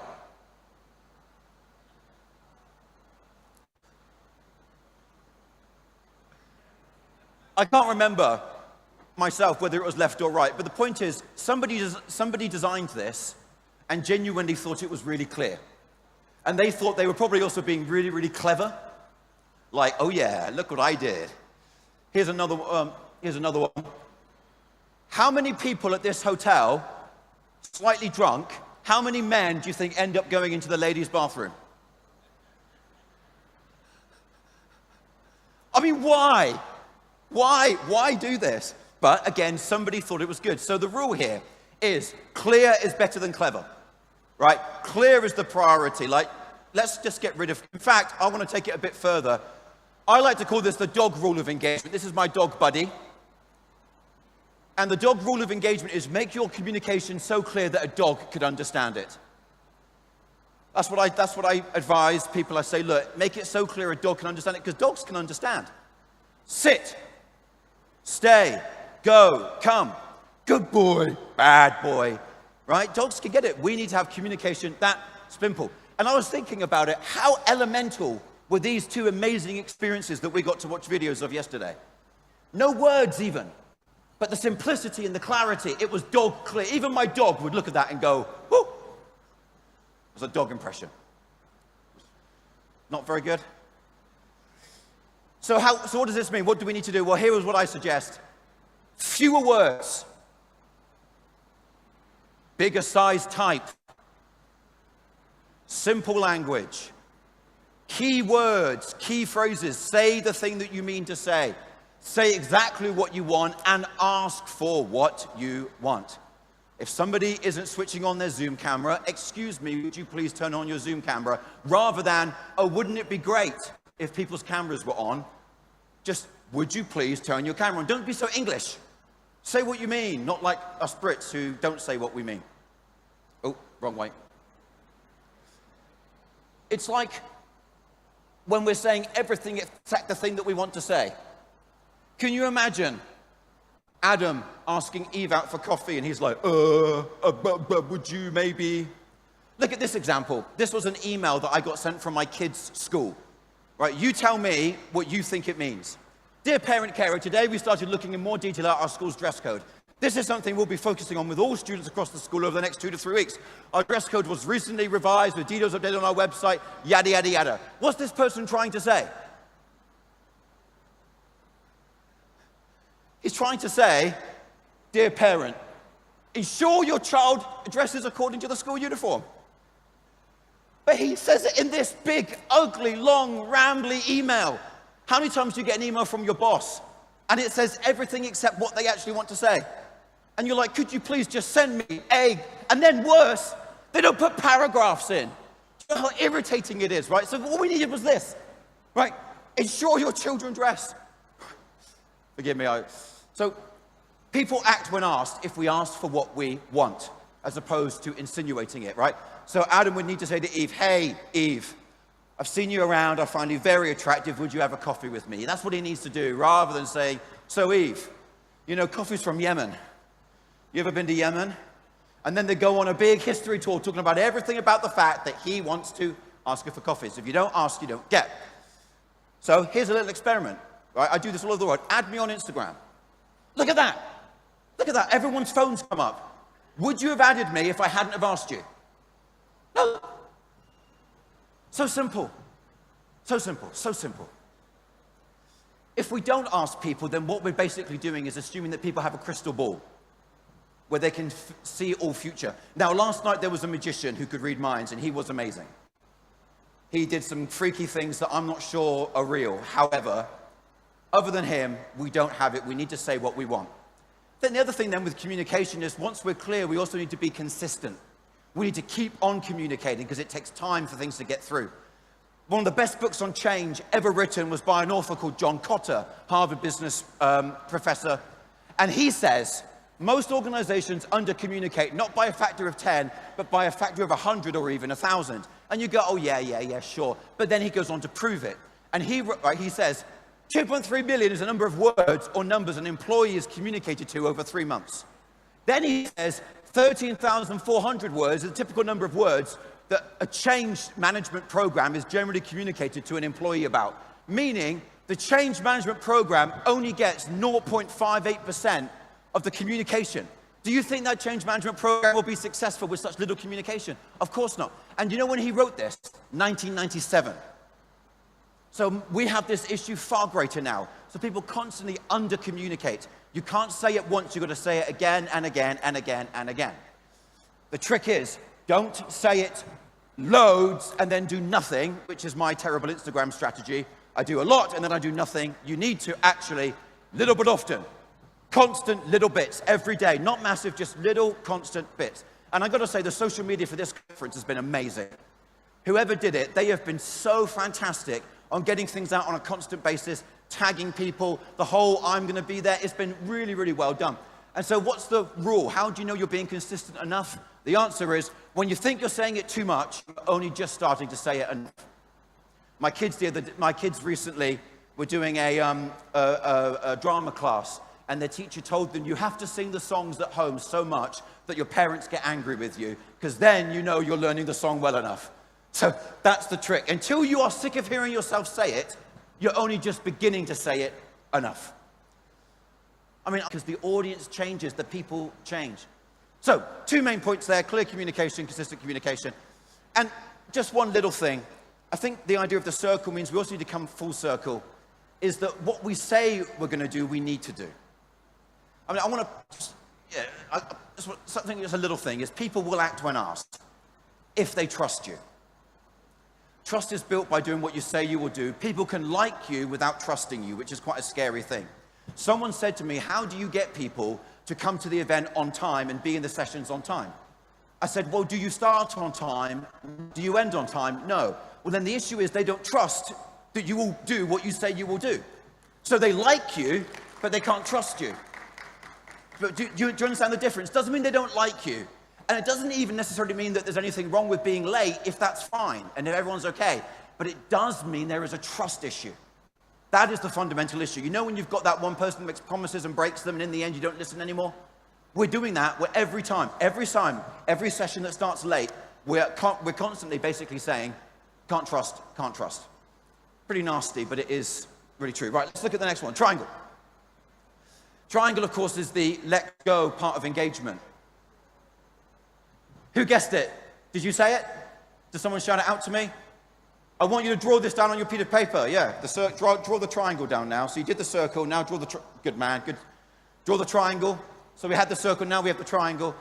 This is the part of engagement where we go and we do stuff. Oh, can I just check? Oh, are you having fun? Yeah, is this okay? You can hear me? Am I speaking too fast? No, great. So this part of engagement is the really fun bit, right? We can go surfing, we can listen to the music last night. That saxophone and trumpet, oh my word. Who was there for that last night? That was insane. I was like in heaven. And there was this ninja guy dressed like a ninja dancing with me all night. It was fantastic, right? So this is the part of engagement where we go and we do it. And it's really, really fun. But I should point out that just because something is entertaining does not necessarily mean it's engaging. So people immediately think we need to engage our audience, so let's really entertain them. Now, entertainment could be engaging. And if something is engaging, generally it will be entertaining. It might be not trivial, it might be very deep and powerful and difficult to listen to, but it still moves you. But just because it's entertaining does not mean it's engaging. You can watch a film that entertains you, but you might forget it. Or you can watch Star Wars as a child, and then for the rest of your life want to be a Jedi. Right? There are two very, very different things. The whole fad with employee experience is all about this. Let's make it really cool to come to work. And they have all these slides and everything. Now, that's really, really good. But, you know, most people don't want all of that. You know what they want is a clear job description. So again, we think, oh, let's make it entertaining, but then we actually miss the real thing that people want. It's literally like giving people a meal, and you've got all these amazing flavors, but the flavors are just smells. They can't eat anything. So it's titillating to smell and to look at, but it gives you no nutrition. It's like air. So then you come away and you go, what difference did it actually make? I used to run events not as big as this, and not as transformative as this. But at the end of 3 days, I'd pause to myself and say, what did I do? Did all my lighting actually help people get value, or was that just me trying to entertain them because I think that's engaging? And I had to really challenge myself to go, what do they really need? And not get distracted by all the other things. It's difficult work. Now, there are two things that make for an engaging experience: sensation and the social. So let's look at sensation. And you guys have nailed sensation, I've got to say. The flavors, the colors, everything.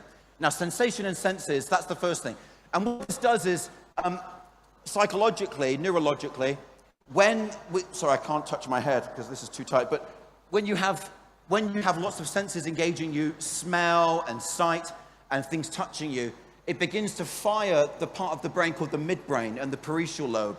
And then what happens is that the more sensory it is, the more that you get releases of adrenaline, sometimes dopamine, sometimes serotonin or oxytocin.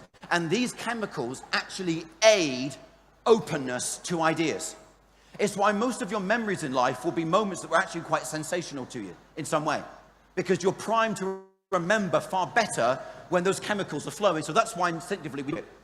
But even though sensation sometimes is about abundance, sometimes sensation can be done with very little. You know those moments where you see a speaker and they say very little, but it provokes the senses. The lack of sense is the sense. So again, you don't need to go overboard. In fact, Gestalt theory is that actually by contrasting things, you make some things bigger. You make the abundance of senses even more abundant when you at first had very scarce senses. That's why stages go black before the big bang, because it primes you, and then the contrast is massive. So we should be working with contrast, not just size. Interesting thing, we talked about this last night over drinks, is people always say we prefer face-to-face. The reason why is because when you're face-to-face, there is an abundance of senses. You smell someone, you can pick up their energy, because we saw the guy move the cards with his energy last night, flipping out. That was amazing. You have full view, you have full space, you hear far more effectively. But when we engage virtually, think about it. We have only a tiny, teeny, skinny version of reality. We only have two senses, sight and sound, and they are both reduced. When I meet someone in person, their face is my size. On the screen, their face might be like this. So subconsciously, I will find it exhausting. That's why online meetings are exhausting. In fact, sometimes it's more productive to have not a Zoom call, but a phone call, because it's less taxing on your brain. The Zoom call requires your brain to be processing the lack of visual information. Really, really fascinating stuff. So that's sensation. We talked about that, but let's look at the social part. Right, humans love doing things together. We are a social species. If you go to a gig, I bet you don't go alone. Last night, I was out there. I was dancing with people. I don't remember your names. I'm sorry. But I had so much fun dancing with you. It was great. And we did it together. It wasn't like someone was in the corner dancing by themselves. We all come. People love to do things together. There are very, very few things in the world that we do by ourselves. We love to do things together. Even computer games turned into the internet sensation of esports, right? We love to do things together. So then we actually need to learn about how we create social things better. And for this, we need to turn to religion. Think about this. I actually used to be a Christian minister. And every Sunday, I'm going to sit down for a bit. Every Sunday, people would come into the church and we would have the smells, the senses, you'd have the size of the building, you'd have the feel of the different wall, you'd have all these senses going on. But not only were you receiving that, you would also be active, you would be singing, you'd be reading, you'd be standing up, you'd be holding a Bible or whatnot. But then also you were doing it with other people around you. And you do that every week, 52 weeks a year, 70, 80 years in your lifetime, thousands of years. That's why religion is so powerful. Because often it's just the community element of it. It might not be anything else, just the fact that we have so embedded our brain to connect to these things. It's absolutely amazing. So we should learn from this. And to do that, we need to start thinking about how we make things more socially designed. The reason why I chose the triangle as the shape for action is the best action connects people three ways. There's me, there's you, and there's someone else. And then we have a triangle of engagement. If you have a one-to-one meeting with someone, the only two people that remember that meeting are you and you. Whereas if you involve someone else, you now have three and you have scalability, because that person can now tell someone else. And so the way that you actually build anything is triangulation, constantly triangulating and connecting. When I was a church minister, my only rule for the congregation was if somebody new comes, we make sure three people talk to them. Because every new visitor left with a triangle of connection. And most visitors stayed because we were just a really nice place to be. Seth Godin, the famous internet writer, said that a tribe is only as strong as the strength of the connection between its members. And so the strength of an event is based upon how strong the social connections are. And that's why we do lots of fun party things, certainly. But I think very often we miss designing for connection with greater intention. I'll skip that. Every big event is made of these smaller events. We all know that everyone's favorite part of the conference isn't listening to the crazy guy from England in the cool jacket. It's actually sat out there with a coffee, chatting to people. But you know what we never do? We never actually design for the conversations. We spend all our money on the stage and the speakers, which is great, that's my job, I get paid, so I'm very glad for that. We spend all our time getting all the music and everything, and it's amazing. But we spend generally, and I mean generally, zero time thinking about how do we get these people and these people to meet each other. So something that I used to do when I used to run events was at lunchtime, I would have tables. And on the tables would be a sign of conversational topic. And people would go to the table to talk about the thing that they wanted. And then you'd get 5 people all on the same table talking about AI. And now they've made connections. So simple, no technology needed. So we need to be designing things like this. A big event is made of these small events, and that is far more meaningful for us to build. I love the fact that we have all these round tables in here. What I would now like to do is go, right, turn around and talk to your table. Right? Now, stop somebody with a different table. Why don't we do more of that of events rather than listening to some guy prattle on, right? It's interesting, actually, this phenomena of connection actually works in the workplace. In the workplace, some of you may know this, managers are only 20% of the workforce. 1 in 6 is a manager, so it's actually 15%. But managers are responsible for 70% of employee engagement. So actually, if you have an employee engagement strategy, it's meaningless. Actually, what you need is a manager engagement strategy that helps the managers engage their teams. So that's what you actually need to be doing. So all this idea of rewards and recognitions is nonsense. The way the organization works is on its smallest level. A manager is very good at communication, action, transformation, head, hands, heart with their team. Clear job description, have the tools to do the job, work is beneficial to their life. Really simple. If the manager does that, 70% of engagement is controlled by that. So we need to design for that in the same way we need to design. We should have events where people are only there to mingle and to connect and introduce people. That's their sole job, right? And they're going around, and by the end of it, we don't rate ourselves on what NPS score we get. We rate ourselves on how many connections we made.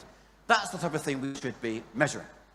You see, I get a little bit passionate about it. That's the picture describing the engagement. So groups of 6, give everyone a role, and not a spectator sport.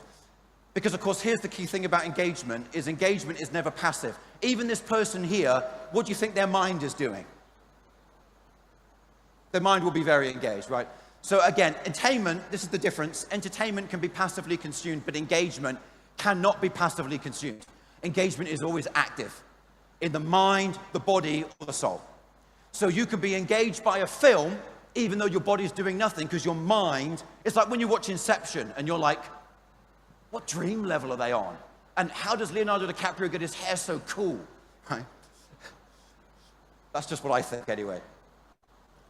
But then you can watch another film and your mind isn't thinking about it at all. So again, engagement doesn't mean that necessarily people are cheering, but it does mean that either their mind, their body, or their heart is actively involved. All right, we're going to wrap it up very shortly. Let's just look at the last shape, the square.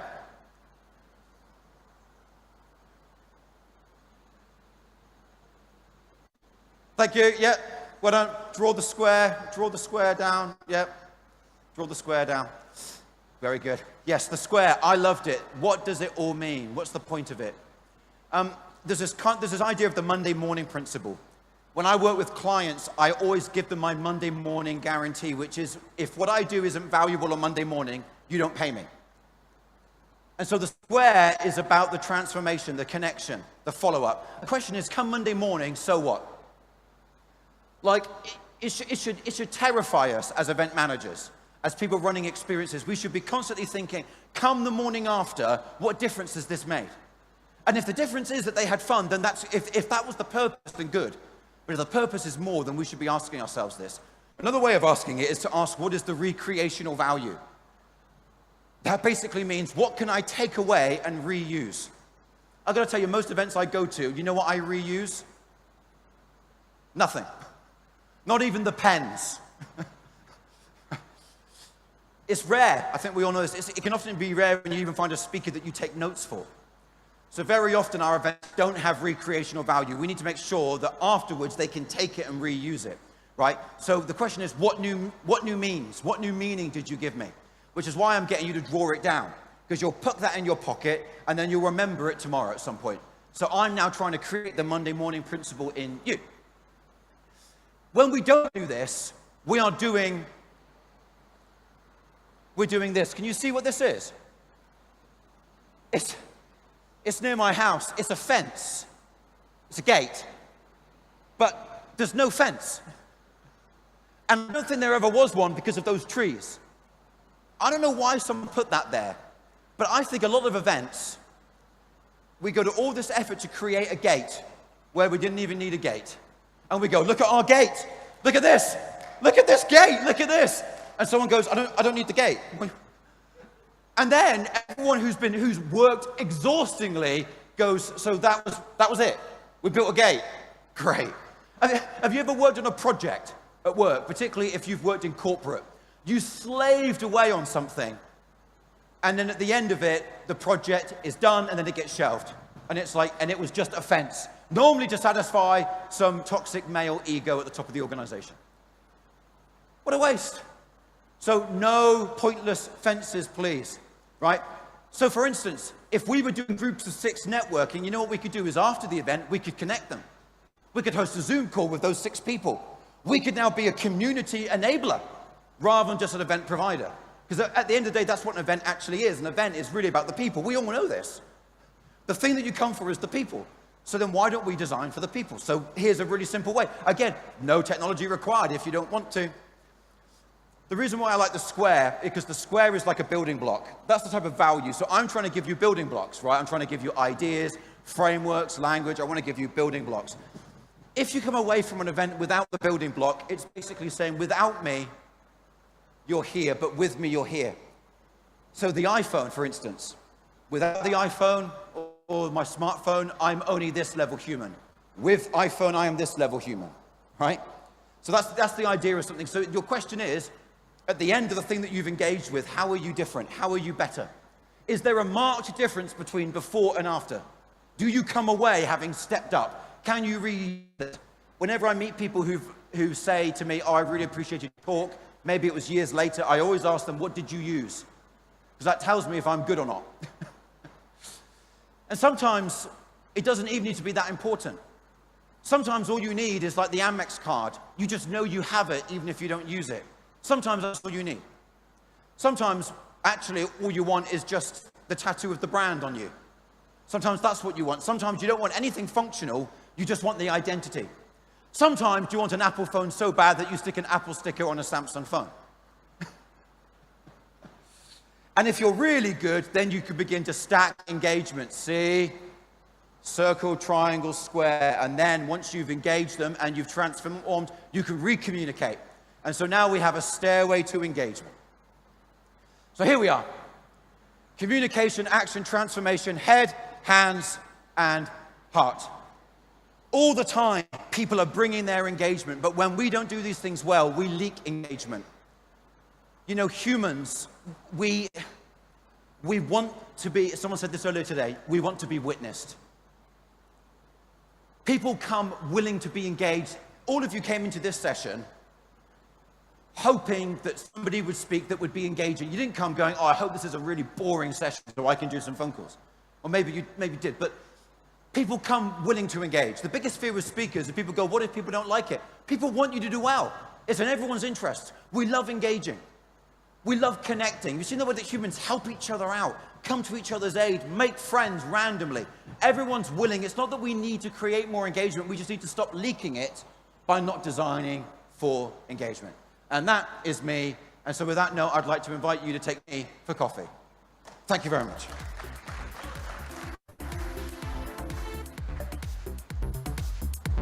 Absolutely engaging session there, Scott. I think you've got everybody's attention there. So the question is, how many of them are going to ask you for coffee in person? I'm sure that's going to happen too. I'll count. Okay. With that, maybe please have on stage for a short felicitation. Could we have Arpita Sharma, our Eema member from Delhi, and Mr. Harish Babu, Eema member from South, to please kindly come onto the stage to give a token of our appreciation to Scott, please.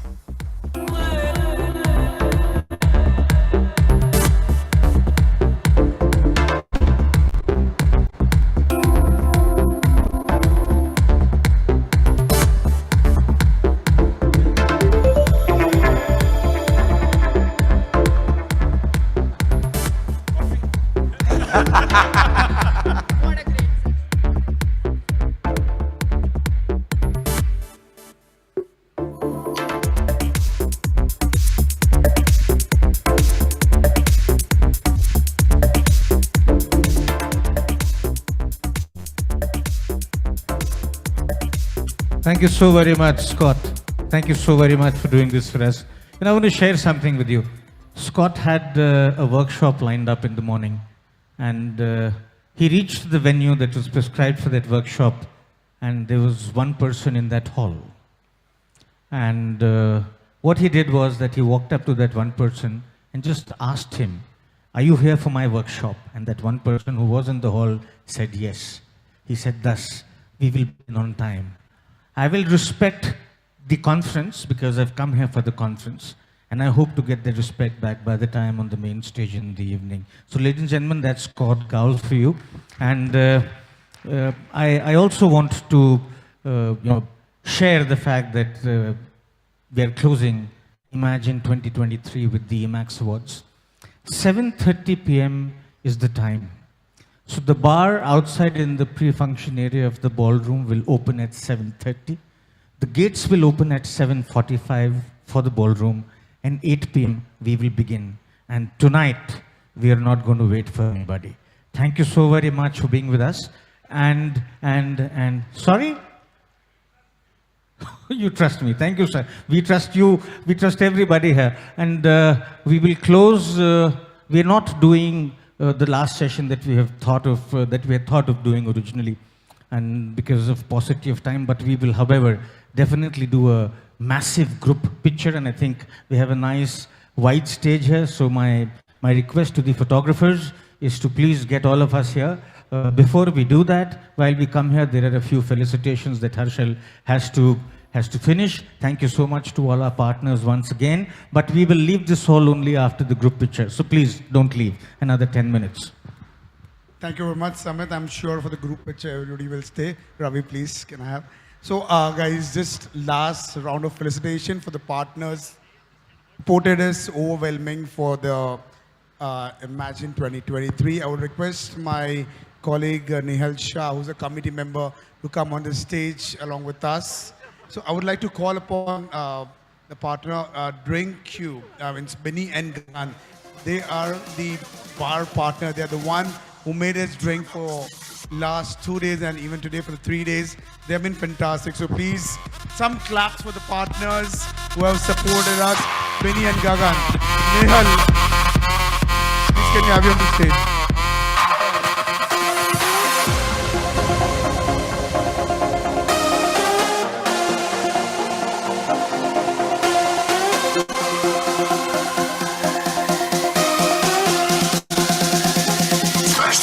Turn up the speakers.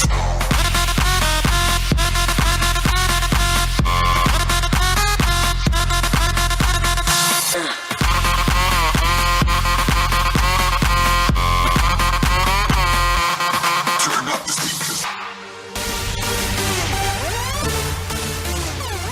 Next up,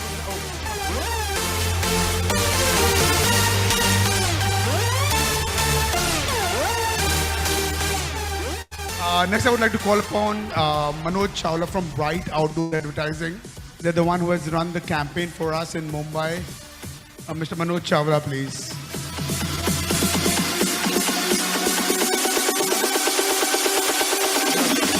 He's just coming, so in the meanwhile, I'll take the other partner, Just Idea, Bhavish Thakkar.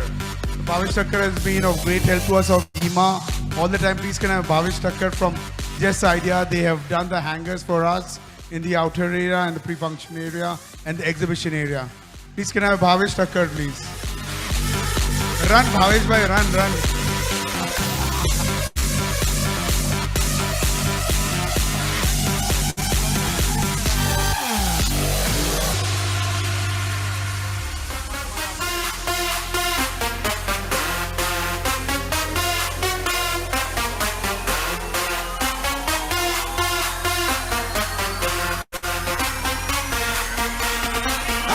Next is I would like to call upon Manish Dhanani, Power Spa.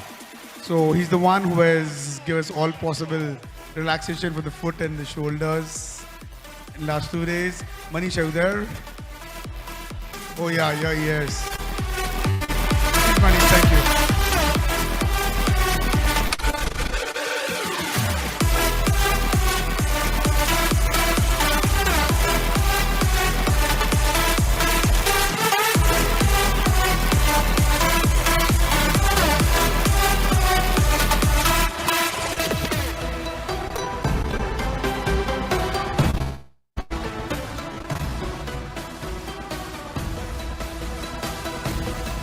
The next partner is the Meta Staging. So I would request Alicia to come on the stage. They're the one who has helped us with all the trussings and the motors and many more. Thank you, Alicia. Thank you very much for coming.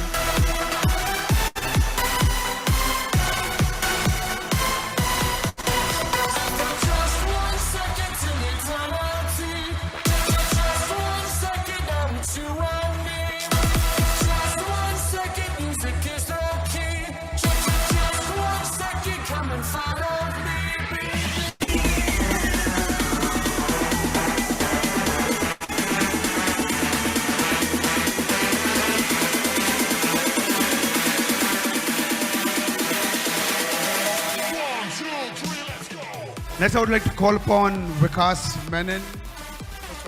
Vikas Menon and Vivek Menon from the production crew.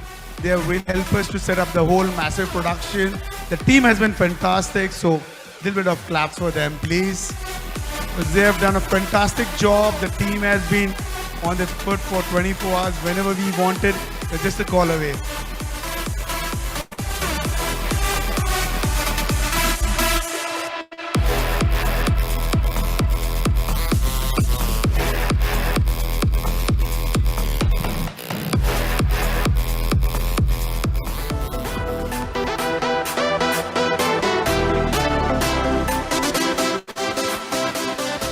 Vivek, I mean, we want you over here. He's not ready to take it. Please, Vivek, thank you.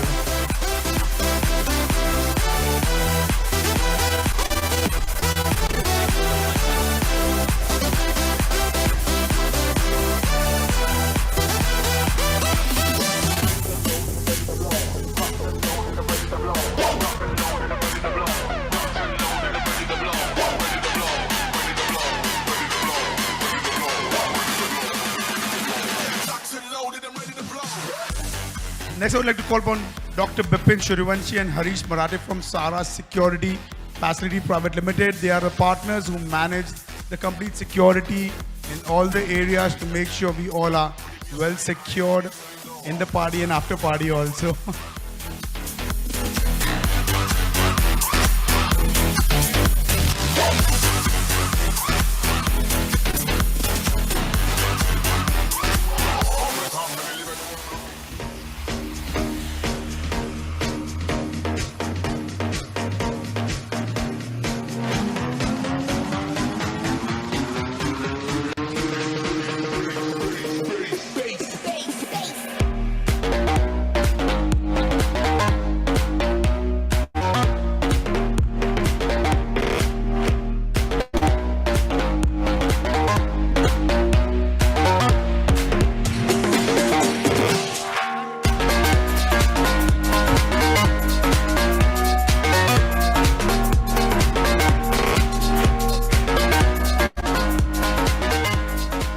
The last is PP Light and Sound Whipple. So they were the additional partners for the sound and light support for us. Whipple, are you around?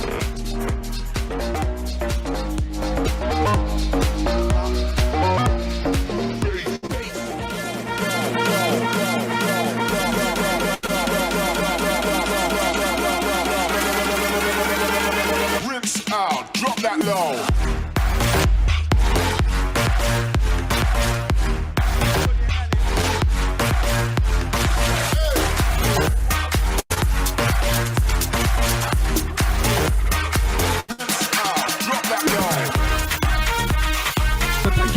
Thank you very much for all the help and support to all the partners. We'll be sharing the complete list of partners with their contact number on the WhatsApp group and on the emailer. I would request all the members over here to support all the partners in the maximum capacity. Thank you very much.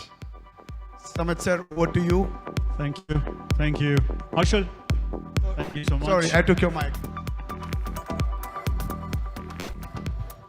So, ladies and gentlemen, that brings us to the close of the proceedings here. Thank you so much for coming out here. We begin, like our president said, 7:30 is when the bar will officially open. 7:45 p.m. is when the gates will open. And then 8 p.m. is when we will begin on time, sharp at 8 p.m. with all the proceedings. But we would like to have a group photograph. Mr. Manoj Chawla, has he come? Brighthead Rising. Is he around? He's the only one whom we need to felicitate. I think he's not here.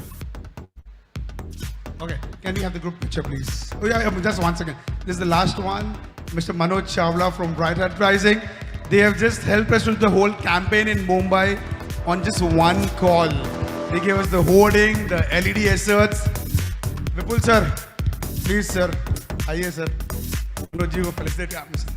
He has been always kind to support Eema whenever we need is, and he and Yogesh Lakhani has been fantastic girls. Please can we have the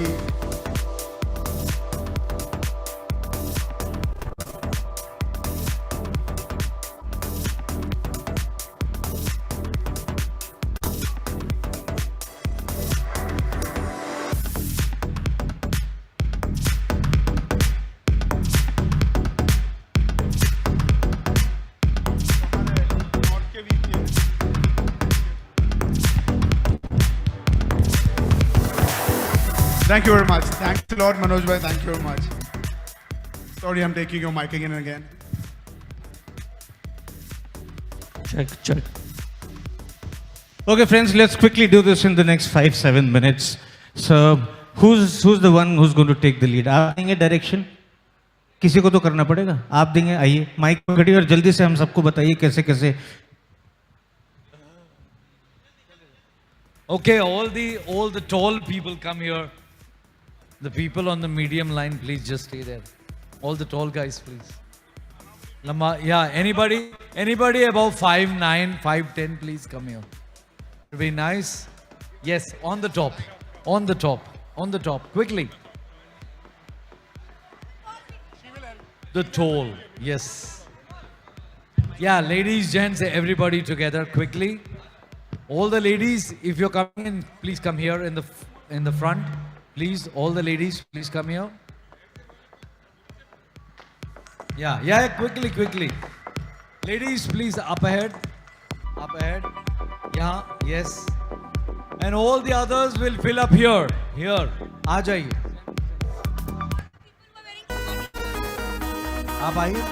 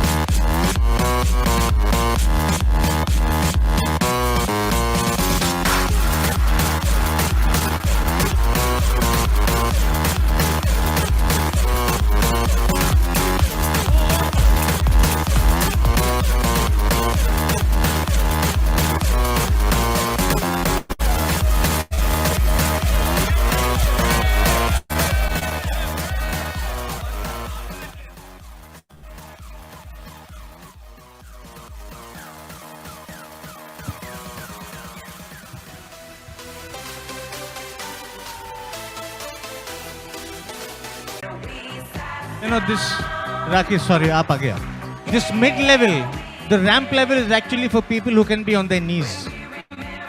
So anybody who's comfortable being on